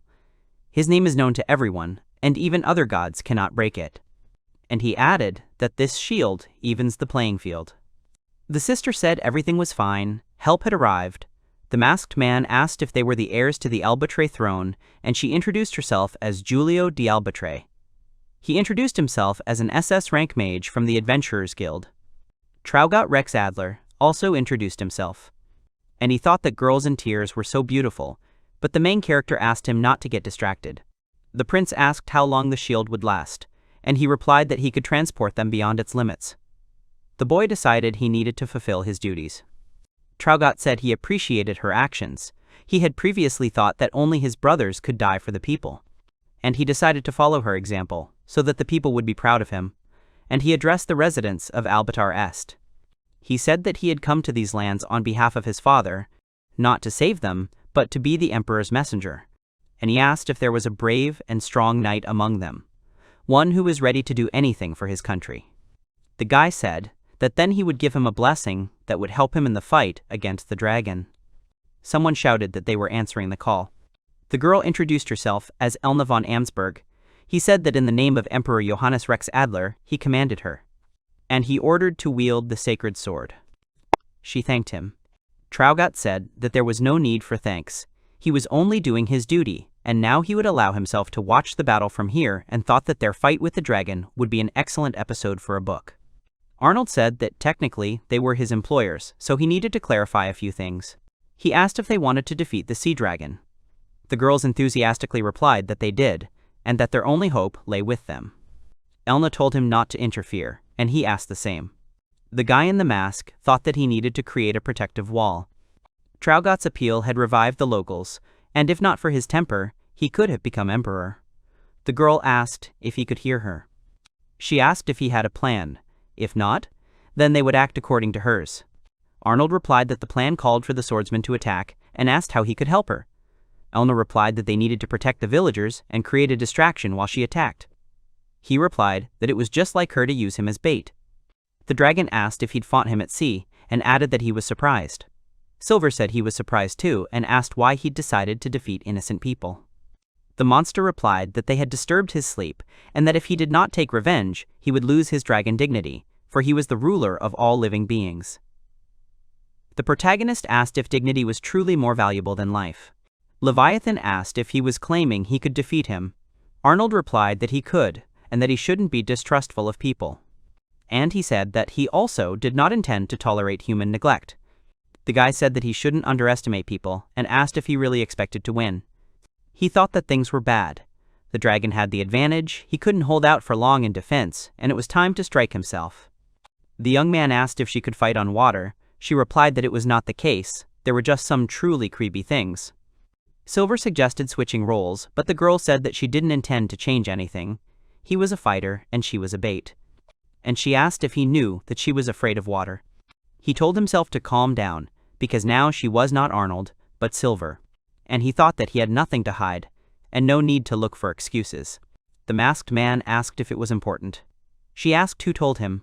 The young man thought that they should not be distracted by empty talk, since they were in the midst of a battle, and if they started a quarrel, it would be the end for them.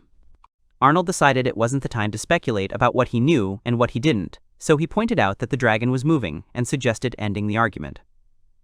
Elna asked him to tell her everything later. Silver decided that she was more interested in the dragon, and that she had a strong character, and he made a mistake. Leviathan said that he had not received wounds in battle for a long time, especially at the hands of a man, and he replied that they should not be underestimated. He added that they had only struck once, but the girl was a descendant of the one who had defeated the Demon King, and she possessed that vile blade. The protagonist asked what he would do, whether he would surrender. The dragon said that he was not joking, and he would not flinch in front of a man. She said they had succeeded in one attack, and asked if they were ready for his response. He said they needed to do it first, and then brag. Silver asked why she was keeping her distance, and she replied that she was afraid that he would throw her into the water. Arnold asked her what her plan was and suggested they attack again. She replied that it wouldn't work, that he wouldn't fall for the same situation twice, and that if he hadn't been hiding in the water, it would have been much easier. And he said that then there was only one thing left, and she asked what he had in mind. He said he would make the sea part.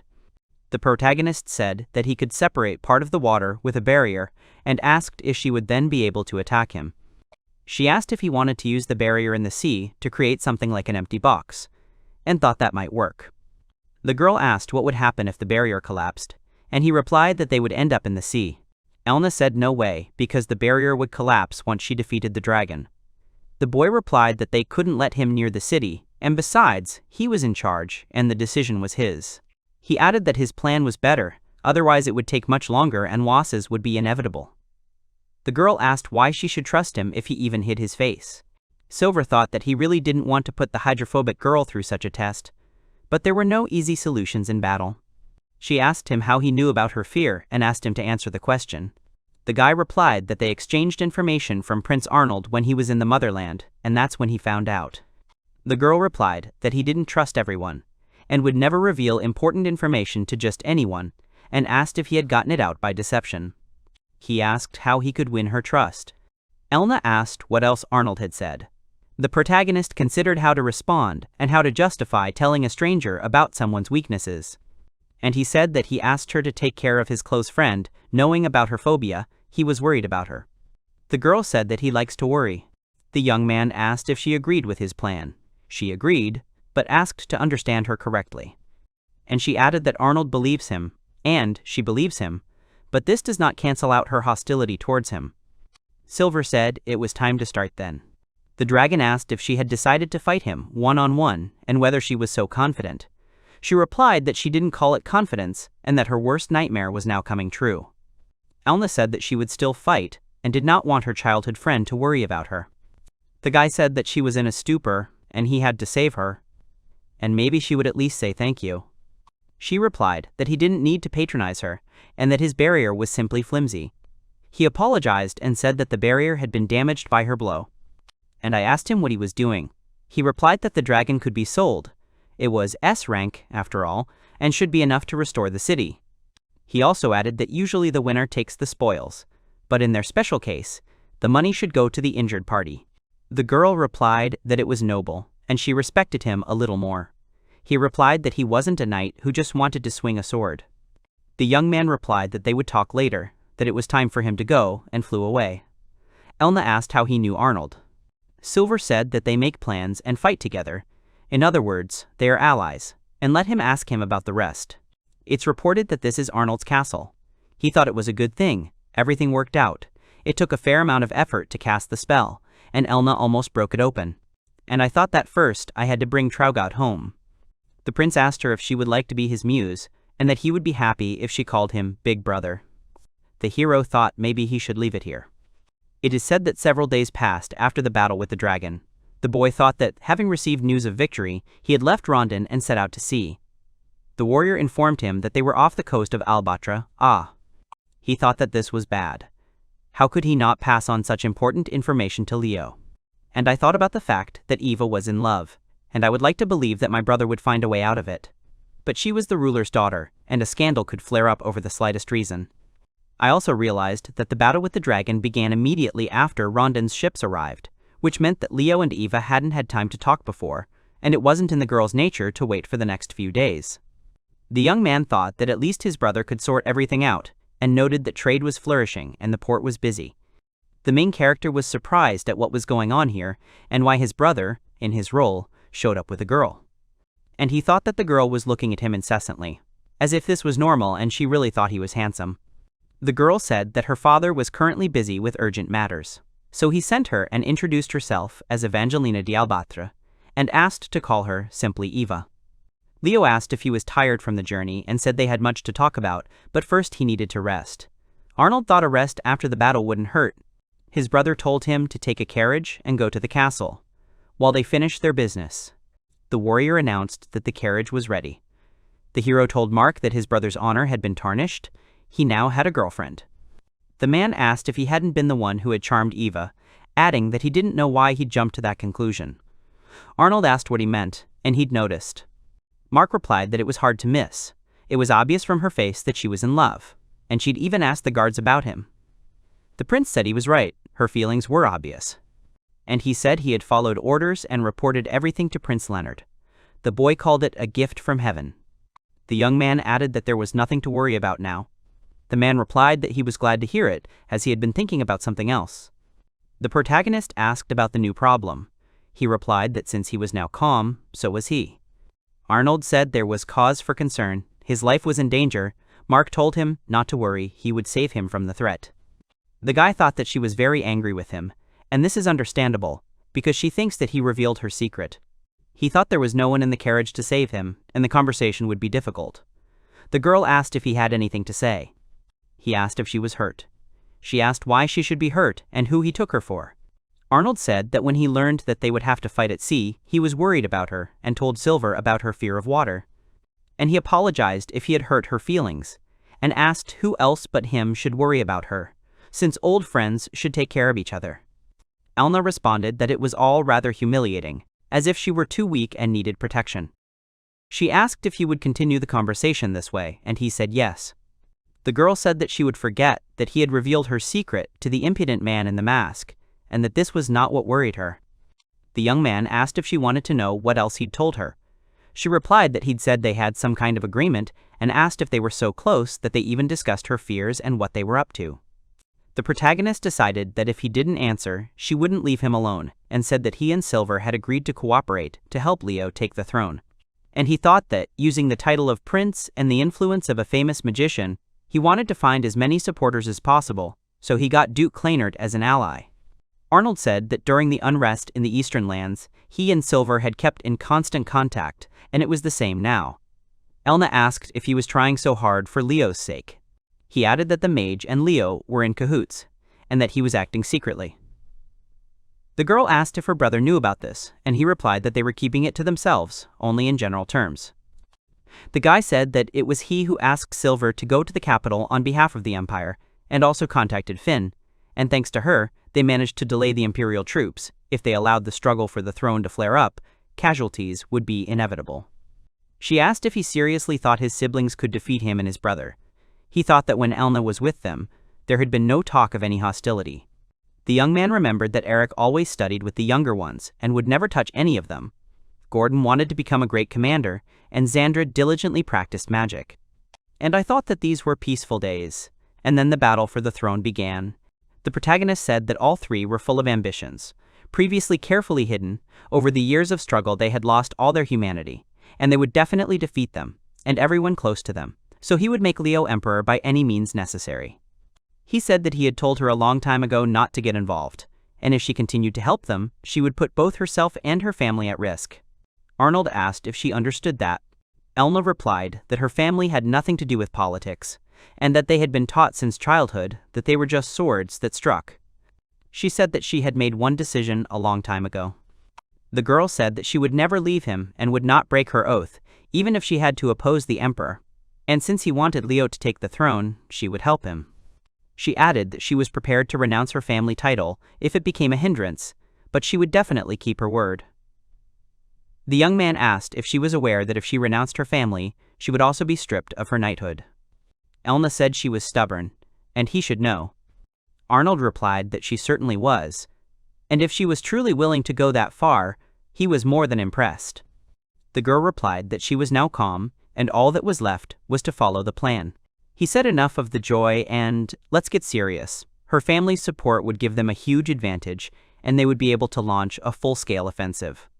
She asked if he thought she didn't understand this and what was wrong with her enthusiasm.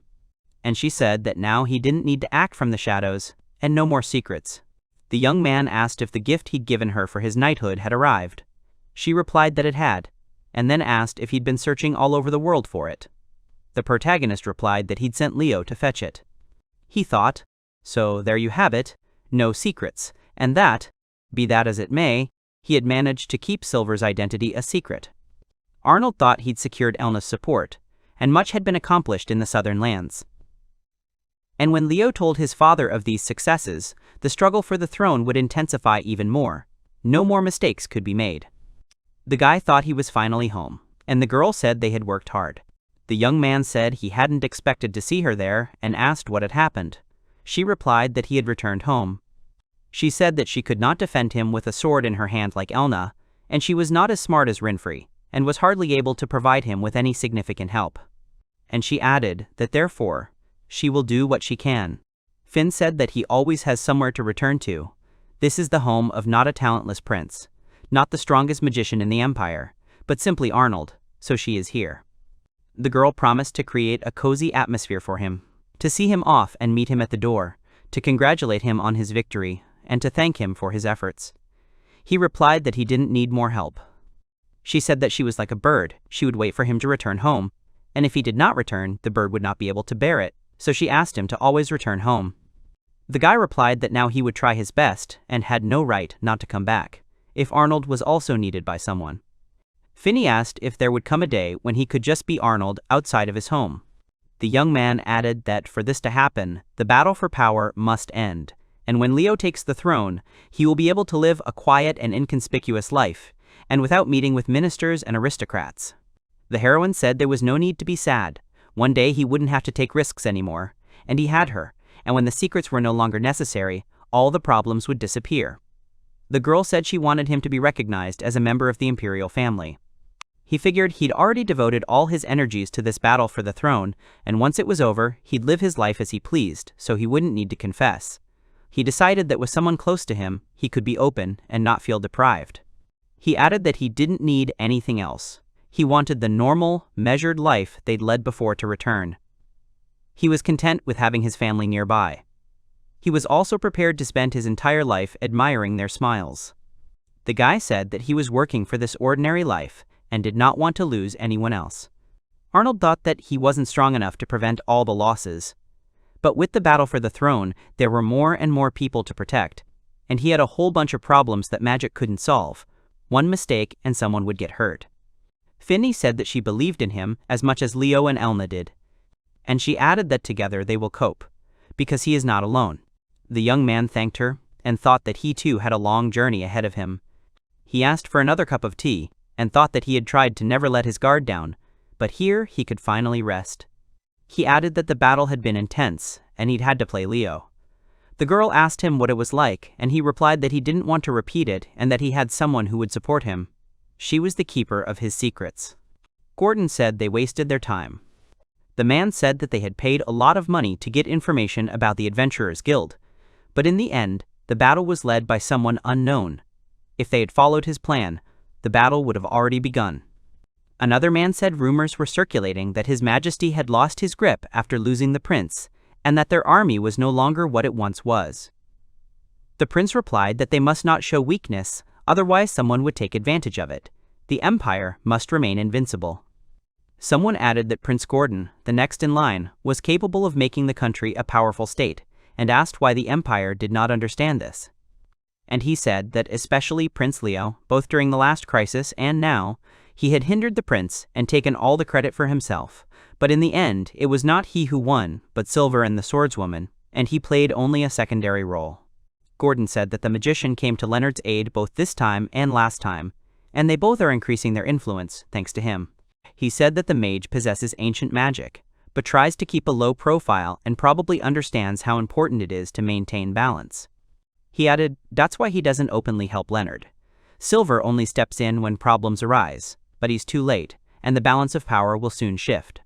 The prince decided that they would no longer have a chance, because he would be the winner in the battle for the throne.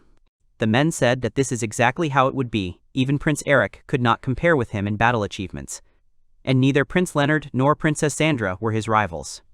Gordon replied that he was a general, and he was not like his brothers and sister. The battlefield was his element, and if the heir were determined in battle, the empire would have long ago become his. He asked what had happened to the weapons he'd been ordered to retrieve. They told him they were still preparing, but it wouldn't be long now. The prince said there was no rush. The empire had enough enemies, and the battle would begin sooner or later. The prince decided that then his father would recognize his merits and see how quickly he would restore order, and everyone would be happy to serve him. He also added that the army must be strengthened at all costs, and that only he was capable of commanding it, and he would do anything to make the imperial forces invincible. He asked them not to forget about Eric and his sister. Gordon replied that she had softened up after losing her brother and had nothing to frighten him with. Someone reported that Fleet Admiral Rizarat, as well as other army commanders, had repeatedly spoken out in her support, and many sympathized with her. And he added that, in wartime, the princess could also very well distinguish herself. The prince asked if he meant to say that she would get around him. The man apologized and asked him not to be angry. Gordon replied that he needed to be kicked out, as he didn't need fools around. He added that he was only calling for vigilance. The man said that the woman entrenched in the eastern lands was no rival to him, and that, having taken the throne, he would deal with her first, since there could not be two commanders-in-chief in the imperial family.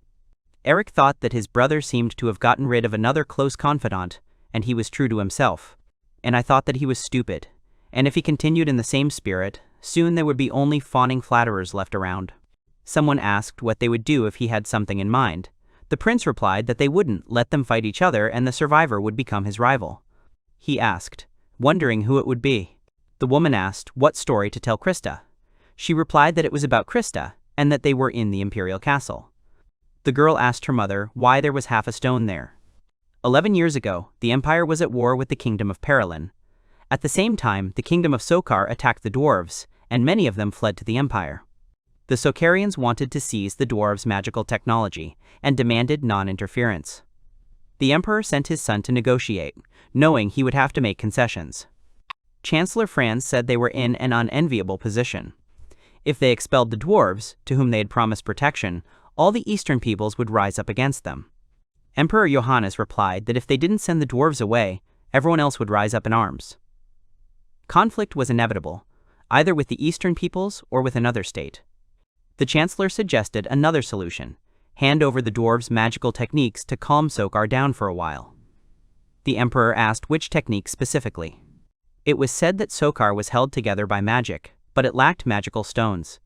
These stones absorb and release energy, and the larger they are, the more valuable. The emperor asked if this wasn't too much of a concession. The chancellor replied that it would save the lives of the refugees and avoid a war on two fronts. The emperor decided to give Sokar a larger stone to calm him down. He considered this the best option, as the situation was not in their favor. A few days later, a diplomat from Sokar arrived and thanked him for the reception. The chancellor asked the emperor whether to proceed as planned, and he agreed. He asked how things were with the castle's security, saying he wanted advice. Then he asked Elna to wait for him. The girl replied that it was fine. She thought her father was still talking and saw a beautiful butterfly. She ran after it, asking it to wait. She made her way through the grass and looked in, asking what was there. She saw a huge magic circle and exclaimed.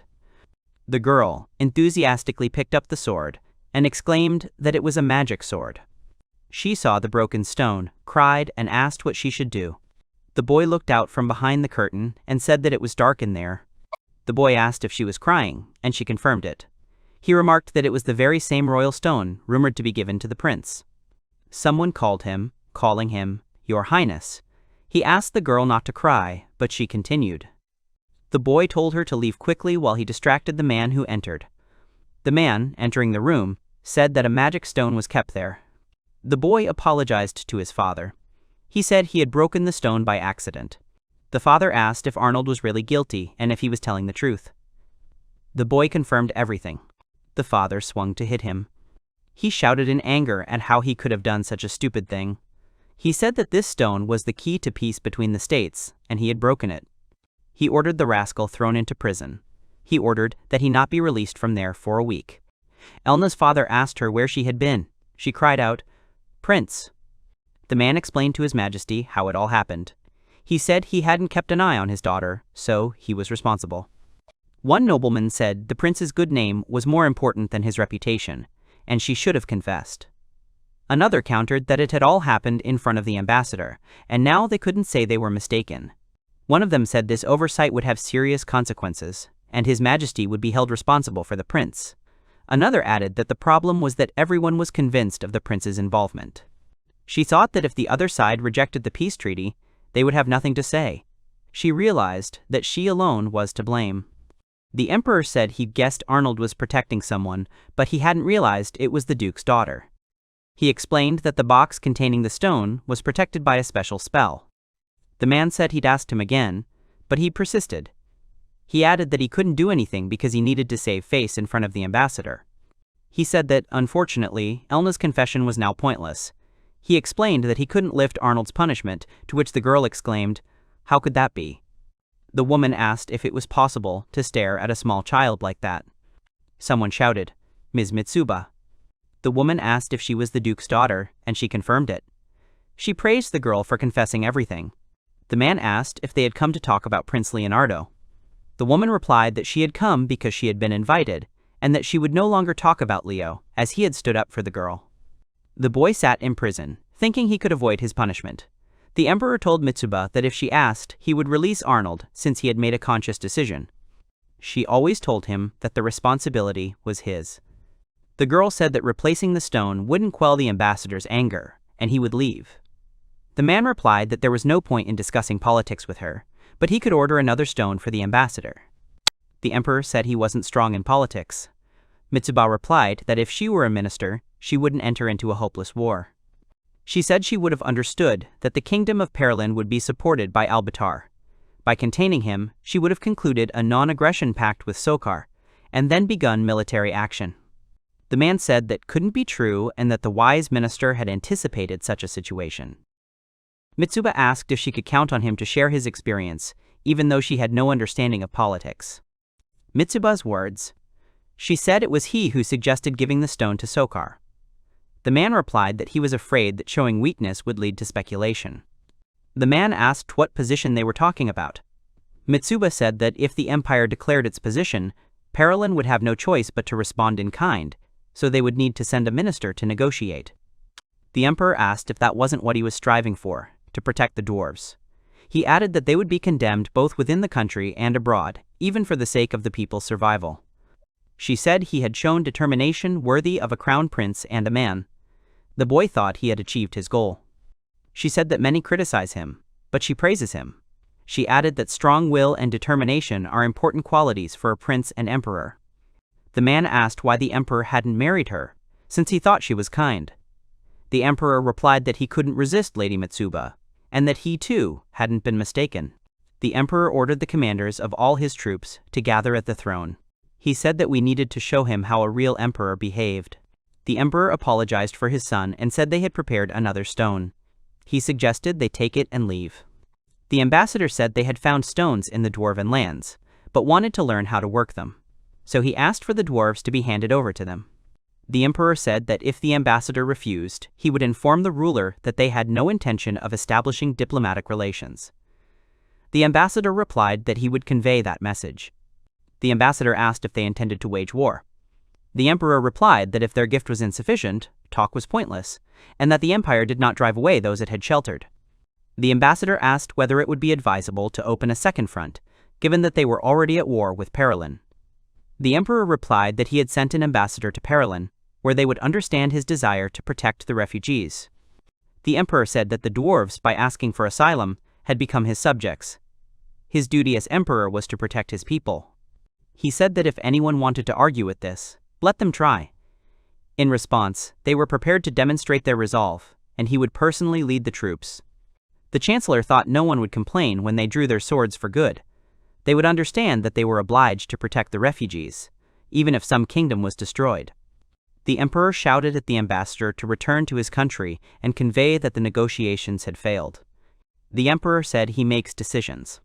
These are the emperor's duties, and he must do so regardless of the circumstances. The emperor said that perhaps one day Arnold would take his place, and then he should remember this day. Arnold replied that he understood.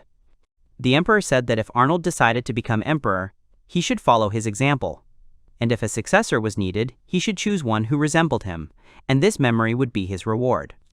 The girl thanked her for her kindness and apologized for what happened to Arnold. Mrs. Mitsuba left. She asked the girl in return to help him one day, at the right moment. The girl with the sword in her hands promised that she would never let Arnold down again. The woman asked what the treasure was. The other replied that it was that amazing sword that Arnold seemed unable to wield. The man said Arnold himself didn't notice it. The girl added that she thought Elna would tell him herself someday. It was said that Arnold then realized what kind of emperor he wanted, and sought to make Leo ruler. Arnold himself did not want to rule, but rather to oversee his brother's rise to power. An urgent message arrived that he himself was not in the picture of the future. The woman said that Prince Leonard and Prince Arnold would be arriving soon, and they needed to get ready. He said the battle with the sea dragon proved the unbreakable bond between Albatron and Rondon. He added that peace would now reign in the southern lands for a long time. The emperor said he had faced the difficulties with honor, although his burden was heavier than he had expected. The young man thanked him. The emperor asked him what reward he desired. He thought perhaps a ministerial position. He replied that he was flattered by these words, but he wasn't ready to become a minister. He thought that on the path to power, he had to tread carefully, otherwise he could get caught in the crossfire. He said there was no need to strive for another post, since he already had one minister on his side. The emperor asked if he had any other wishes. He replied that he did. He was going to help a girl from the southern lands before a dragon attacked. The emperor asked why they had turned to him instead of the local ruler. He replied that people were disappearing in the refugee village, and the local authorities had refused to help. He said that according to the girl, it started about 11 years ago. The emperor exclaimed. "What news is this?" he asked. "Does this mean that his word means nothing?" The chancellor asked Your Majesty not to be angry, but he asked how he could not be angry. He said that 11 years ago he had given an order to the local rulers, and if they did not carry it out, they would rebel against him. The chancellor advised against Your Majesty's journey to the borderlands. He added that it would be better to entrust the investigation to Prince Leonard, who himself wanted to get to the bottom of it. The woman said she could do a better job and asked to be entrusted with the task. She added that she was of little use in the palace and would be better off fighting for the empire with a sword in her hand. The emperor shouted that it was his personal business and that they were only thinking about the struggle for the throne. He called them idiots. The woman told Gordon that his mother, Xandra, was from the southern lands and that this could escalate the conflict. She asked where his foresight lay and said such matters could not be entrusted to a warrior. The emperor declared kidnapping a most serious crime. He appointed Leonardo as his envoy to investigate the circumstances and declared that all those involved must be punished. The woman said that Xandra's mother's family was involved in this matter. Once they sorted it out, they would strip Xandra of her position in one fell swoop. He thought that the dragon's appearance had made Leonard the official claimant to the throne. He decided that now the real battle would begin. The emperor asked him to stay for a while. The emperor asked Arnold to stay. Arnold wondered why he was the only one asked to stay. The emperor told Franz to speak. Franz replied that he himself wanted it. Franz told Prince Arnold that His Majesty wished to speak with him about the crown princess. Arnold asked if something had happened to his sister. Franz replied that no, he needed to talk to her about marriage. Arnold said he refused. Franz said His Majesty had 3 daughters, but Princess Krista was still young, and Xandra had no intention of marrying. Arnold replied that it was useless for him to talk to his sister. Arnold asked if she was in charge of the eastern border troops. He added that only her father could give her orders. The emperor said that this was her explanation for refusing to marry, even though she was already 25. Arnold suggested that the emperor speak to her himself. The emperor said he'd sent her 1,000,000 letters, only to receive nothing but bickering in response. He added that she'd even threatened to renounce her title, and that he, as her father, had every right to worry about her future. The emperor decided to entrust this matter to Arnold. He ordered him to try to persuade his sister to come to the capital by letter. The emperor added that if that didn't work out, he would go to the border. Arnold thought that was stupid. Sokar had become quieter since she took over guarding the eastern border. She had reorganized the troops, making them a formidable force, and was considered the empire's strongest warrior.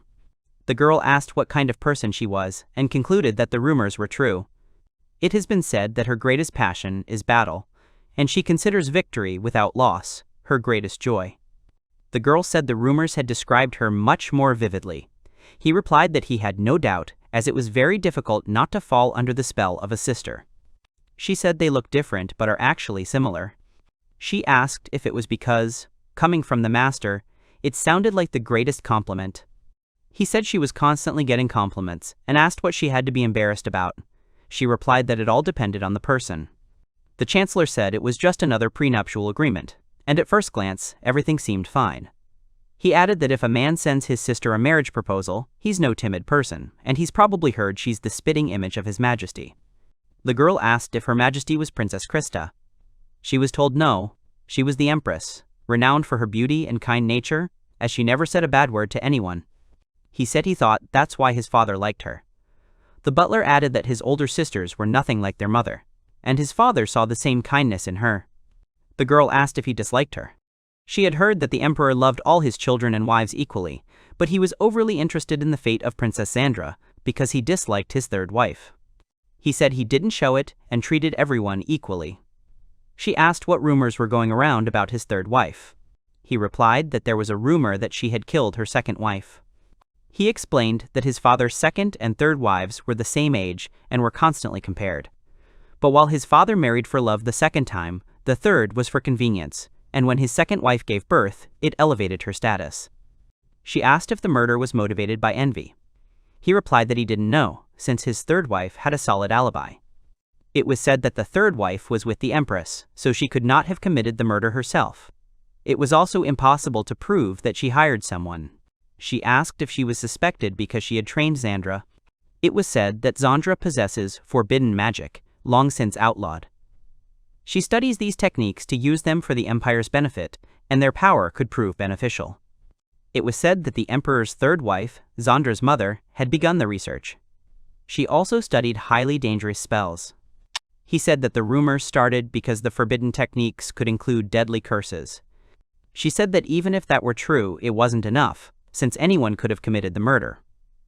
3 years ago, the prince died, and the most thorough investigation yielded nothing, just as it had after the death of his second wife. He said that his father doesn't trust his own wife. He said that when the crown prince died, he was on the front lines, while Xandra and her mother were in the capital. There's no evidence, so no one is banning Xandra's magic, and any accusations seem far-fetched. He said everything would be fine. She thought about maybe following him secretly. She winked and said, well, just like always. The woman asked Councillor Bagelhe if she understood correctly that he wanted to propose the construction of a new road at the council meeting. He confirmed it. He said he'd used the documents she'd once prepared for the Marquise's case as a basis, and he was confident she'd come up with an excellent plan. She thanked him for his efforts. He said Prince Leonard had good assistance. She said goodbye until they met again. Someone invited her to spend time with them. She replied with a smile that of course she wanted to join them herself. He asked if she was cooperative, saying he thought she would be mischievous in a maid costume. The man screamed in pain. She put a knife to his throat and asked who gave the order to pursue her. He said a man approached him and promised him a reward if he could arrange her kidnapping. She gave him the money and told him to go to work and not attack the weak. She told them to spread the word that Prince Leonard had saved many people, so that word would reach the capital. She clarified that these were not rumors, but the pure truth. She said her employer's reputation was impeccable and there was no need to embellish it. He asked again, so it was her. She asked if their client hadn't even mentioned that. She introduced herself as serving Prince Leonard and told them to find work. She said that if they had no means of subsistence, they should come to the castle. She added that Prince Leonard would never drive away those who had embarked on the path of reform. Someone thought it was a good idea to lure away the enemy's minions and improve Leo's reputation. A friend asked Mistress Elna if she was out on patrol. She replied that she volunteered because you can't learn anything from sitting in the castle, and she learned this from Arnold, who goes out into the city to explore and take in the situation. A friend asked her if she thought Prince Arnold was using the walks as an excuse. She replied that it was likely how he could obtain the information he needed, since even in the south he had achieved the impossible. She asked Ms. Elna to follow the men. She asked where the client had come from and whether he could contact them. She said she'd tell her later what she'd found and thanked her. She assumed it was one of Princess Xandra's supporters who had become more active after Prince Leonard's triumph. He thanked Marie, saying he couldn't have done it without her. She presented a report on her meeting with Count Beltz. He asked her to show the report to his brother as well. She replied that she didn't think it was necessary, but since he insisted, she would do it. The girl invited Marie to come in with a smile. The girl asked if Prince Arnold was in. They told her yes, but he was still sleeping, and offered to help. The maid said it was a proposal for the next meeting from Count Beltz. The girl replied that she understood and thanked her. The maid asked Mrs. Finn if she was being too soft with Prince Arnold. The girl asked if she thought so. She added that someone who was that tired needed to get enough sleep, and that in her eyes he looked bad too, but it was better not to develop a reputation as a slacker. The girl said it was okay. She didn't think there was any need to worry about what random people thought, and besides, the prince was always working. The maid thought that in her eyes, everyone looked wonderful, and it seemed she had been too straightforward. She decided to choose her words more carefully in the future and took the liberty of taking her leave. He asked who would represent the beastmen, adding that it was a good man. She asked why, to which he replied that her judgment was hardly trustworthy. He asked how she came to serve the beastmen, as he had heard of an elven secretary. She replied that elves usually lived solitary lives, and that this was a characteristic of their people. She said she always wanted to see the outside world, and became an outcast among her own. However, the outside world turned out to be even harsher than she expected. She said she'd been invited to a trading company that helped people like her. He asked if it was an inspiring story, and the maid added, if it were true, it would be. She was delighted to finally meet Prince Arnold. The woman introduced herself as Julia and said she represented the Beastman Trading Company. He thought she was a vampire, just like those two. The woman said that while she wasn't to blame for what her fellow tribesmen had done, she apologized. She was sorry that the lives of His Highness and His Majesty had been put in danger. He greeted her and introduced himself as the seventh prince, Arnold Lakes Adler. The woman asked what his business was, and he reflected that he didn't want to ruin the relationship Finny had built. He said he would get straight to the point and asked how they planned to use Finna. She asked why he was talking as if she were a villain. She told him to speak respectfully, as he was her business partner, not a client. He said he was weak and a useless loser, and if she knew his nickname, then she knew everything. She replied that she was curious what the Dry Prince was capable of. He suggested they wanted to use it as advertising, claiming that Finn herself had visited their shop. He added that it didn't seem likely she would trust them, and that they might even sell her painting. She was surprised, saying he was only feigning incompetence, but was actually very smart. He replied that he had achieved such fame because he had shown no interest in what was going on around him, but that things were different now. He said he'd decided to make his younger brother, who was almost as naive as Finn, emperor. So he would be there to cover for them. He said that he would destroy those who dared to deceive them. She agreed that he'd guessed correctly about how she wanted to use Finny. He added that the cosmetics she used would fly off the shelves, which would boost their company's image. She asked him not to make it sound like they were the only ones who would benefit.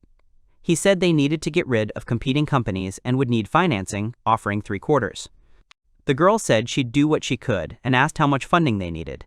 He replied that he didn't need it now, but that when it was needed, it would be there, and told Finna they were leaving. She asked why they were rushing off to such a rush, as they needed to get the products ready.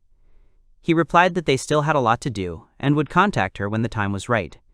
She told him that if he wanted, she could do anything he wanted. She added that she wasn't alone, and that he would have as many non-humans as he wanted. The hero replied that now wasn't the time, but when the time came, he would need her help. Therefore, he would refrain from making an offer that offered no benefit. The emperor said that he would then appoint Leonard as envoy. He agreed. He said he would be their eyes and ears. He promised to expose any betrayal and injustice. The emperor said he was usually there for Leonardo, but this time he wasn't there and lacked flexibility. Arnold replied that he wanted to see how much he could accomplish on his own, and that he doubted he would fail. The emperor said he was then at peace. He asked Arnold what he would do, since even if he wasn't there, someone would be found to help Leonard, as he was good at attracting support. He said that the elder sister would be there, and he would do everything he could. The emperor replied that he understood that.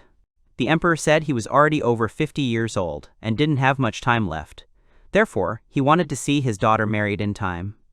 The emperor said that one day he would be gone, and someone would take his place. Arnold noticed that he was out of sorts, and the emperor replied that he was well, but that things could change quickly. The emperor recounted a dream he had of the crown prince and his second wife. Arnold remarked that at his age, this feeling did not bode well.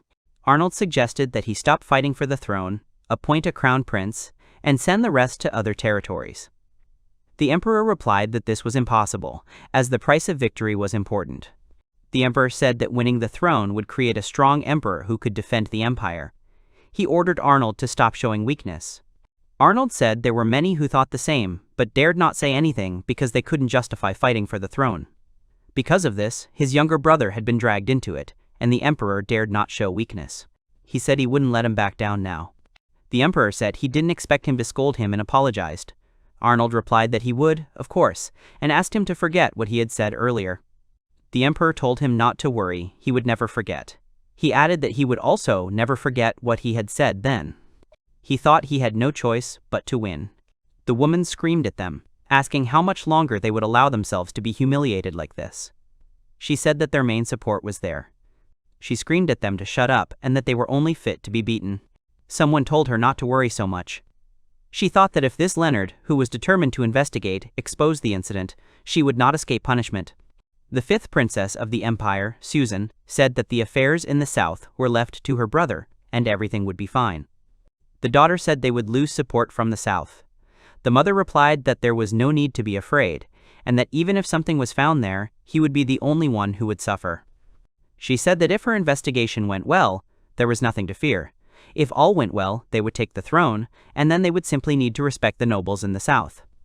She said that they will follow the one who is strong. The daughter replied that she understood. The mother said that, by order of His Majesty, she could no longer conduct research and could rely only on her. She told her beloved daughter that she had every right to become empress.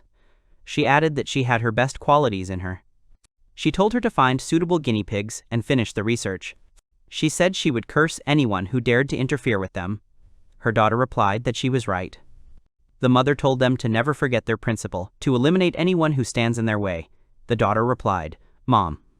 He thought he was finally heading south. The purple robe was a sign that he was a messenger, and as long as he wore it, nothing would stop Leo. The girl thanked him for everything, introducing herself as Lynthia. He replied that she was grateful for protecting him and Finay, and that he would definitely solve her village's problems. He said that inside the bag, 10 times larger than it appeared, was the money given to him as a prince. He had planned to use it to fight for the throne, but since he had established a connection with the trading company, he had no need for it. He said she could clearly manage the money better than Leo, and that she didn't have to pay it back. He asked her to simply rebuild the village and show it to him. He said he'd go with her if he could, but it wouldn't work out. She replied that she believed in him, though it was a shame she wouldn't be able to see it all from start to finish. She said it might sound strange, but she was glad they were attacked back then. It allowed her to meet him, and when he extended his hand, she felt a sense of peace. She said she now knew why Madame Fine trusted him so much. She thanked him and promised never to forget his kindness. He said he was leaving, and if she wanted to give up, she should come back immediately. His brother winked and added that he could also give up at any moment, since his sister was more terrifying than any aristocrat. Leinfert, the 26-year-old young head of a ducal family that held territory between the south and the east, was introduced. He figured his sister wasn't the type to care about status, but her partner wasn't well versed in martial arts. Meanwhile, his territory, though small, was making a good living from trade. The butler informed Mr. Arnold that Duke Leinfert would likely come to the capital incognito to express his gratitude. Arnold assumed his sister was a soldier with a taste for strong men, and was surprised she hadn't broken his neck. Arnold asked if this was gratitude for his acceptance of his marriage proposal. The butler replied that they said he'd been proposing for 10 years. Arnold thought the Duke was the kind of man who strives for the impossible, and now it sounds like a beautiful story. The butler added that many applicants continued to send offers, but he was touched that he had been chosen. He said he was coming in. The man greeted him, saying it was their first meeting. He introduced himself as Jürgen von Reinfeldt. He introduced himself as the 7th Prince, Arnold Lakes Adler. Thinking he was the complete opposite of the guys his sister liked, he invited him to sit down. Jürgen asked if it was true that he was willing to act as a mediator between him and Lieslot, as His Majesty had said. Arnold confirmed it. Jürgen said he was at peace then, having heard that Her Highness had opened her heart only to him and Krista. Arnold wondered who had told him this, and wondered if they were communicating with his sister by correspondence. Jürgen said he wouldn't call them pen pals as he gets one reply to every 3 letters. Arnold, thinking he doesn't like such persistent people, replied that he understands. He said he met her 20 years ago at a tournament of aristocrats. His opponent was older and larger, and he lost, after which a little girl approached him. She said that judging only physical differences was foolish. She added that what mattered was which side put in more effort to win, not age or strength. He learned that the young lady was 5-year-old Lieslot. She had also participated in this tournament and even won it. He felt ashamed that he had burst into tears over such a trifle. He added that he had fallen in love with her at first sight.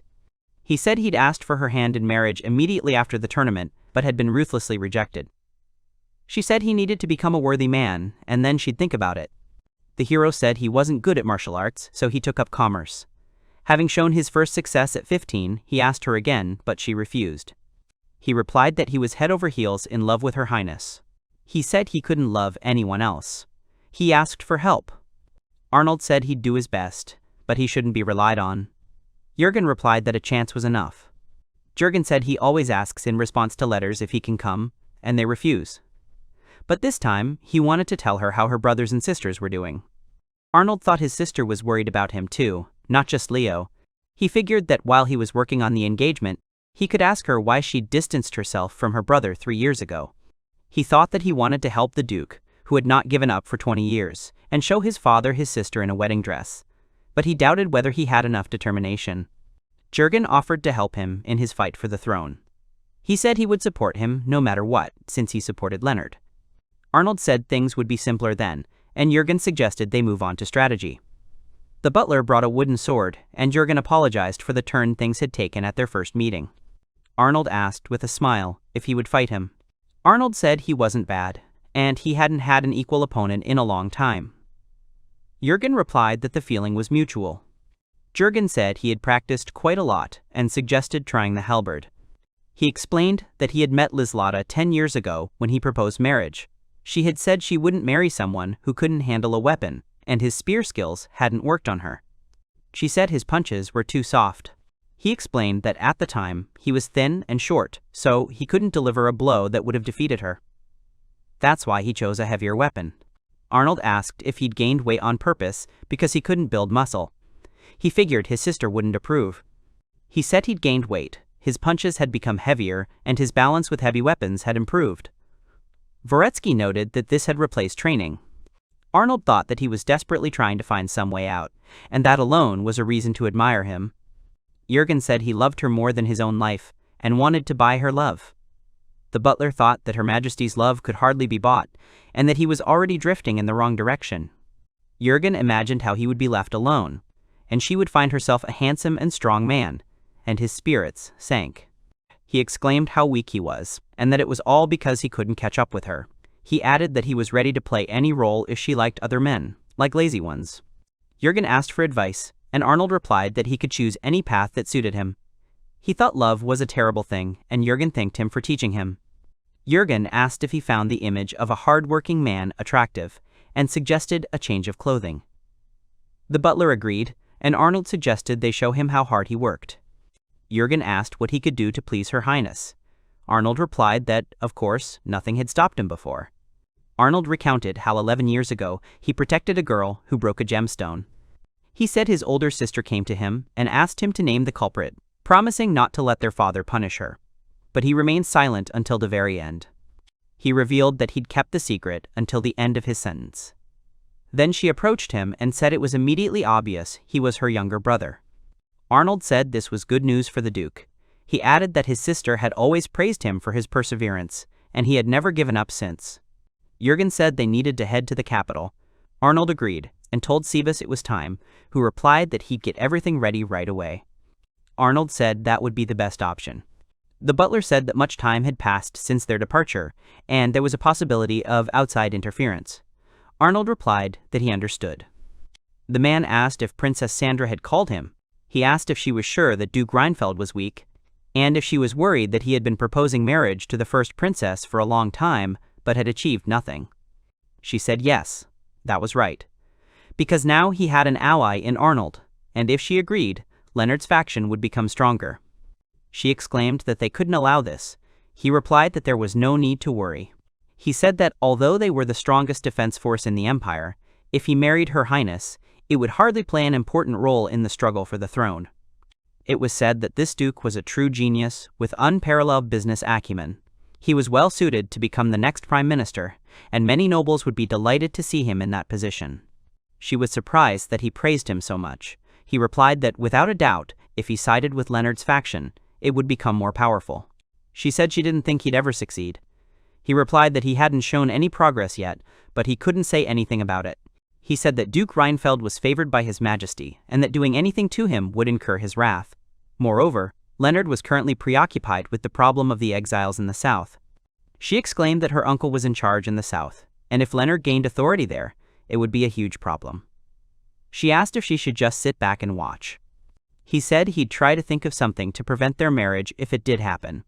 She asked him what that meant, and he replied that His Majesty had become irritable in their relationship after the incident with Count Bell.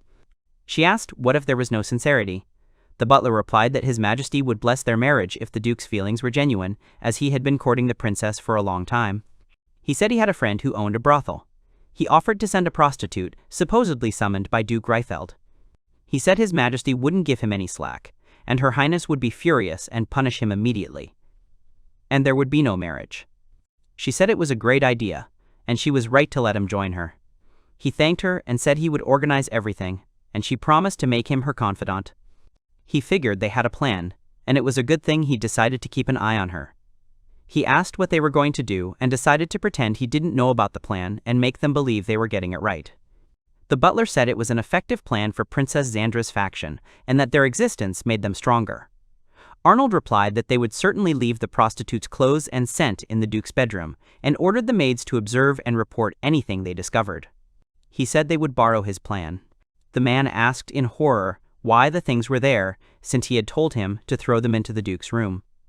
The Emperor shouted that he was the only one at fault, claiming he'd called in a prostitute while he was married and turned the palace into a brothel. The man apologized, saying he couldn't understand how this had happened. He figured there wouldn't be any problems now, even if he left the capital. Xandra had lost a talented ally, and Eric and Gordon were under their father's control, so Leonard's faction wouldn't be harmed. He told his father he was finished with his work and could leave. And as for the Duke, he already knew he was coming. His father told him to warn the Duke and not to leave the work undone, and Arnold thanked him. The butler added that the Duke had been writing to Lislet every day for 20 years, but had recently missed one day, and asked if he could ask her something. He asked if it was because it all happened on a day when he was not in the capital, and if he was asking because of his sister. The butler confirmed it. He said that, given his position, he had never encountered his gifts or letters. He thought the princess tore them up, but it seemed she read them. The butler said she always read his letters and accepted his gifts. Even when she went to the battlefield, she didn't break this tradition. And he would already like them to get married. Arnold thought it was rare to find someone so persistent. He added that he had been alone the whole time. Jürgen apologized for causing inconvenience to her and the princess, although he did not give up.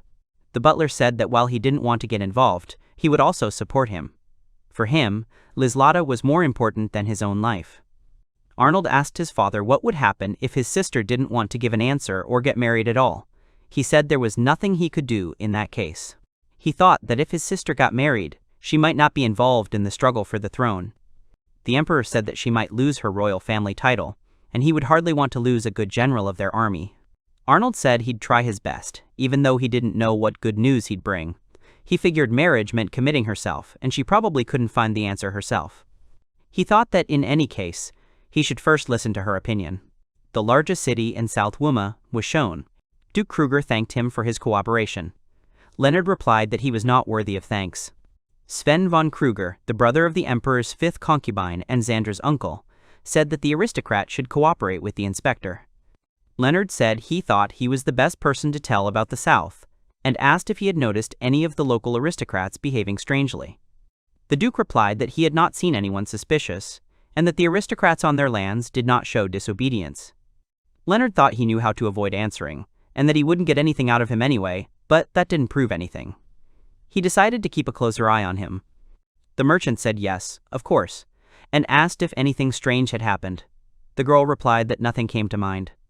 She thanked him and thought that it meant that collecting information in the city was useless. She wondered what to do while Mr. Leonard's meeting was still going on. She excused herself and asked if she could ask a question. Grandpa asked what was wrong, and she replied that everyone here was so mean. He said he'd gotten lost 3 days ago and asked her to show him the city gates, and she agreed to take him there. She said he'd helped her too, or rather, given her a way to kill time. He replied that it was interesting. He said he didn't need anything, and asked her to wait a minute. She told him not to be shy. Grandfather said they were going that way, and that it wasn't it, and that it should be somewhere around here. She replied that they had reached the gate, and he was surprised at how quickly. He gave her a whistle made from a sacred tree and told her to blow it whenever she needed help, because maybe he could help her. She refused to take it. He told her to keep it and not forget about it. He added that relying on someone wasn't such a bad thing. She thought about where to go next and where the voice would lead her. A week had passed since his departure from the capital. He greeted Leonard and Eltz and told him it was his mansion. He said he wanted him to take a bath. He added that he had a bathhouse in his mansion, and that was just what was needed. But then a man ran in and shouted that there was trouble. The man said Her Highness was here and that he had come with her. Arnold replied that he was not a prince and did not like being called that, and the woman told him to call her Marshal. Arnold asked Rise. In surprise. Rizalata Rex, the first princess of the Empire and the most powerful general in the Imperial Army, was introduced. She explained that the plan was to send a letter upon arrival. Arnold said he hadn't seen her in a while and was glad to see her in good health. She asked if this was how he greeted her after a long absence. She asked how Mother and Krista were. He replied that they were in good health. Krista had made friends and was smiling more often, so he had to keep an eye on her. Jurgen apologized for disrupting their plans. She replied that he didn't need to apologize, and that she had recently been training recruits, and then they told her they were coming, so she decided to take the initiative. She asked Arnold why he was there with Jurgen, and he replied that his father had asked him to. She said she could see right through him and knew exactly what his father was capable of. She asked Jurgen what he and her brother had planned, and he replied that it was the same thing. She said the answer would be the same. She said she wasn't going to marry him. She didn't want a husband who couldn't die by her side. Arnold asked for privacy, saying he'd pay for his room. Jurgen replied that he didn't care, and she added that he did. Arnold told Jurgen they were getting along very well. She replied that she, too, wanted to freshen up, and the three of them could go wash up together. She said that there was no need to worry, because she had a body that she was not ashamed to show to others. Arnold asked how the Duke was, and he replied that he was fine. He thought she was always like that, always playing with him. Jurgen said there was nothing they could do for now, and that they would have to play by her rules. Arnold agreed, but expressed hope that they would have a chance to make a move. Arnold said that, as her younger brother, he believed she was positive after all. Jurgen asked if it was true that the main reason for the rejection was what she had said. Arnold said they had a chance if they proved he was worthy. He thought his sister had done everything to keep Jurgen out of the army, and that worried him, since she hadn't blocked his chance to become an adjutant. Jurgen said he needed to prove his worth and show her the results of his training. Arnold wondered if everything would be okay. The woman asked if it really took them so long to wash their entire body. Jurgen said that simply washing and not enjoying the bath was heresy, to which Arnold replied that he had said a clever thing. He added that water was a valuable resource on the battlefield, but it shouldn't be enjoyed, and handed Jurgen the reward. Arnold was surprised to think that his sister was giving him something as a reward, since she had given him almost nothing in his entire life. Jurgen thanked her, and she replied that there was nothing to complain about. She told him that one day, a high-ranking aristocrat had raised a hand against one of her subordinates, and she had burst into his house, declared that her men belonged to her, and that she was responsible for their lives, and then punched him in the face. He thought he couldn't believe she'd shared the sweets. He figured she must be in a good mood. She asked if he had misunderstood her. He replied that it seemed strange to him that she was in a good mood. Jurgen said it was a brother and sister, and that Arnold had tried to take his candy without permission. Arnold countered that there were 3 of them, and the candy was right in front of him, so it was his. Arnold apologized, saying he'd meant to take her sweets. She replied that she felt better. She winked and said that since he was her brother, anything they gave him belonged to her too. Arnold was indignant, saying that this was such a tyrannical rule, and that it was pointless. Krista's mother asked her if she'd had a nightmare. She replied that she had. She said that Dad fell,